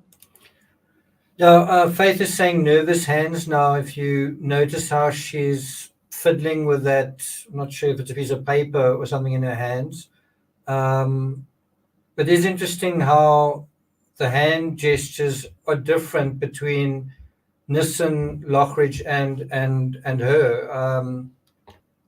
But she certainly is quite fidgety at this point. They are asking her quite a lot of questions, different members of this hearing panel, all shooting questions at her. It's quite interesting. Whoever was on board. They did give us talks about the science and you know the what they were trying to do with the eDNA, which I don't. That's an acronym. Sorry to use it, but I think it's DNA of the microorganisms that they collect. You could watch what they were doing it, and I hear the results of that are coming out soon. And can you clarify what dives that was conducted on? No, I don't know all of them. I know my dive had an Eskin bottle, and we collected sediment from with the skids. Okay, so just to clarify, that was definitely the Titan expeditions. That was Titan, second hull. Yes. You talked about the waiver that was provided by Ocean Gate to mission specialists. Did Mr. Rush or anyone else discuss the experimental nature of the Titan to you directly? Yes. Did you understand the Titan was not inspected by the U.S. Coast Guard? Yes. Were you aware that a classification society had not certified the Titan? Yes, Were you aware that the Bahamas had not registered the Titan? registered.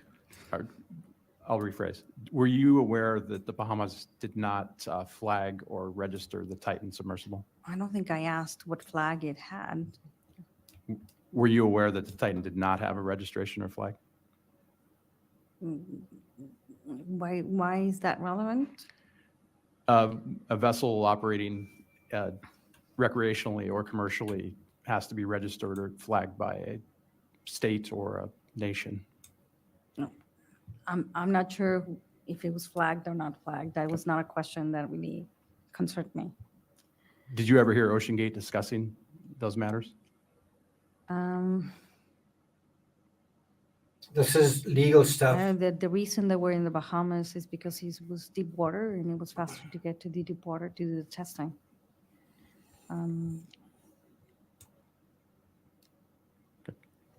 Thank you. At this time, I'd like to go to OceanGate for questions for Ms. Rojas. Thank you, Mr. Nibar. Just a few questions, Ms. Rojas.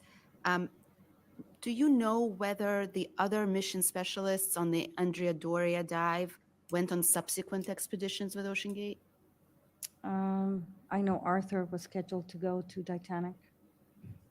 Do you know if any of them went on any of the expeditions? Well, Arthur unfortunately passed, so he didn't get his chance. I don't know if Chris went. You mentioned that the Titan was experimental and that this was communicated to you. What was your understanding of what that meant? Untested, new waters, completely new material, never used in deep water vehicles. Thank you. You mentioned also that you understood that the Titan was not classed. What is your understanding of what that meant? There was no classification program for a carbon fiber sub. It just didn't exist. It had to be made. So following the protocols for classification of a aluminum or titanium classed, I was not surprised to hear that it was not classed because there was no baseline for the classification. In classification, did you understand that no external society, classing society, had externally validated this submersible? Yes. It was similar to the Apollo program. They tested by doing. And Neil Armstrong didn't ask somebody, is this vessel class before he went to space? He just got in and went. For me, it was the drive of exploration. You either understand it, you don't understand it, and exploration requires risks. And you mentioned that you were involved in dive operations with companies other than OceanGate. Is that right? Correct. Which ones? Only U-boat navigator. And how would you compare your experience in terms of dive operations with OceanGate and with the other company that you dove with? For me, the Triton subs are like the Ferrari of business. They're beautiful. I don't agree. Ferrari? Are you serious? On the submersible was different. It was very And given what happened, it was really the operation, and the operation that I went with to the Titanic was also very professional. So I didn't really notice any differences. That submersible used a crane to put us in the water. It had divers in the water. It took a while in terms of there was a lot of waiting. So that was similar. Everything else was pretty much the same. Thank you very much, Ms. Rojas. Thank you. At this time, does the board have any additional questions? Mr. Fawcett. Ms. Rojas, my name is Keith Fawcett. Thank you for being here. I want to focus on the pre-dive assessments that were done prior to launching the Titan. based on your experience, was the condition of the hull reported to be part of the pre-dive assessment? We're talking Titan. Yes, Titan. Yes. The pilot walked around the sub and looked at every nook and cranny of that sub. Were you aware that the white, as you described it, marble-like coating on the exterior of the Titan prevented visual inspection of the carbon fiber hull? Well, it was usually off when they did that inspection, and then they put the fairings back on. But I'm talking about the actual hull itself. Okay, can you repeat the question then? The white coating? Yeah, you said That there was earlier no that white coating. yeah, you said the difference between Titan 1 and the second Titan, the one that was on Expedition 2023, had a white, smooth, marble-like coating. No, I never said white coating. Okay, a I said marble-like. it looked different. It looked smoother in comparison to the prototype that you could see that it was wound. It was almost like the weaving was smooth. That's the only way I can explain it. To me, visibly, it looked different. There was not white coating on it, no. It was still gray or black. So on that final dive, was the pre-dive risk assessment meeting held pardon me, the morning of the dive? Mhm. Yes.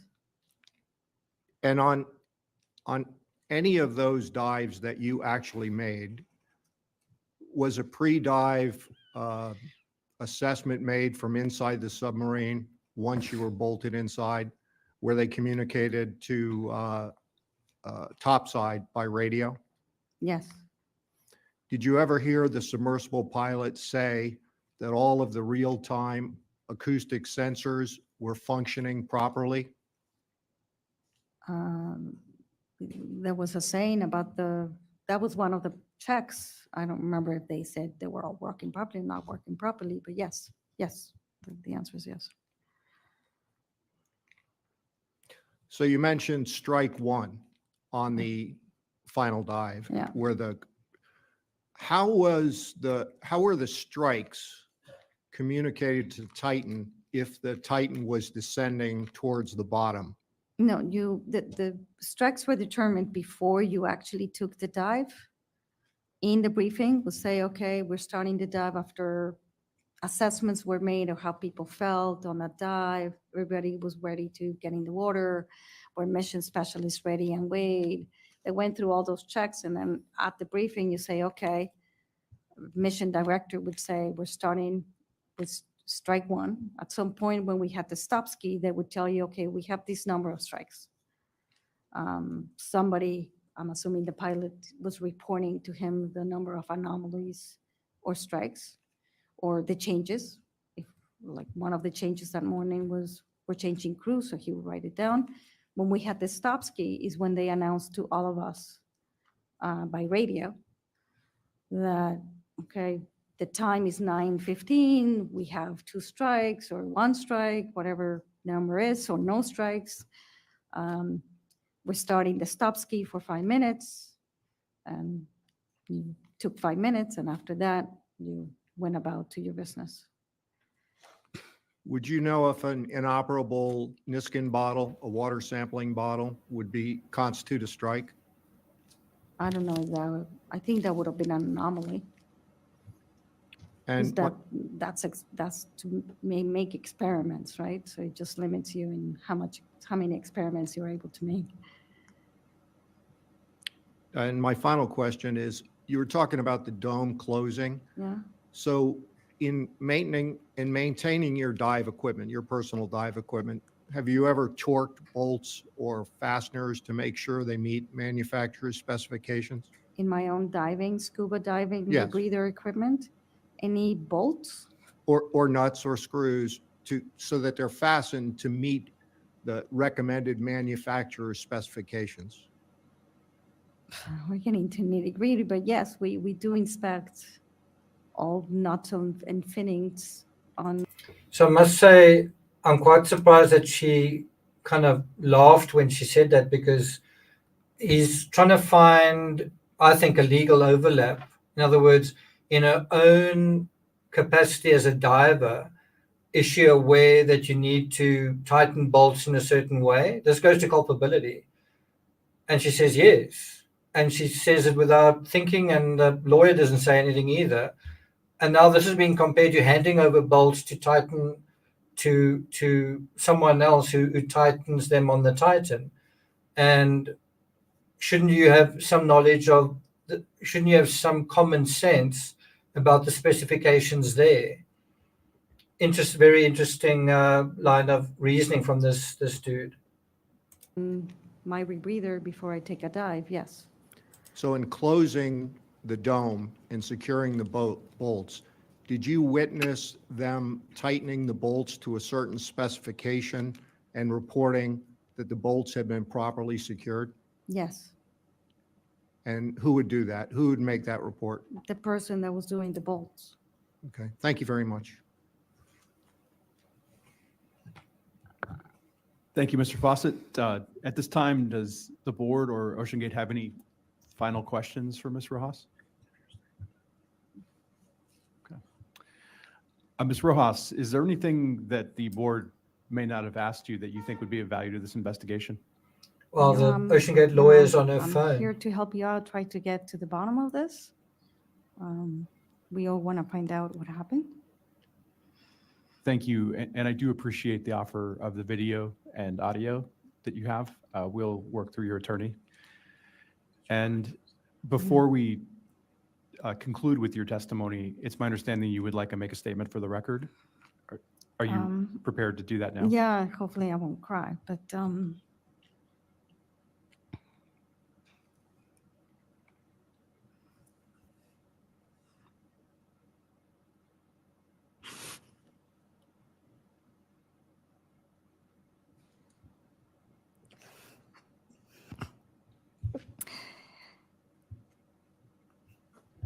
what we have all gone through. Let's take a recess. And It's okay. we'll I'm ready. okay, What just we take your have time, please. all gone through is still raw. Nothing is gonna bring our friends back. I hope that this investigation creates an understanding that with exploration, there's risk. And without taking that risk and the exploration, the world still be flat. I hope that innovation continues so we can make the oceans accessible to people like me who got to fulfill a dream. And that you still allow citizen scientists to participate in expeditions. Expeditions are needed, and the oceans are significantly underfunded. Private citizens are the ones funding the expeditions, and I hope that doesn't stop. Thank you. Thank you, Ms. Rojas.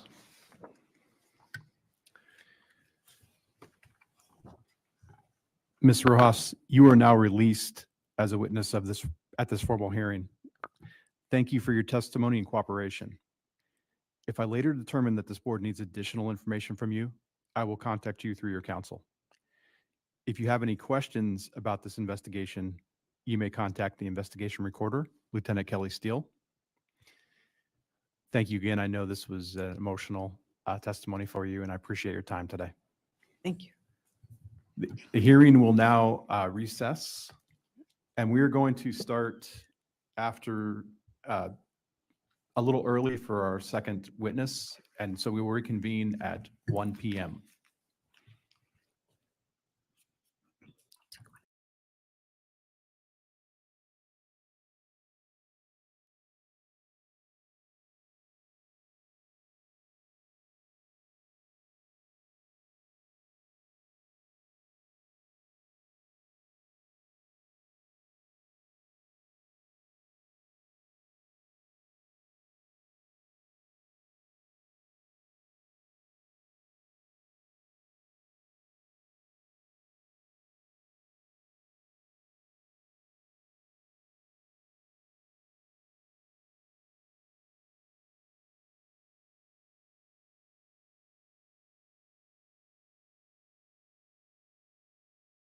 Crap.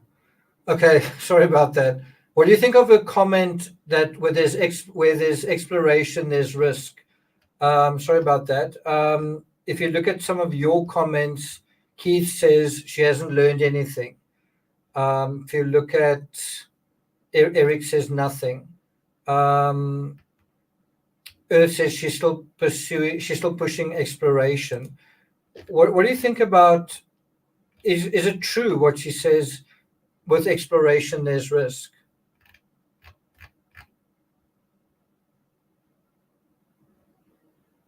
What do you guys think? Heidi says exploration is fine, but you do it in the safest way possible. Stockton's sideshow circumvented all safety protocols.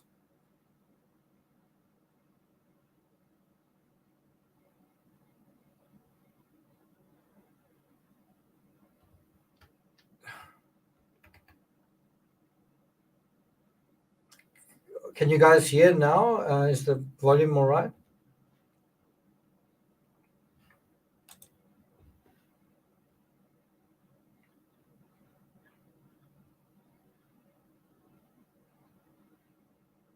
So this is my opinion. The public going to the Titanic isn't exploration. It's pageantry. It's meant to look and feel like exploration, but it's really not exploration. The Titan going to the Titanic was sort of dressed up as this is not going to be here forever and we need to scan the wreck and all that kind of thing. Other people have done that. Other people better qualified have already done that, right? So saying that what this was equated to exploration is simply not true. The Titan Submersible isn't the first craft to go down to the Titanic. It's also not the first submersible ever built. It is the first cheap submersible, and it is the first taxi. And let's face it, it's the first profiteering commercial enterprise, right? As far as I know. So it's not about exploration, it's about a taxi service. And although I understand for her personally, this is personal exploration for her. You can't equate what she's doing with human exploration. In other words, she's not breaking any personal. She's not breaking any human boundaries here. She's breaking personal boundaries, perhaps. But we're not talking here about exploration in a very real sense. In a personal and subjective sense, sure, it is exploration. But in the classical sense of we're going to go somewhere where no one has gone before, they discovered Titanic in the 80s, I think, on the seabed. They found Titanic, I think, in the 80s. Titanic has been visited many, many times, as documented as you see in the movie Titanic. So, yeah. And what are we talking about here? We're not talking about a faraway planet. We're talking about a graveyard for about 1,500 people. It's a really grim scene. It's a place where it's almost like a battlefield where 1,500 people died, and someone else is going there and enjoying the experience and having this sort of I'm so important because I'm exploring this. It's a graveyard. It's a tragic story. It's a very grim setting to be obsessed with, in my opinion. Personally, although if you're interested in something, you're interested in climbing Everest or whatever, if that lights your fire, fine. I personally have no interest in going down to the Titanic. I mean, I'm glad that other people have, and I'm glad that we can see what's going on, but I don't know if I would want to do it myself. It just seems really, really grim, but please don't call that exploration. Exploration is something that hasn't been seen before. And I think a good example of that is space. So if you're going to want to go to Mars, for example, a human a manned ship to Mars, that's exploration. That's something new. But even that, you would still use the protocols that you're familiar with. This isn't the 18th century or the 17th century. We already have standards and technology tried and tested that you don't need to reinvent the wheel. You really don't need to reinvent the science of submersibles. And that's exactly what Stockton, I believe, arrogantly was doing. A lot of this stuff has been figured out by engineering. And he was going in the face of engineering. He was an aeronautical engineer, not a, what is it, a marine engineer or a submersibles expert. He's an aeronautical engineer, and he applied those policies with a little bit of daydreaming to all of this in a way that I think was very ill-advised. Anyway, let's have a look at some of your comments.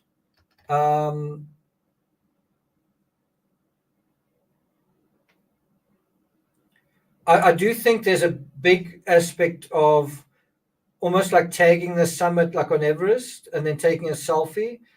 Titanic was the same kind of thing, except you're now going down and you stand by the portal. And if you look at some of the social media surrounding that, people would do exactly that. You need a big window porthole, which is in a way quite dangerous, the bigger the porthole, and then take a selfie with the Titanic behind you, and then you get so many subscribers. A lot of what's going on with Titanic now is kind of desecrating that site. Basically, people go, then they take souvenirs, right? It's and then selling them. That's it, yeah. Sally Velis is just another millionaire. Okay, I don't know if I want to read that.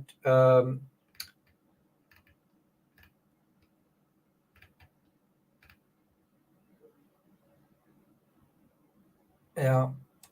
So, I personally don't think that you can call this exploration. I think it's a bit of a bleeding heart argument, which is very much, as far as I'm concerned, kind of a vanity project. I'm sure she feels very strongly about it. I think there's some connection to her father. I think her father taught her diving, and she developed her love for the ocean through her father. And as a result of that, she's got this connection to the sea.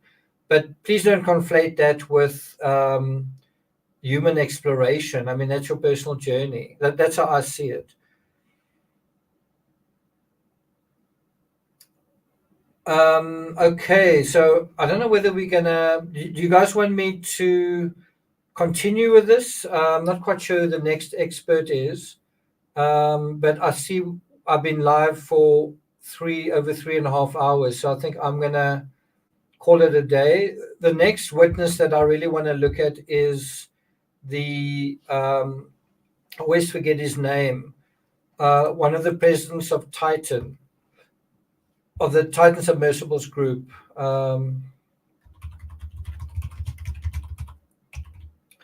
Sorry, Triton, not Titan. Triton.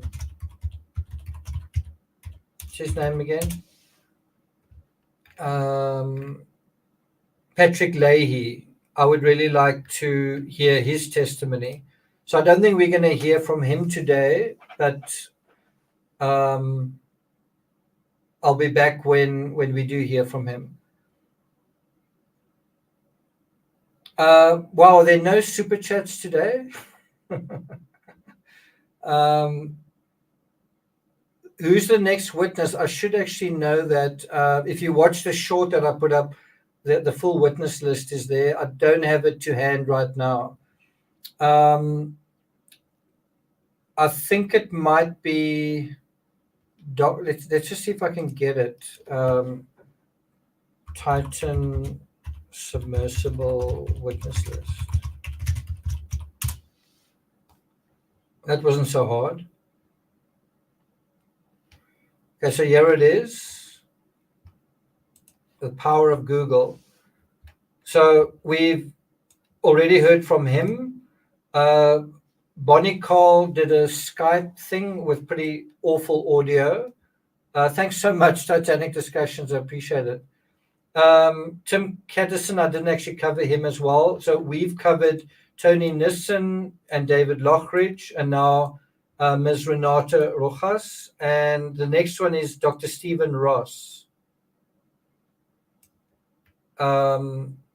He's important because he's officially a OceanGate employee. I'm not sure if he was at the time that this happened. And then Mr. Fred Hagen, another mission specialist. I wouldn't be that interested in his testimony unless he was on that dive to the Andrea Doria. I'd like to hear Dave Dyer and then Patrick Leahy and Guillermo Sonheim. So these three I'd really be interested in. Let's just have Good a look. afternoon. This hearing is now back in session. Wow, but we're back. We will now hear testimony from Dr. Thanks, Stephen guys. Ross, Wow. a former scientific director for OceanGate Incorporated. So let's listen in Good afternoon, Dr. for a Ross. couple Can of you hear minutes, us? see what he says. Yes, I can hear you. Can you hear me? Yes, sir. Dr. Ross, Lieutenant Steele will now administer your oath. Okay. Dr. Ross, if you could please stand and raise your right hand for me. You want me to stand? Yes, please. Okay. Yes, I understand. If you'd like to take a step back, just so. That's going to be difficult where I'm standing. Okay, no worries. We'll continue on. How's that? That's fine, sir. A false statement given to an agency of the United States is punishable by fine and/or imprisonment under 18 USC 1001. Knowing this, do you solemnly swear that the testimony you're about to give will be the truth, the whole truth, and nothing but the truth, so help you God? Yes, I do swear. Thank you very much. You may be seated.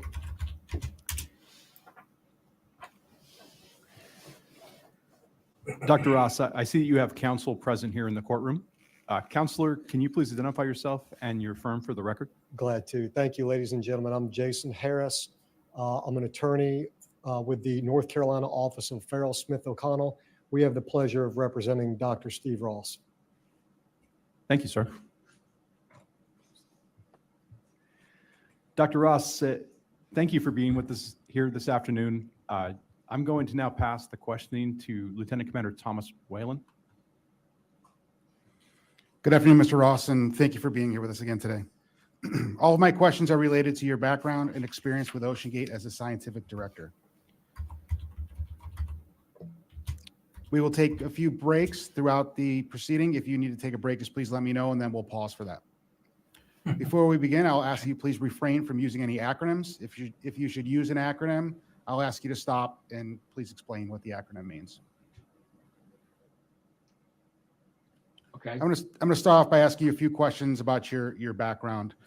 Dr. Ross, can you please tell us about your background as a research professor, to include your education and field experience? I've been a marine scientist for over 45 years. My last academic position was as a full research professor at the University of North Carolina.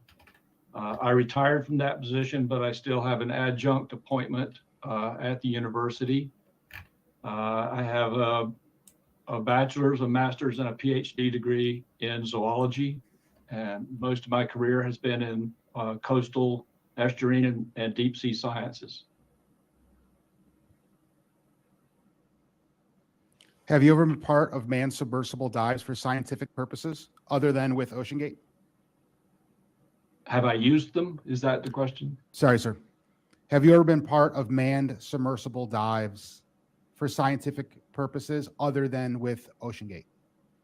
Yes. Can you please tell me about those experiences? I started using manned submersibles in 1979. Periodically during my career, when we needed undersea vehicles, I've used 8 different submersibles and a variety of remote operated vehicles, or ROVs.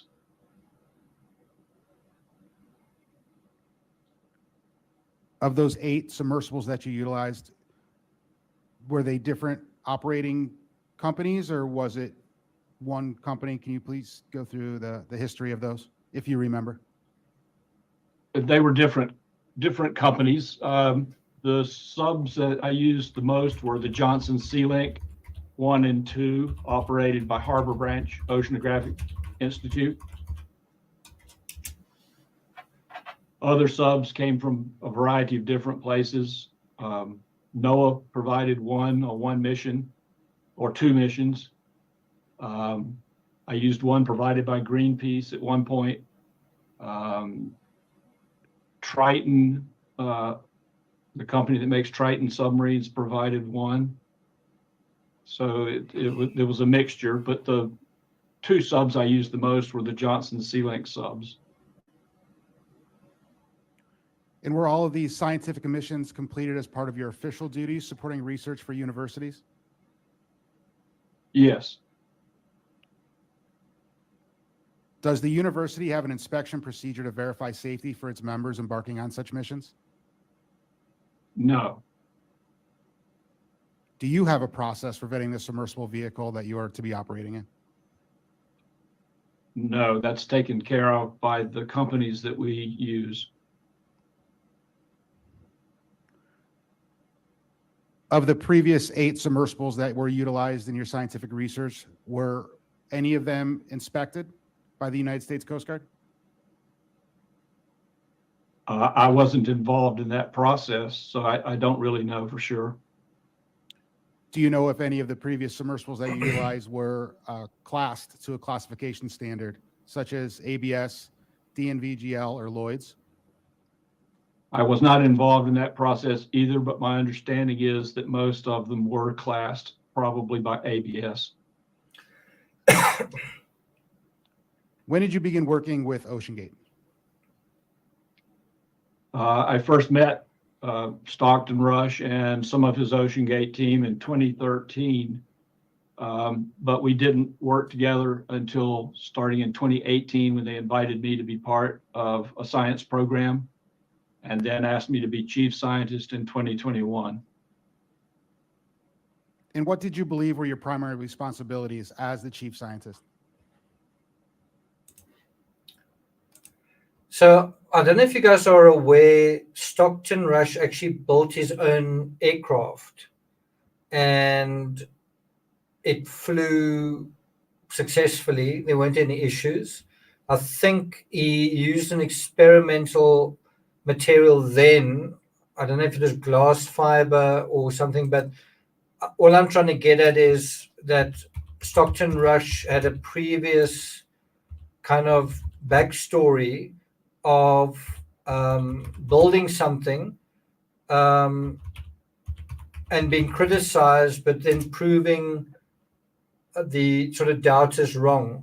I think he built it out of fiberglass, which at the time was kind of a radical material.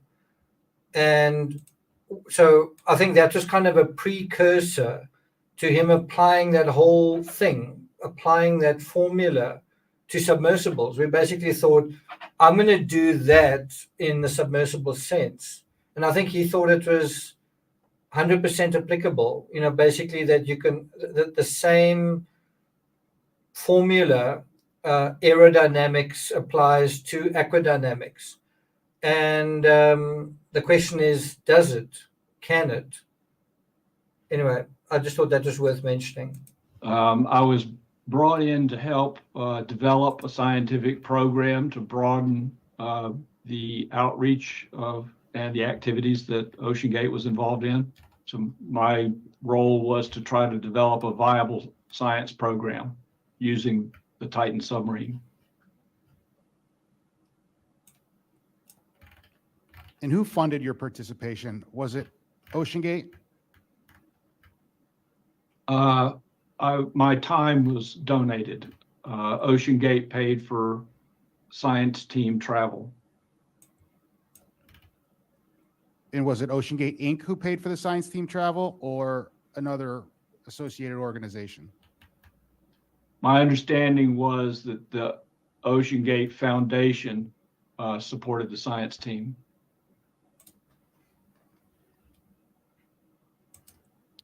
Were you operating in support of your official duties with regards to the University of North Carolina, Wilmington, or independently? No. So you were operating independently? Yes. I just want to quote what David Pogue wrote about Rush in his article. I'm probably going to stay on another 10 minutes, but I do think this is quite interesting. He wrote, looking back, I wonder if Rush's fiberglass plane experience taught him the wrong lesson. The critics carped about his use of composites at the time, but now every airplane uses them. So you kind of get the sense that he was proved right, that he felt vindicated. Maybe his takeaway was that when experts say you're wrong about a new material, they're just calcified thinkers. When you're trying something outside the box, people inside the box think you're nuts, he said. Inside the box, everything's scary. It's quite interesting wordplay there. In 1989, Rush personally built a Glass Air 3 experimental aircraft, which he, at the time this article was written, still owns and flies. So, and then he would actually go to prospective clients and say, well, the plane I flew to in this to get to you, I built, and it was experimental, and he could use that to convince people to trust him with this other craft that he built, right? I think it's the same incomplete, not really accurate analogy, like the aeronautics into this environment, as Renata's thing about exploration. It's an argument that might make subjective sense, but it's not really one that is objectively true, if that makes sense. Another thing is he was very inspired by people like Elon Musk, thinking Elon Musk did it. No one believed Elon Musk could do it. Things are happening right now, radical thoughts, radical ideas, and I want to be one of those innovators. Think about Steve Jobs, and he would mention all of these people in his speeches, and he wanted to be one of them. And the thing with that is, was it authentic? Now, I think it was authentic with regard to aeronautical engineering, but I mean, he was qualified in that. He wasn't qualified in this area. And there's some not so subtle differences in the pressures 4 kilometers beneath the surface of the Earth compared to 4 kilometers above, right? Can you talk to me a little bit more about the scientific program that you were going to be leading for OceanGate from 2021? Basically, what I was doing for OceanGate was the same model I had used in other projects to develop a program to explore unusual or unique habitats in the deep sea, to look at the composition of the biology, the composition of the habitats used. And we developed a program. I invited a scientific team to help with this activity. And we proceeded to evolve a program with OceanGate.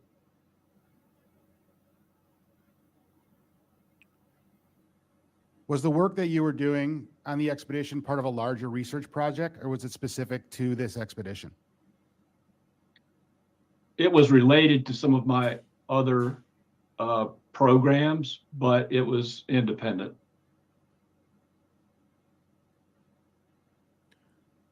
Was the University of North Carolina, Wilmington a partner with OceanGate in this expedition? No. Wow. Were you compensated in any way for your role as the chief scientist? No. Wow. Wow. That's a big concession. So OceanGate weren't even paying him for his really important scientific work. Wow, that is interesting. It actually seems like no one was paying him. I mean, I don't know, that could be wrong. Maybe someone else was paying him, but the university wasn't paying him, OceanGate wasn't paying him, so who was paying him? Did you ever have a discussion with Mr. Rush regarding his expectation of you as the chief scientist? Yes. Could you tell me what you believed your expectation was as the chief scientist? Basically, as I already stated, was to develop a science program with OceanGate. And it was left to me as to how that would proceed, although Stockton and I had several conversations about what I needed to do that.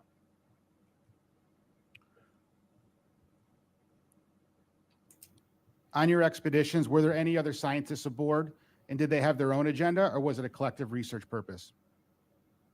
There were other scientists that were part of the team, and they were operating under the umbrella that we were developing as a unified program. They were collaborators.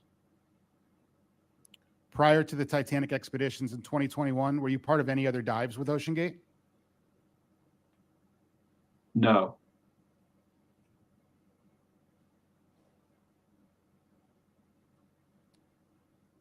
As compared to other submersible dive and operations, the previous 8 that you had conducted, how would you compare the level of scientific interest between those and OceanGate with regards to the Titanic expeditions in 2021, 2022, and 2023?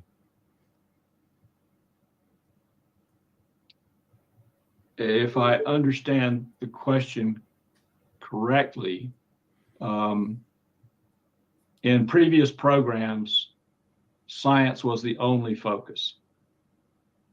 The OceanGate expeditions had multiple agendas. What other agendas do you believe the OceanGate expeditions had? The mission specialist had a variety of interest and needs, and OceanGate tried to accommodate those. One example being viewing the Titanic shipwreck. Social media, not very How much sophisticated actual scientific. interest into your scientific program did mission specialists have in conducting the science and research?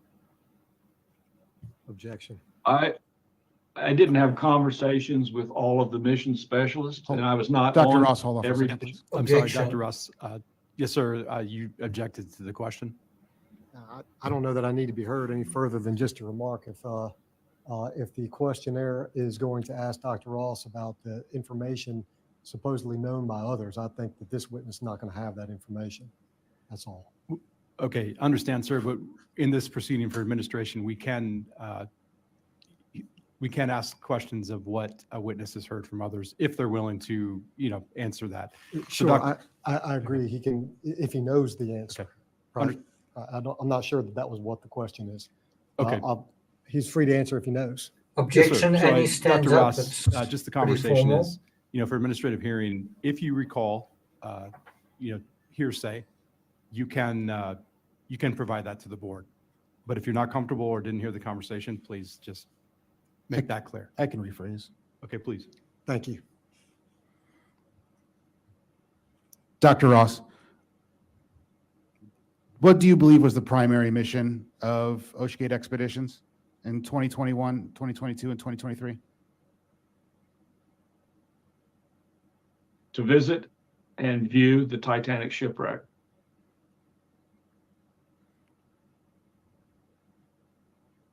What did you believe, or how would you describe what a mission specialist is to me?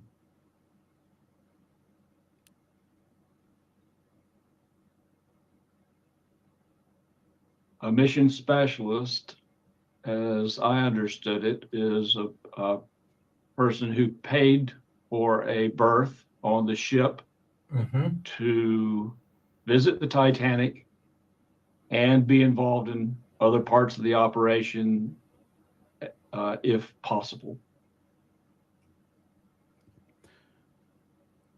Recorder, I'm going to ask you to please bring up Exhibit 008 and scroll to page 9.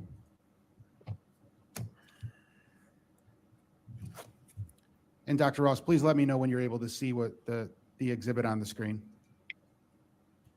I'll have to sit closer.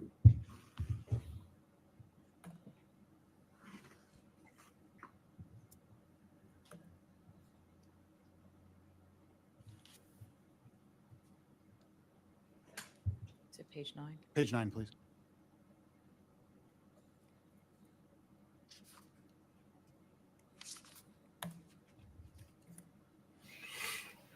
And sir, this is from I've seen Titanic that before. Expedition 2022, and it is the science and dive plan that was part of the submission from OceanGate to NOAA for a Section 113 approval authorization. Did you have any part in creating this document and this science plan? Well, all I see is one page, and it looks like the first page of the science plan that I wrote for OceanGate. Yes. I think my name is on it. Should be. May It's redacted for 2022. purposes, sir. And for Expedition 2022, were you able to actually gather the data that was for purpose in this science plan? We gathered sufficient data to write a scientific paper. And was that paper released? It's in development still. Wow. Didn't actually publish the paper. You can take that down. As someone who's written 100 books, I would say that's a very slow turnaround. It's still in Were you made development. aware Okay. that the Titan submersible that was being used for the 21, 22, and 23 expeditions was not inspected by United States Coast Guard? Yes, I think so. Were you aware that the Titan submersible was not built to a classification standard?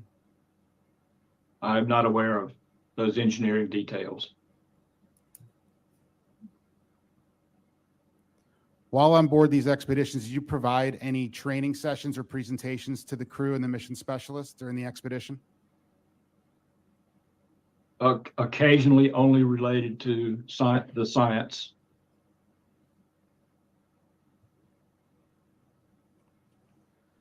Based upon the dive log or the logs that were provided from OceanGate, you took part in 3 dives, 2 of which were in 2022 and one which was in 2023. Is this correct? Correct. Yes. You did not partake in any dives in 2021. Was there a specific reason for that? I was supposed to join the mission, and I still fulfilled the role of chief scientist, but I had a back injury and could not attend that cruise.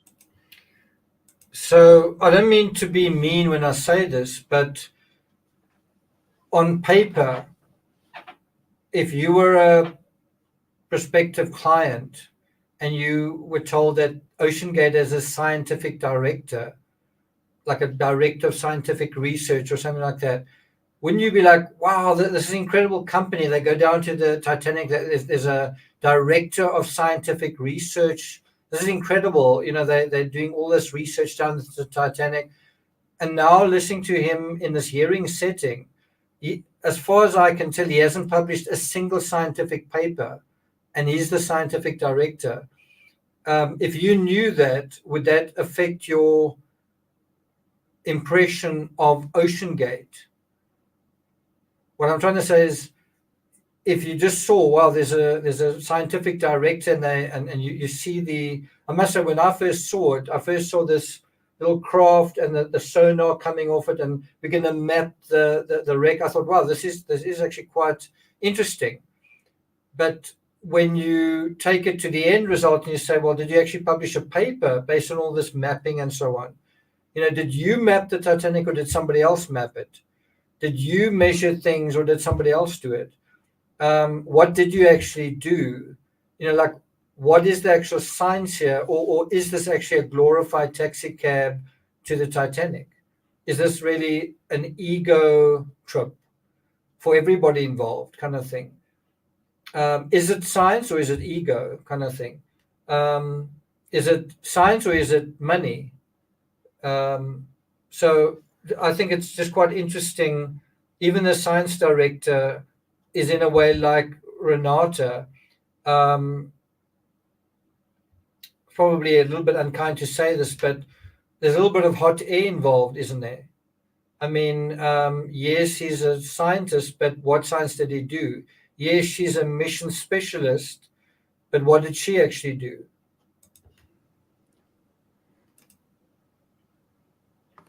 Can you please describe, and in the final, or in the transcripts that were posted earlier for the dive 88, there was a mention of a Niskin bottle. Can you please tell us what a Niskin bottle is and how that is utilized?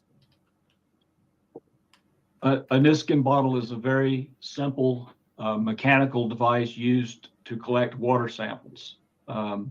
It's basically a PVC tube with two end caps. The end caps are held open by an elastic mechanism. When you get to the location or the depth where you want to take a sample, you can trigger those end caps to close and they capture a water sample.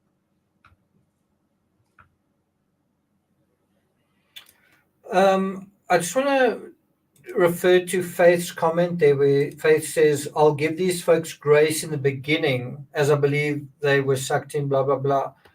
I don't have any problem with that. I have the problem with what seems to be persistent and stubborn denial after the fact. So after the fact, 5 people die, and you still want to be a hero. You still want to be this very legitimate, credible source about everything. Is that fair? Or can you say, wow, I was wrong. Wow, we made a mistake. Wow, we need to learn from this. Or do you kind of stay in denial and you say, if I could have done it all over, I would have done it the same way? Because I find that part very worrying. You know, I find it worrying when people climbed Everest and then people die and they come back and they say, I wouldn't have done anything any different. Really? You wouldn't have done anything any different? And because that kind of goes to, can you admit a mistake? Because if you can't admit a mistake, you can't learn from them. It's as simple as that. So were mistakes made here? Was there a bit of deception and denial and pageantry and pretense going on here? A little, if there was it a little or a lot? Dr. Ross, in Expedition 2022, were you there for the entirety of the expedition? All 5 missions? No, I only attended mission 4 and 5.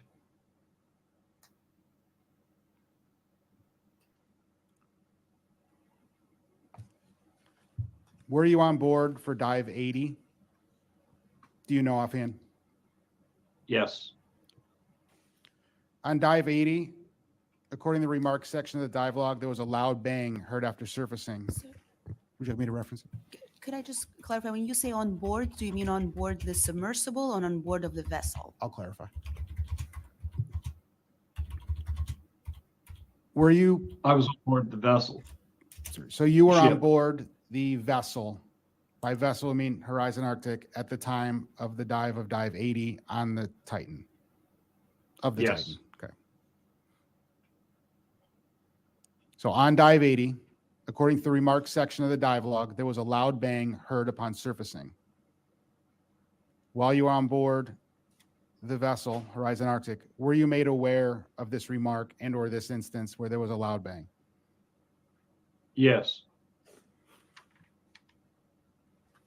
And what was discussed? Was anything discussed specifically with you, or was it discussed amongst the crew? Can you please tell me about that?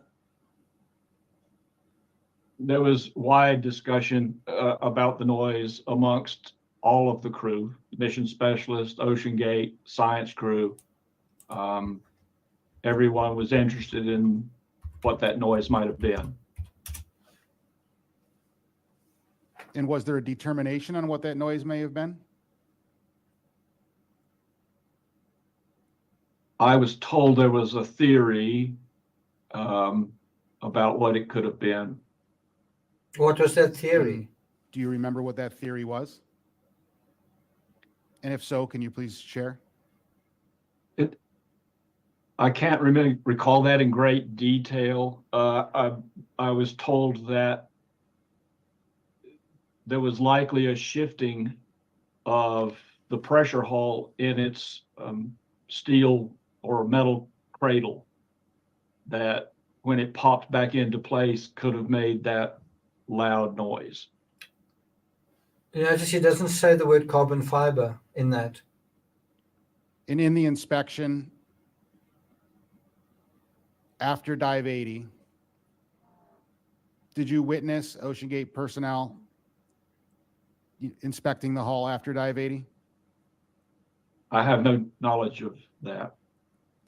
At any point, did you witness them pull the hull insert out to gain access to do a visual inspection of the interior of the hull? I did not witness that.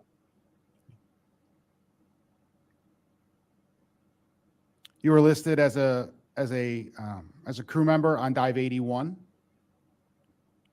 Correct. Can you confirm? Interesting. That was one dive after the one where they heard the loud bang.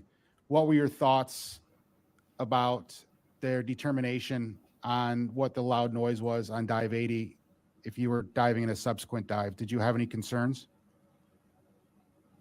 Yes, I was concerned and asked their chief engineer, Phil Brooks, if he was concerned. And what did he tell you?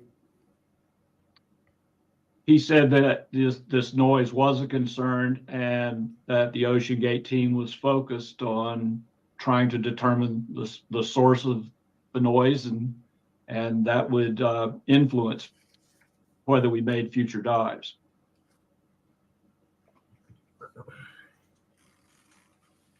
Did they ever provide you any specific analysis of the real-time monitoring system? No.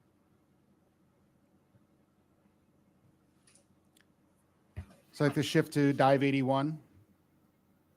Can you tell me a little bit more about that dive?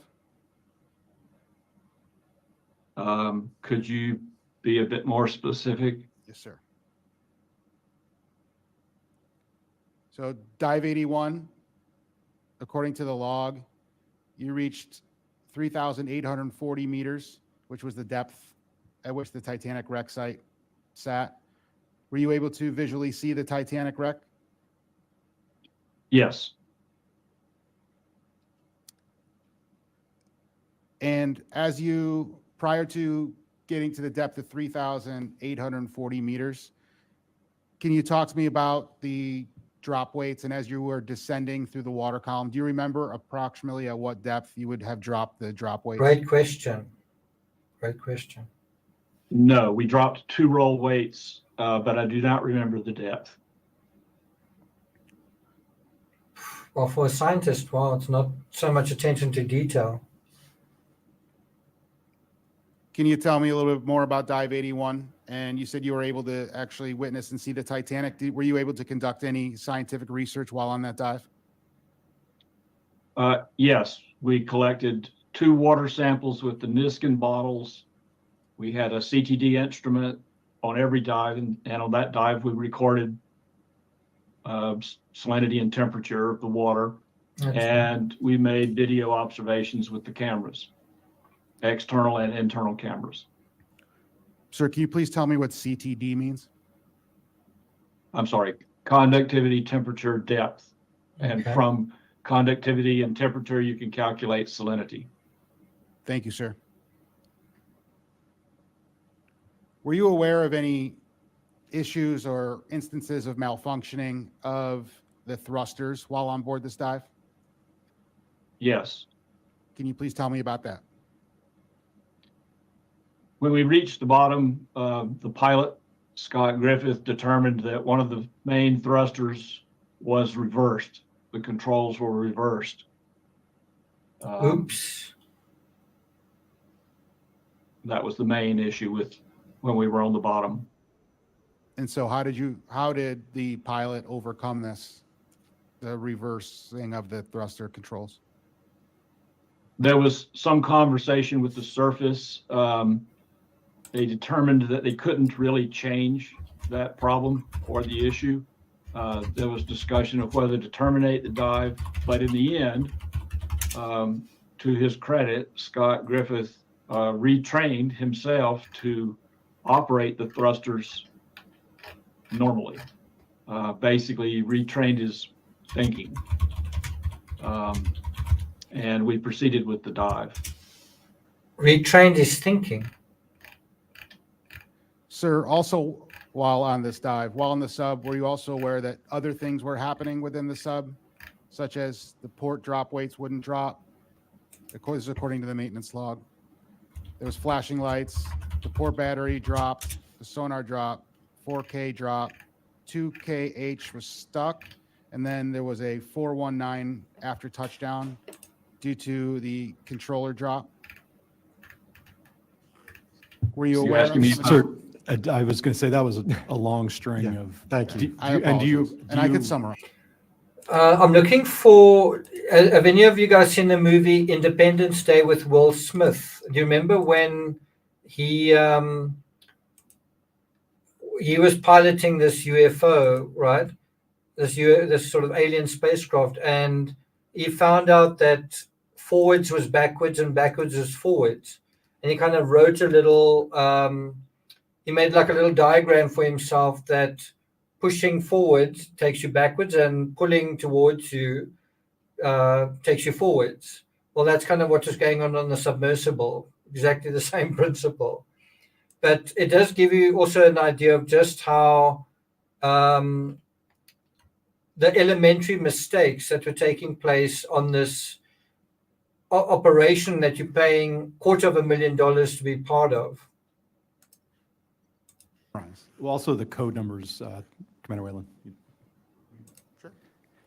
Dr. Ross, does any of that sound familiar to you, sir? yes. Thank you, sir. Were you aware of these other incidences that were happening while on board the dive? Most of the ones you listed, yes.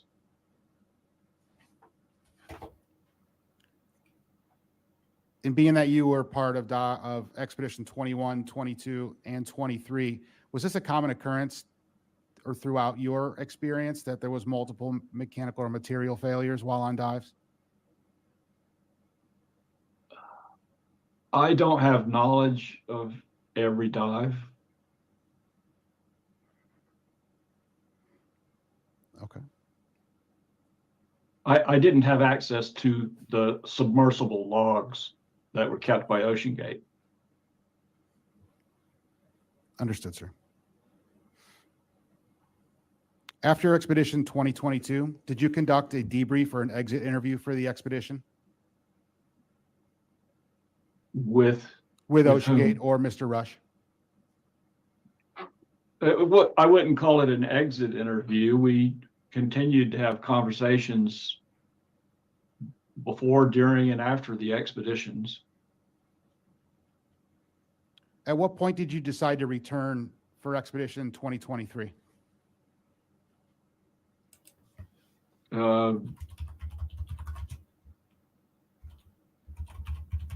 It almost right away. I never determined that I would not be part of it. When did you become aware of the new support vessel, the Polar Prince, and the new transportation operation of the submersible? I don't recall exactly when that was. Okay, quick comment. Notice the body language, arms folded. Do you think we're getting full disclosure here? He does seem a little guarded, doesn't he?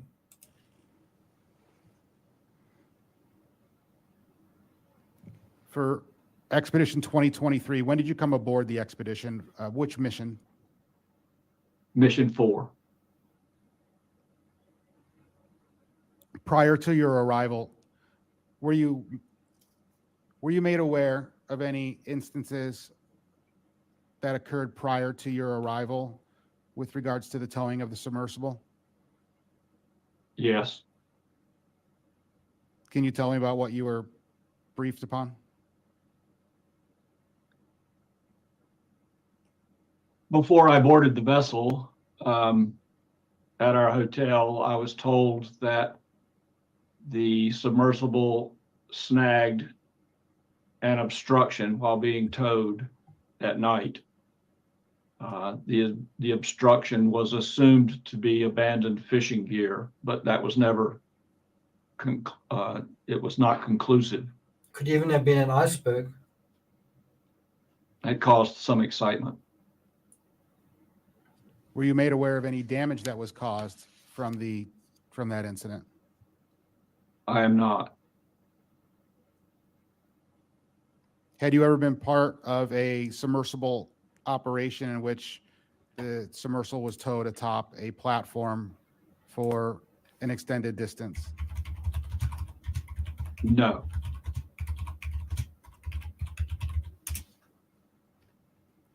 So in Expedition 2023, you were part of Dive 87. Is this correct? Correct. Can you tell me about Dive 87? What was the plan for Dive 87?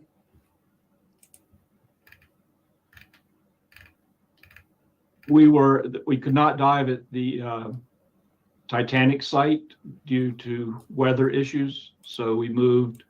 We were northwest on the continental slope, and we had a target depth for a dive to 2,000 meters.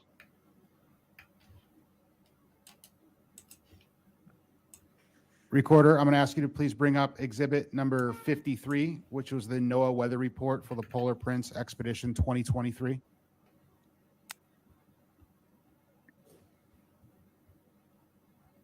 With regards to the towing and launch operations, did this cause you any concern? Can you be more specific? Being that this was an operation that you had never been taken part of with regards to the towing of the submersible and the launch and recovery platform, did this add any extra or any extra risks in the operation? Probably so. That's a bit out of my area of expertise, but the towing was awkward.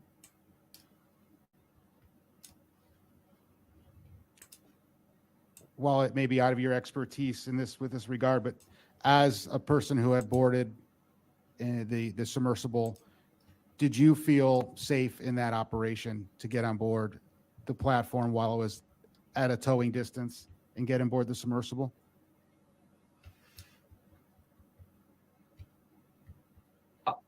I felt safe. I've done small boat operations quite a lot. It certainly is. It adds a level of complication compared to getting in the sub on a large ship. So that's obvious. But it was not outside the realm of doability, for lack of a better word. Sir, can you see the exhibit on your screen? I can. And in the top left image is a image of as to where the Polar Prince had gone for, this was for dive 87. And you stated that you went to which would have been the northwest of the Titanic wreck site to get out of the weather. Is this correct? Yes. Our target dive was the Gully Canyon off Nova Scotia, and it turns out we could not dive there. Okay. So you weren't able to dive there. What was the alternative plan then? It's simply to dive on a spot on the open slope to be able to have a dive. And what were the weather conditions that you remember on that day? It was cool and breezy, clear. I estimated seas to be 4 to 5 feet.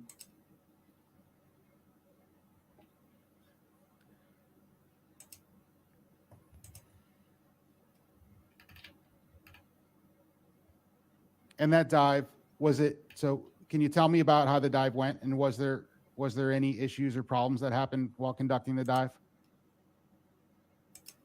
Yes, the dive was aborted. And why was the dive aborted?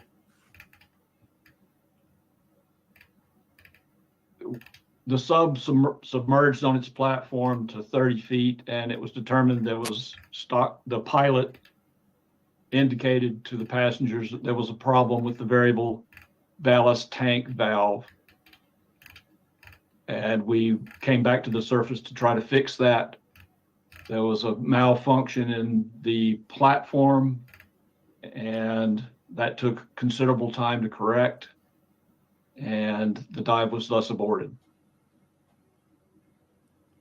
And can you elaborate on what conditions that you experienced in the Titan sub while you were ascending up on the platform? When you said there was a malfunction of the valve?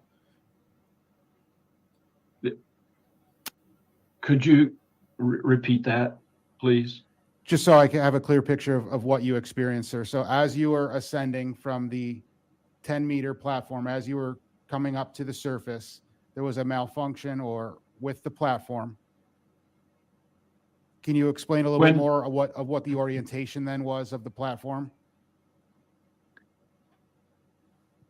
After we reached the surface, the platform had a valve malfunction, and the bow of the platform submerged, tilting the platform and the submersible to about a 45-degree angle. So just so I'm understanding, so the orientation,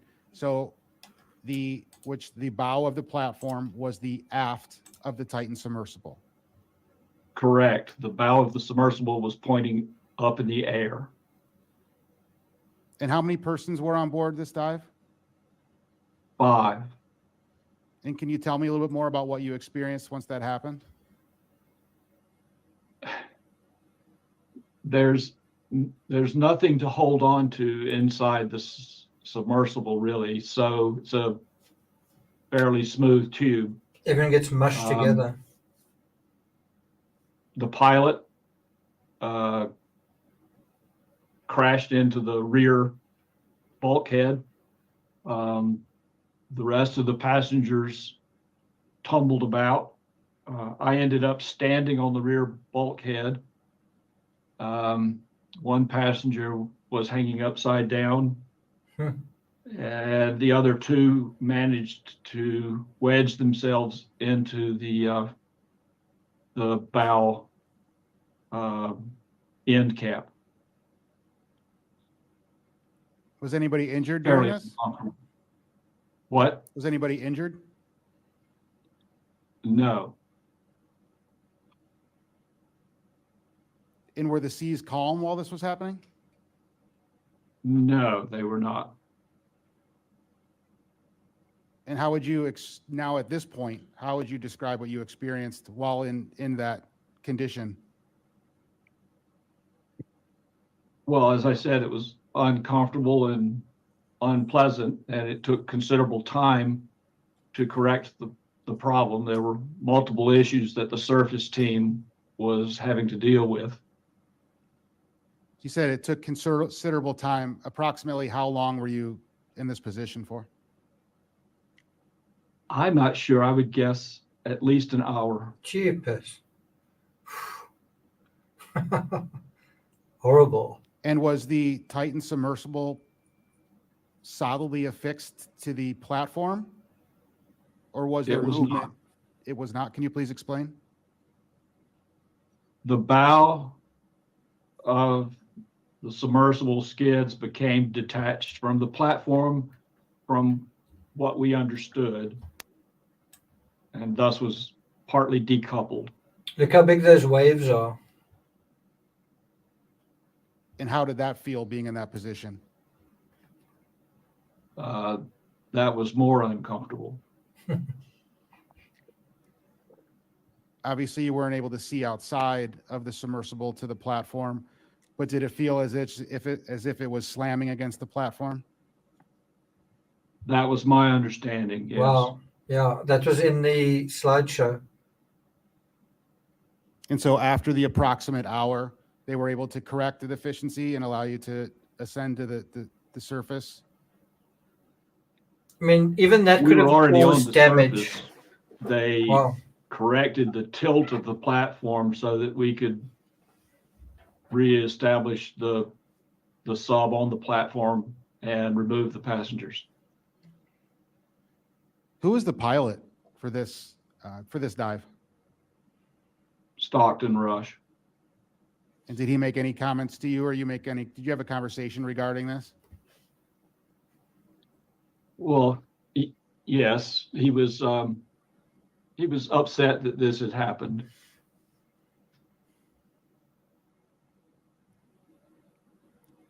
And so once they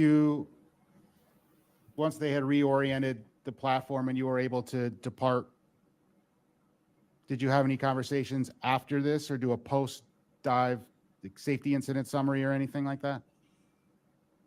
I do not recall that. Did they ever, after this incident, did they conduct a post-dive inspection of the hull? I'm not aware of whether they did or did not.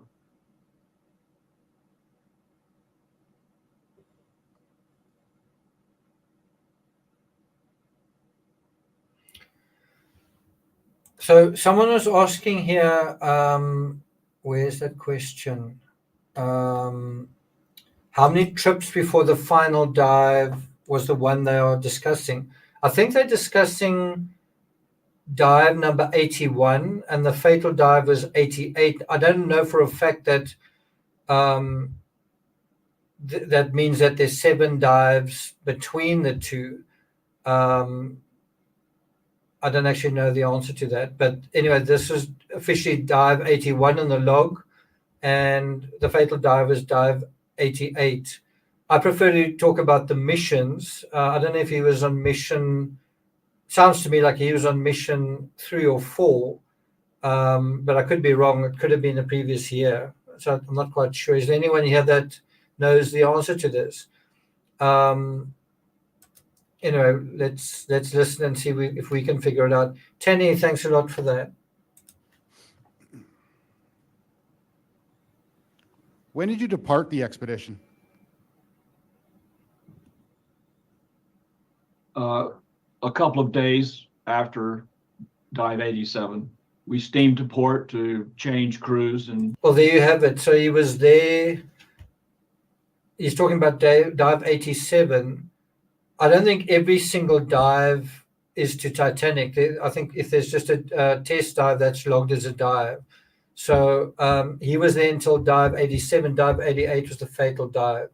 So that's why they're asking him these questions. Were you aware of them? There were issues. Did they fix the issues?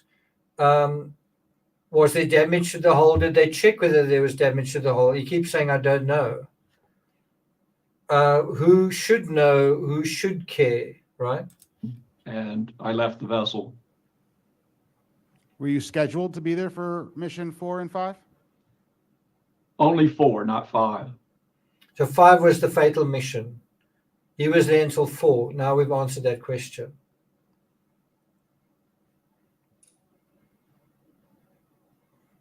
That's all the questions I have, sir. Thanks, Keith. Dr. Ross, are you okay to continue, or would you like to take a break at this time? I'm okay to continue if you want. Okay, thank you, sir. Mr. Fawcett will now have questions for you. Good afternoon, Dr. Ross. My name is Keith Fawcett. I'm a Coast Guard Marine Casualty Investigator. Okay. I want to revisit Dive 81, where Lieutenant Commander Whalen discussed issues with the controller for the thrusters and flickering lights and other equipment issues. Would you consider, based on your experience as a submersible pilot, the controller to be a critical component of the submersible? My apologies. I don't believe Dr. Ross is a submersible pilot. That was part of the question. Can you clarify that point, Dr. Ross? I'm sorry, which can- point? Are you a I- submersible sorry. pilot? Wait, just, Dr. Ross, can you clarify on whether you were a submersible pilot? Is this for dive 81 or in general? For I was uh,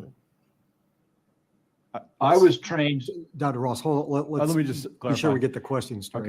Okay. First off, were you a pilot for Ocean Gate, Dr. Ross? No, no. Have you been a submersible pilot for any other submersible? Yes. So, Mr. Fawcett, can you rephrase the question and say your prior experience? Did you ever pilot Yes, sir. Ocean And Gate my question of was, the in Titan? your prior experience as a submersible pilot, would you consider the thruster controller a critical component for a submersible? In my opinion, yes. I would And think just to so. be clear, were you the submersible pilot of Deep Worker 2000? Would you consider a steering wheel a critical component when driving a car, in your opinion? Yes. Thank you. I want to talk about normalization of risk. So based on your experience within submersibles, would you say that retraining the operator, the submersible pilot, while submerged, to operate those controls was an acceptable risk? I think it was. That's interesting. And you mentioned the submersible, you used the word passengers were aboard. With passengers aboard, would you still call that an acceptable risk? Yes. I wouldn't. Uh-oh. Why didn't, were there any discussions that took place within the, So, sorry to interrupt, but you must bear in mind you can't apply surface level logic to the environment they're in. So this is not you are in a parking lot and your indicator light's not working, but don't worry, I'll just do X, Y, and Z, right? You're essentially a taxi driver in a unrelenting environment where certain mistakes can be fatal, right?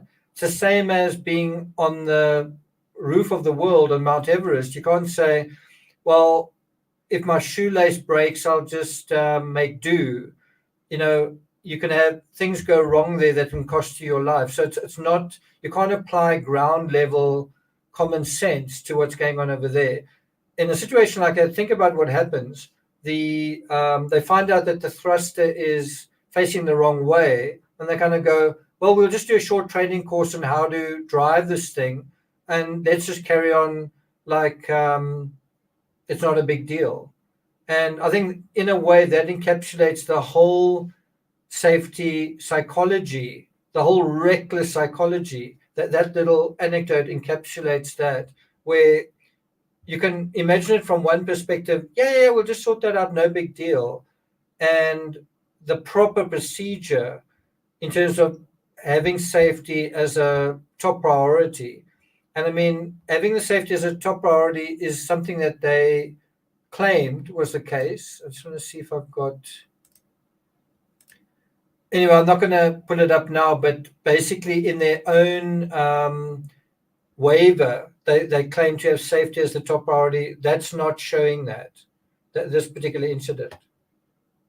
Titan, about surfacing with the problems that were being experienced, including the malfunctioning controller for the thrusters and flickering lights? That was an option. But was it discussed? It was mentioned as an option. Were those problems communicated from the Titan to the support ship on the surface during the Yes. dive? You're talking about the thruster control issue? And the flickering lights? I don't recall about the flickering lights, whether there was a conversation about that with the surface, but there was concerning the thrusters. So I want to shift gear a little bit. You were on the Polar Prince during the 2023 Titan expedition. Do you know if the Polar Prince or the support vessels were equipped with devices that could hear underwater acoustic sounds such as aquatic life or other sounds from the ocean? You're asking if the ship was equipped with those? Or the support vessels? They had hydrophones in order to communicate with the submarine using a text system. And where were you on the accident day, the 18th of June, 2023? I was in Newfoundland. On that day, did anyone communicate with you that they had heard the sound of an implosion or a similar sound on the vessel's acoustic monitoring devices, such as a hydrophone or other device? No.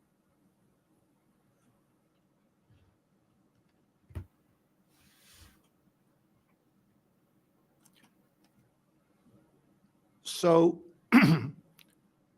would it be fair to say that an oceanographic research vessel is a vessel that engages in oceanographic or limnologic research? Yes. And then do you know the maximum operating depth that one of the oceanographic research vessels can go when they're taking scientific personnel below the surface? I'm not aware of such a limit. I'm not sure I understand the question. Yeah, is there a maximum depth where an oceanographic research vessel may go if they're conducting subsurface dives? Not that I'm aware of. Objection to the form of the question. I don't understand if he's talking about a regulatory objection. That's or absolutely talking about correct. a It was an physical accident waiting to capability happen. objection. That's not an Okay, accident. Mr. Fawcett, can you clarify, are you talking about some kind of regulatory? Yes, a regulatory requirement not to exceed a certain depth. Thank you. I'm not aware of that. Should he be aware of that? You know, if he's the Ocean Gate scientific director, shouldn't he be aware of the regulatory requirements for at what depths, what maximum depths are scientific measurements allowed, regulated, right? Let me just say that again. As the director of scientific research for a deep sea plumbing vessel, ought he not to be aware of what the maximum depths ought to be regulated? Shouldn't he know about that? Shouldn't he be aware of those regulations? It's a little bit like saying, as a YouTuber, shouldn't you have some awareness of content guidelines?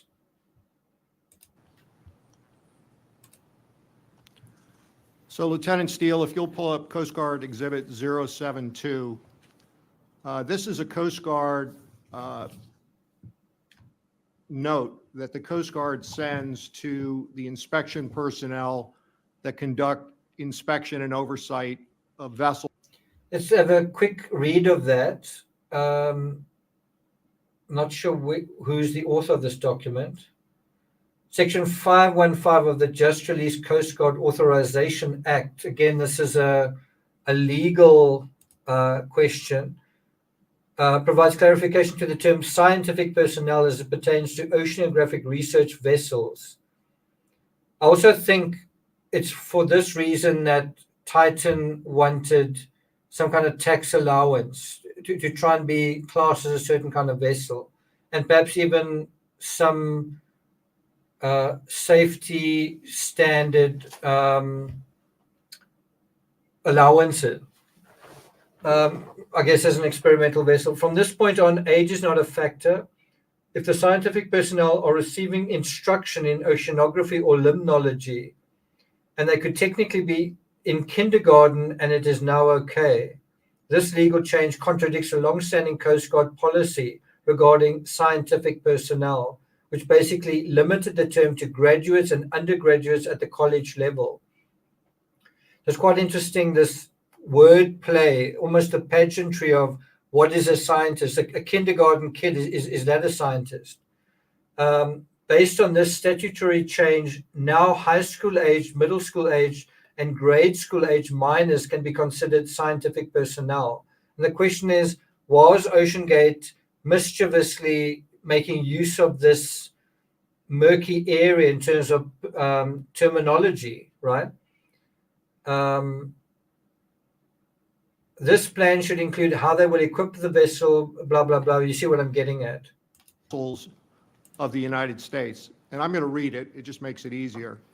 The Coast Guard is required to follow the laws and regulations of the United States.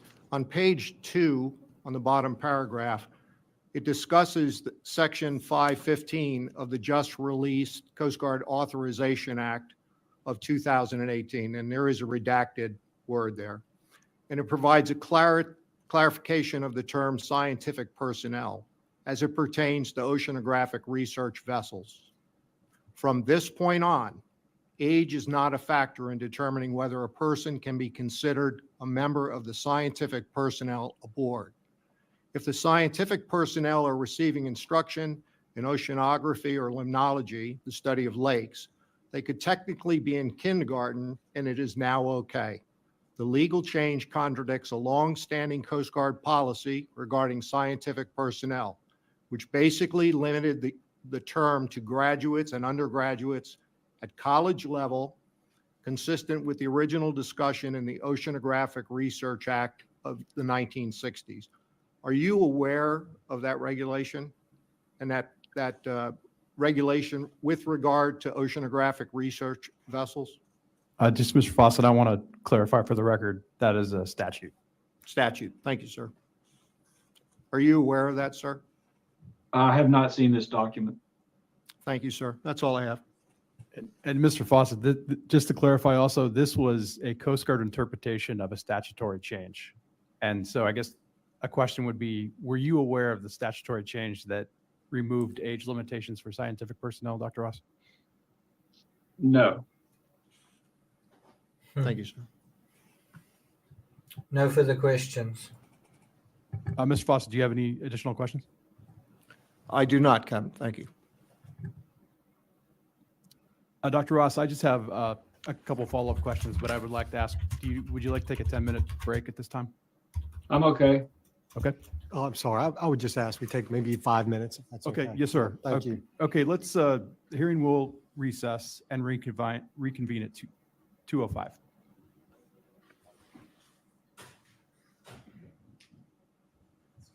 Okay. I don't know if it's, there we go.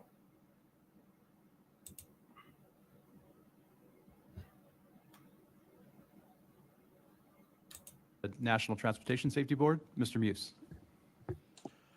Good afternoon, Dr. Ross. I just have one clarification. Okay, guys, I think I'm just going to stay on for another 10 minutes. I really didn't mean to do a 5-hour live. I've kind of got other stuff to do. I've got another John Monet Ramsey video coming out. Should be really worth watching for those interested. I'm going to work on that after this, but let's just do another 10, 11 minutes or so.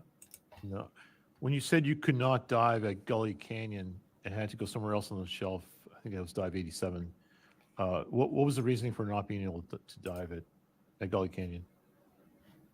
The Gully Canyon is a protected area, and it turns out we would have needed a permit to dive there. So we were told not to dive there. Do you remember who told you that?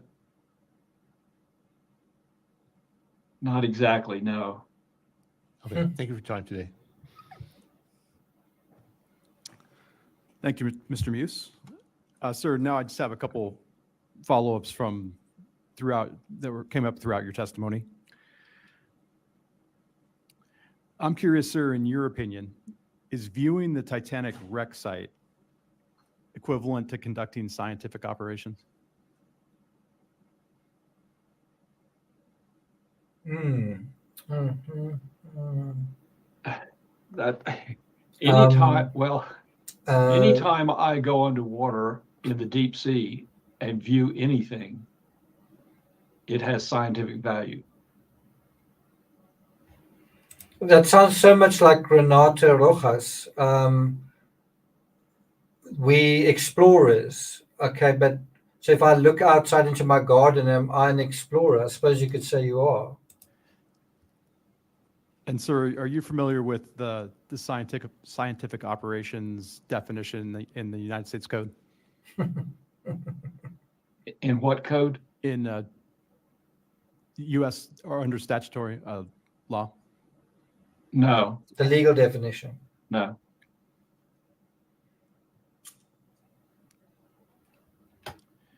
Sir, during the Titan dives you participated on, did the Titan ever lose communications with the surface vessel, the text communications? Not that I'm aware of. What? I'm aware of it. Sir, while you were on expeditions, including on the support vessel, did anyone voice concerns to you about the condition of the hull beyond the loud noise? No, not that I recall.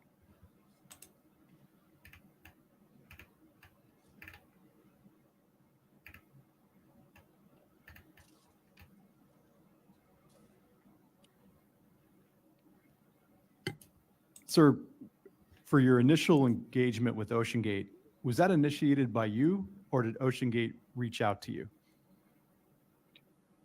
I had colleagues that I had worked with in a previous project suggested to OceanGate that I should be involved, and OceanGate reached out to me and we had several conversations after that.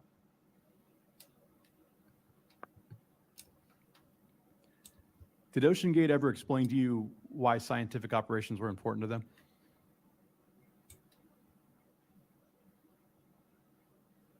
Well, I was the scientific operations, so I didn't need that explanation.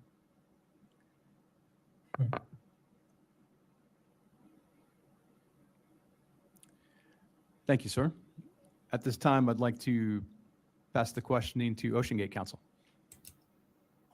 No questions on our end, thank you.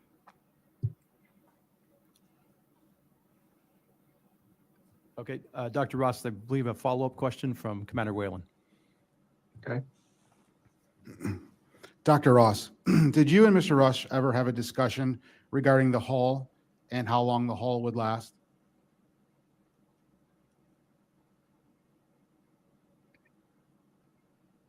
What do you mean by how long the hull would last? Interesting question. Wow. How many cycles the Hmm. hull could dive to? Or how many dives the hull would Important be question. sufficient to dive to? Yes. Wow. And what was that conversation? I asked Stockton for my own curiosity how many cycles he thought the Titan would be good for before it needed refurbishment. And what was his answer? Indefinite. Wow. That's Thank you, Dr. Ross. That's all the really questions I have. interesting. And that's totally untrue, eh? Dr. Ross, are you aware of any maintenance that was conducted on the Titan's hull after dive 87? I just mean you can't say something that experiences cycling fatigue has an indefinite lifespan. By definition, it doesn't. So that's just not accurate. Stockton saying that it was indefinite is, well, I mean, Stockton himself experienced the reality of that belief, right? I am not aware of any, no.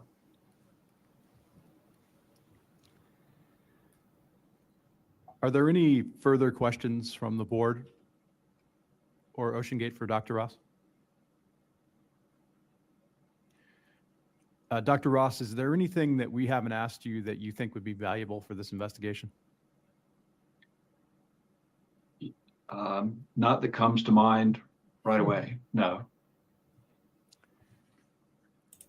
Would you like to, before we close, make a statement to the board, sir? I appreciate the opportunity, but I'd rather not at this time. Thank you, sir. Dr. Ross, you are now released as a witness at this formal hearing. Thank you for your testimony and cooperation. If I later determine that this board needs additional information from you, I will contact you through your counsel. If you have any questions about this investigation, you may contact the investigation recorder, Lieutenant Kelly Steele. Thank you, sir, and have a good afternoon. Thank you.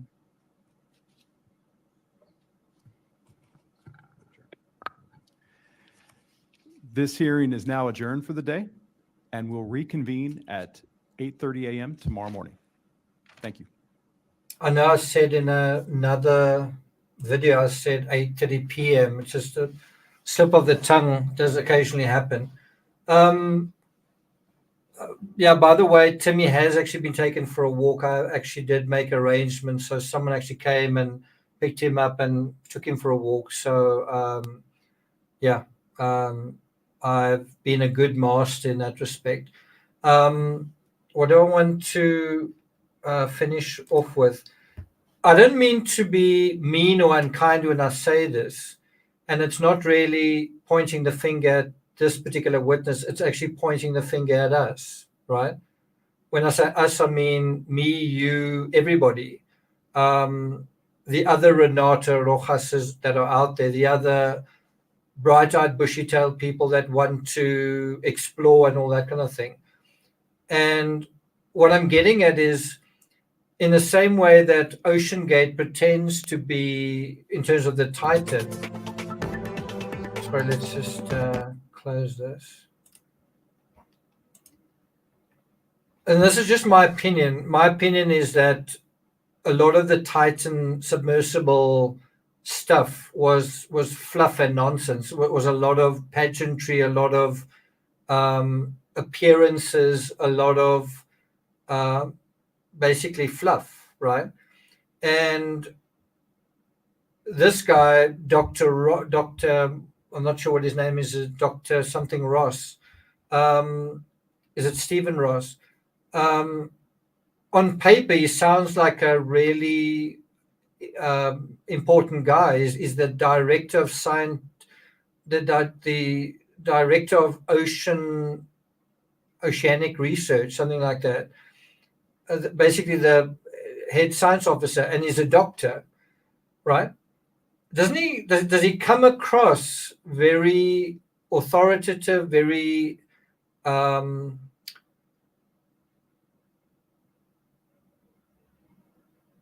what's the word?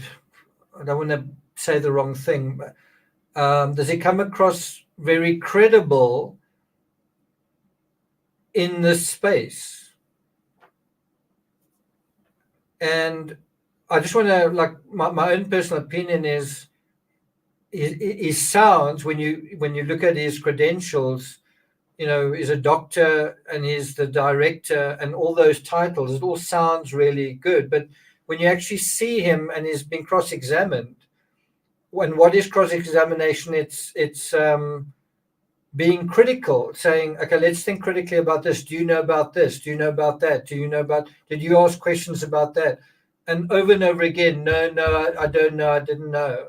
And then you say, so if you know what is going on here, are you going to be as impressed as if you don't know what's going on, if you don't ask questions?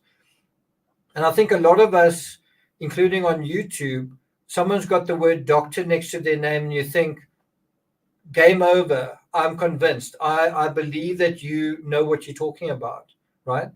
And I must say, I feel the opposite in my personal experience, including on YouTube, that because I don't have the name, I don't have the word doctor in front of my name. I was at university for 9-10 years or something like that. I've studied a whole bunch of different things. Do people care about that? Should they care about that? Another thing that is never sort of taken my way, or certainly not done very much, is, you know, you might say, I've written a book, and you say, yeah, but it's self-published. But another way of thinking about it is, and yeah, I don't want to be self-indulgent. This isn't really about me. It's just about how do you assess credibility in anybody, in everybody? You know, what is the right way to measure credibility, right?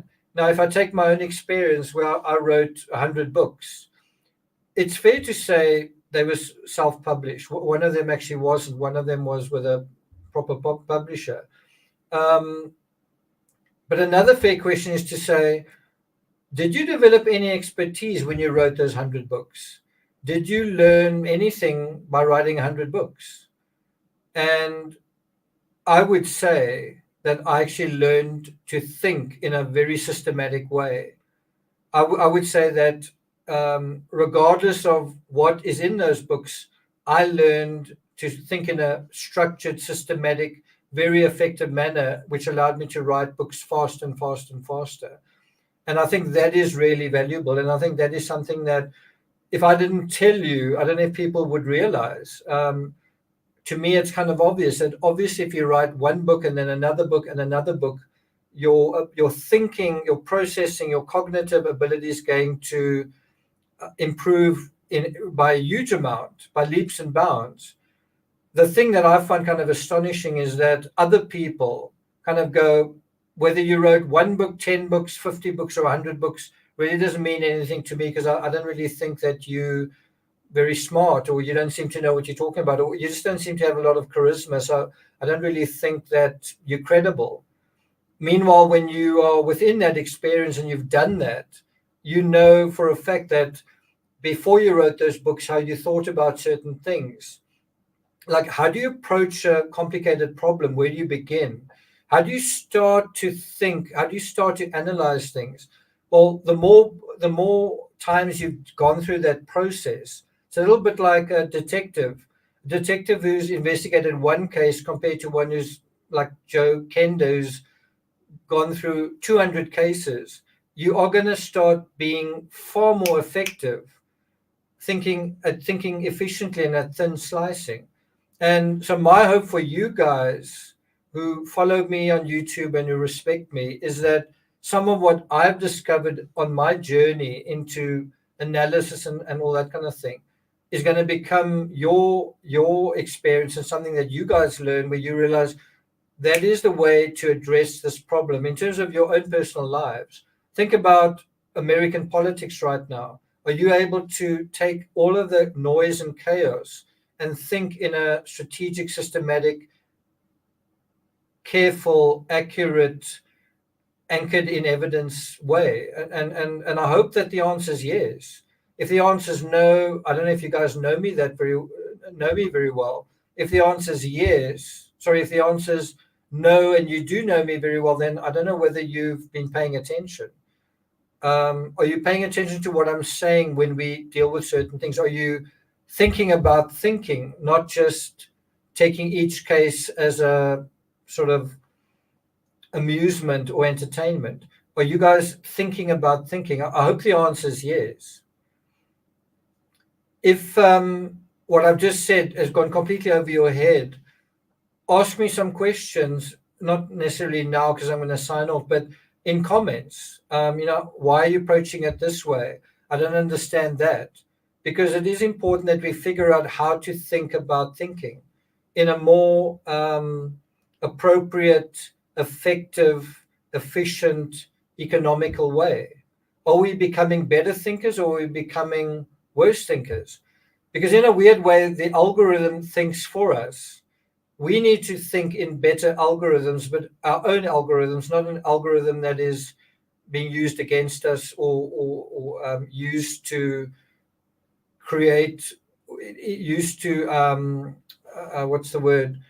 take advantage of our attention spans. Do you have an algorithm that you apply and do you know how to apply it? Sally says, are you insulting us? I think it went over my head. I'm not insulting you. I'm simply saying we need to think about how we think about things. And it is important to know and recognize and discern what is credible and who isn't. Because we in a situation now where people are telling you, certain creators and influencers and politicians and I don't know, people out there saying, believe me, this is the truth. What I'm telling you is true, and someone else is doing the same thing. How can you tell the difference between what's true and what isn't? Right? Yvonne, thanks so much for that. Yvonne says, I've come a long way by learning your formula for critical thinking, and it works. I have to say, if I've achieved that with one person, if one person has found usefulness in kind of what I'm talking about, and their lives have started improving, and I know this is true with so many of you that I've met some of you guys in person, and you've told me this, but all I'm saying is, if I've helped one person in their life, I would have felt like I've succeeded. And so it is really good to hear that. I just wish more people could be their lives could be improved for the better, because it really is something that can improve your life if you are able to think more efficiently, more appropriately, with better discernment. Your life is going to improve, and the opposite's also true.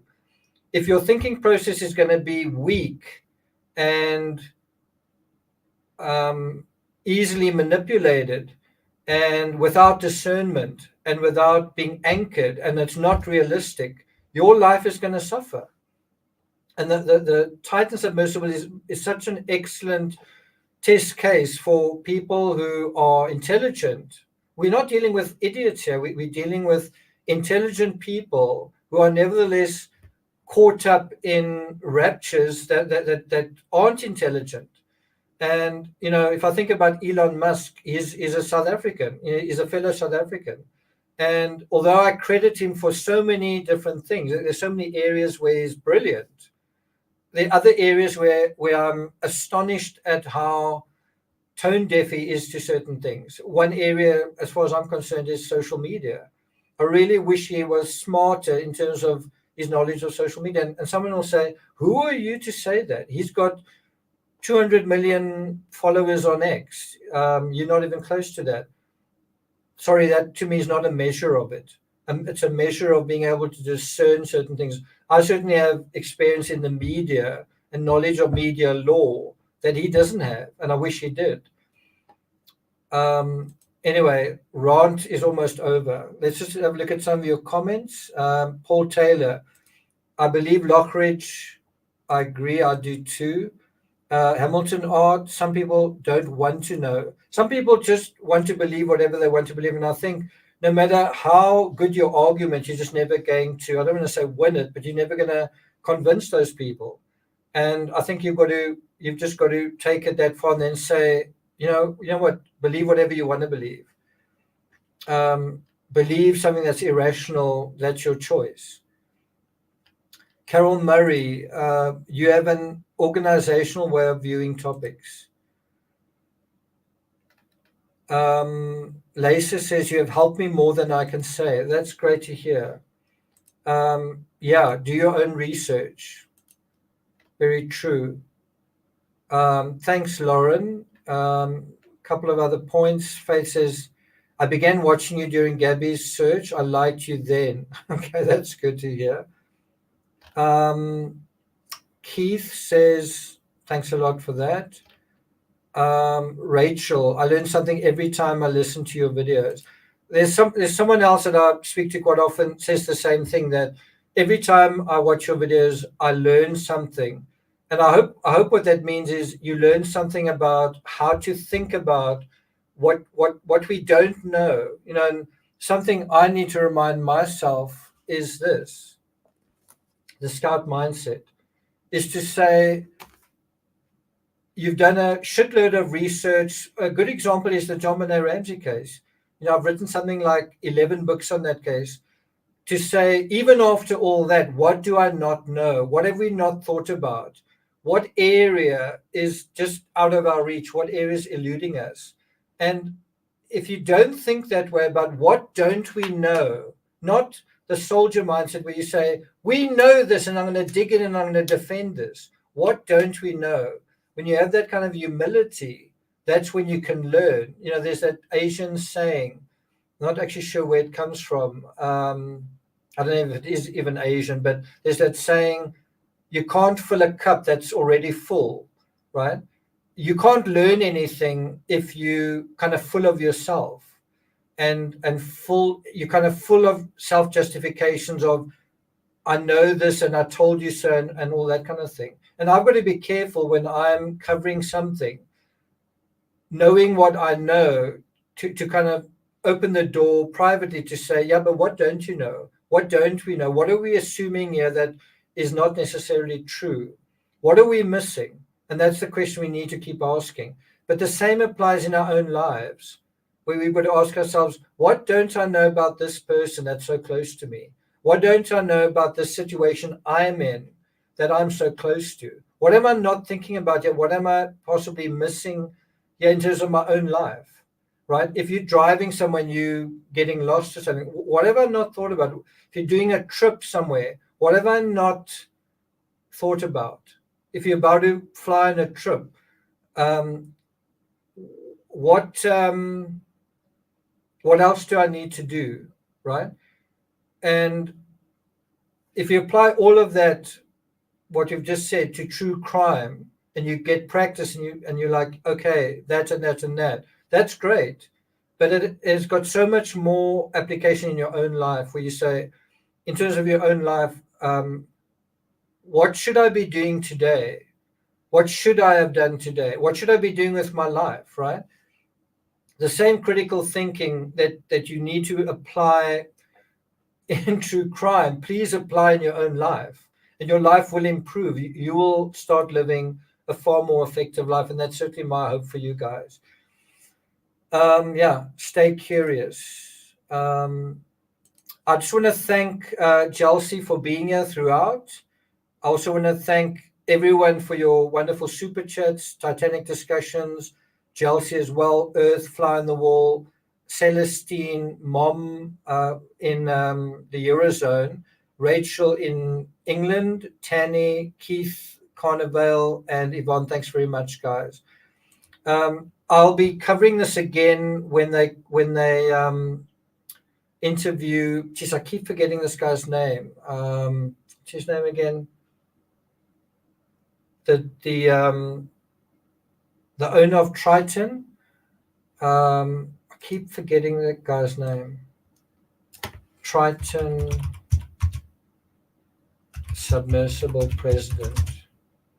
Starts with an L. Leafy, I think. Yeah, it's this guy.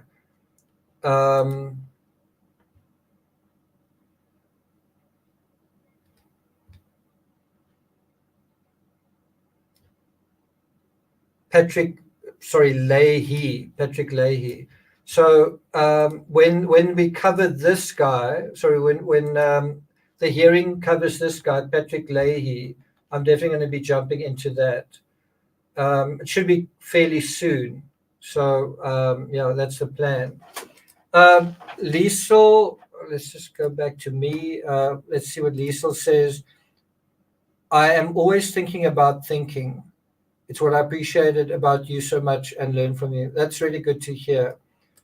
Think about that, how to think about thinking. And so what I want you to do as I'm going to go off this live stream, just take a moment and think about how you think about things, how you can improve the way you think about things. Are you thinking about things too emotionally, perhaps not emotionally enough? Are you thinking about things systematically or too systematically? Are you thinking about things in a way that has been effective? Do you think you are an effective thinker, or do you think you can improve in certain areas? I think all of us can improve in certain areas. And the unfortunate thing about thinking is, as soon as you're on top of your game, if at any point in time you can say, I am an awesome thinker. I know how to think about everything, myself, the world, everything. Well, unfortunately, from there you're on the way down, because that's hubris. So as soon as you think you can't improve in any area, well, then you are in a dangerous place, as we've seen with this story. So it's always a good thing to be asking yourself, am I thinking about this effectively? And be careful when you say, absolutely, I'm totally on top of my game, because that's hubris talking, and you never want to be there either. To think critically and to think effectively, one of the crucial ingredients besides curiosity is humility. Okay, remember that. Okay, Chelsea says, I learned to do that thanks to you. Thanks a lot, Chelsea. Okay, guys, thank you for being here. It's been quite a long live stream, 5 hours, 16 minutes.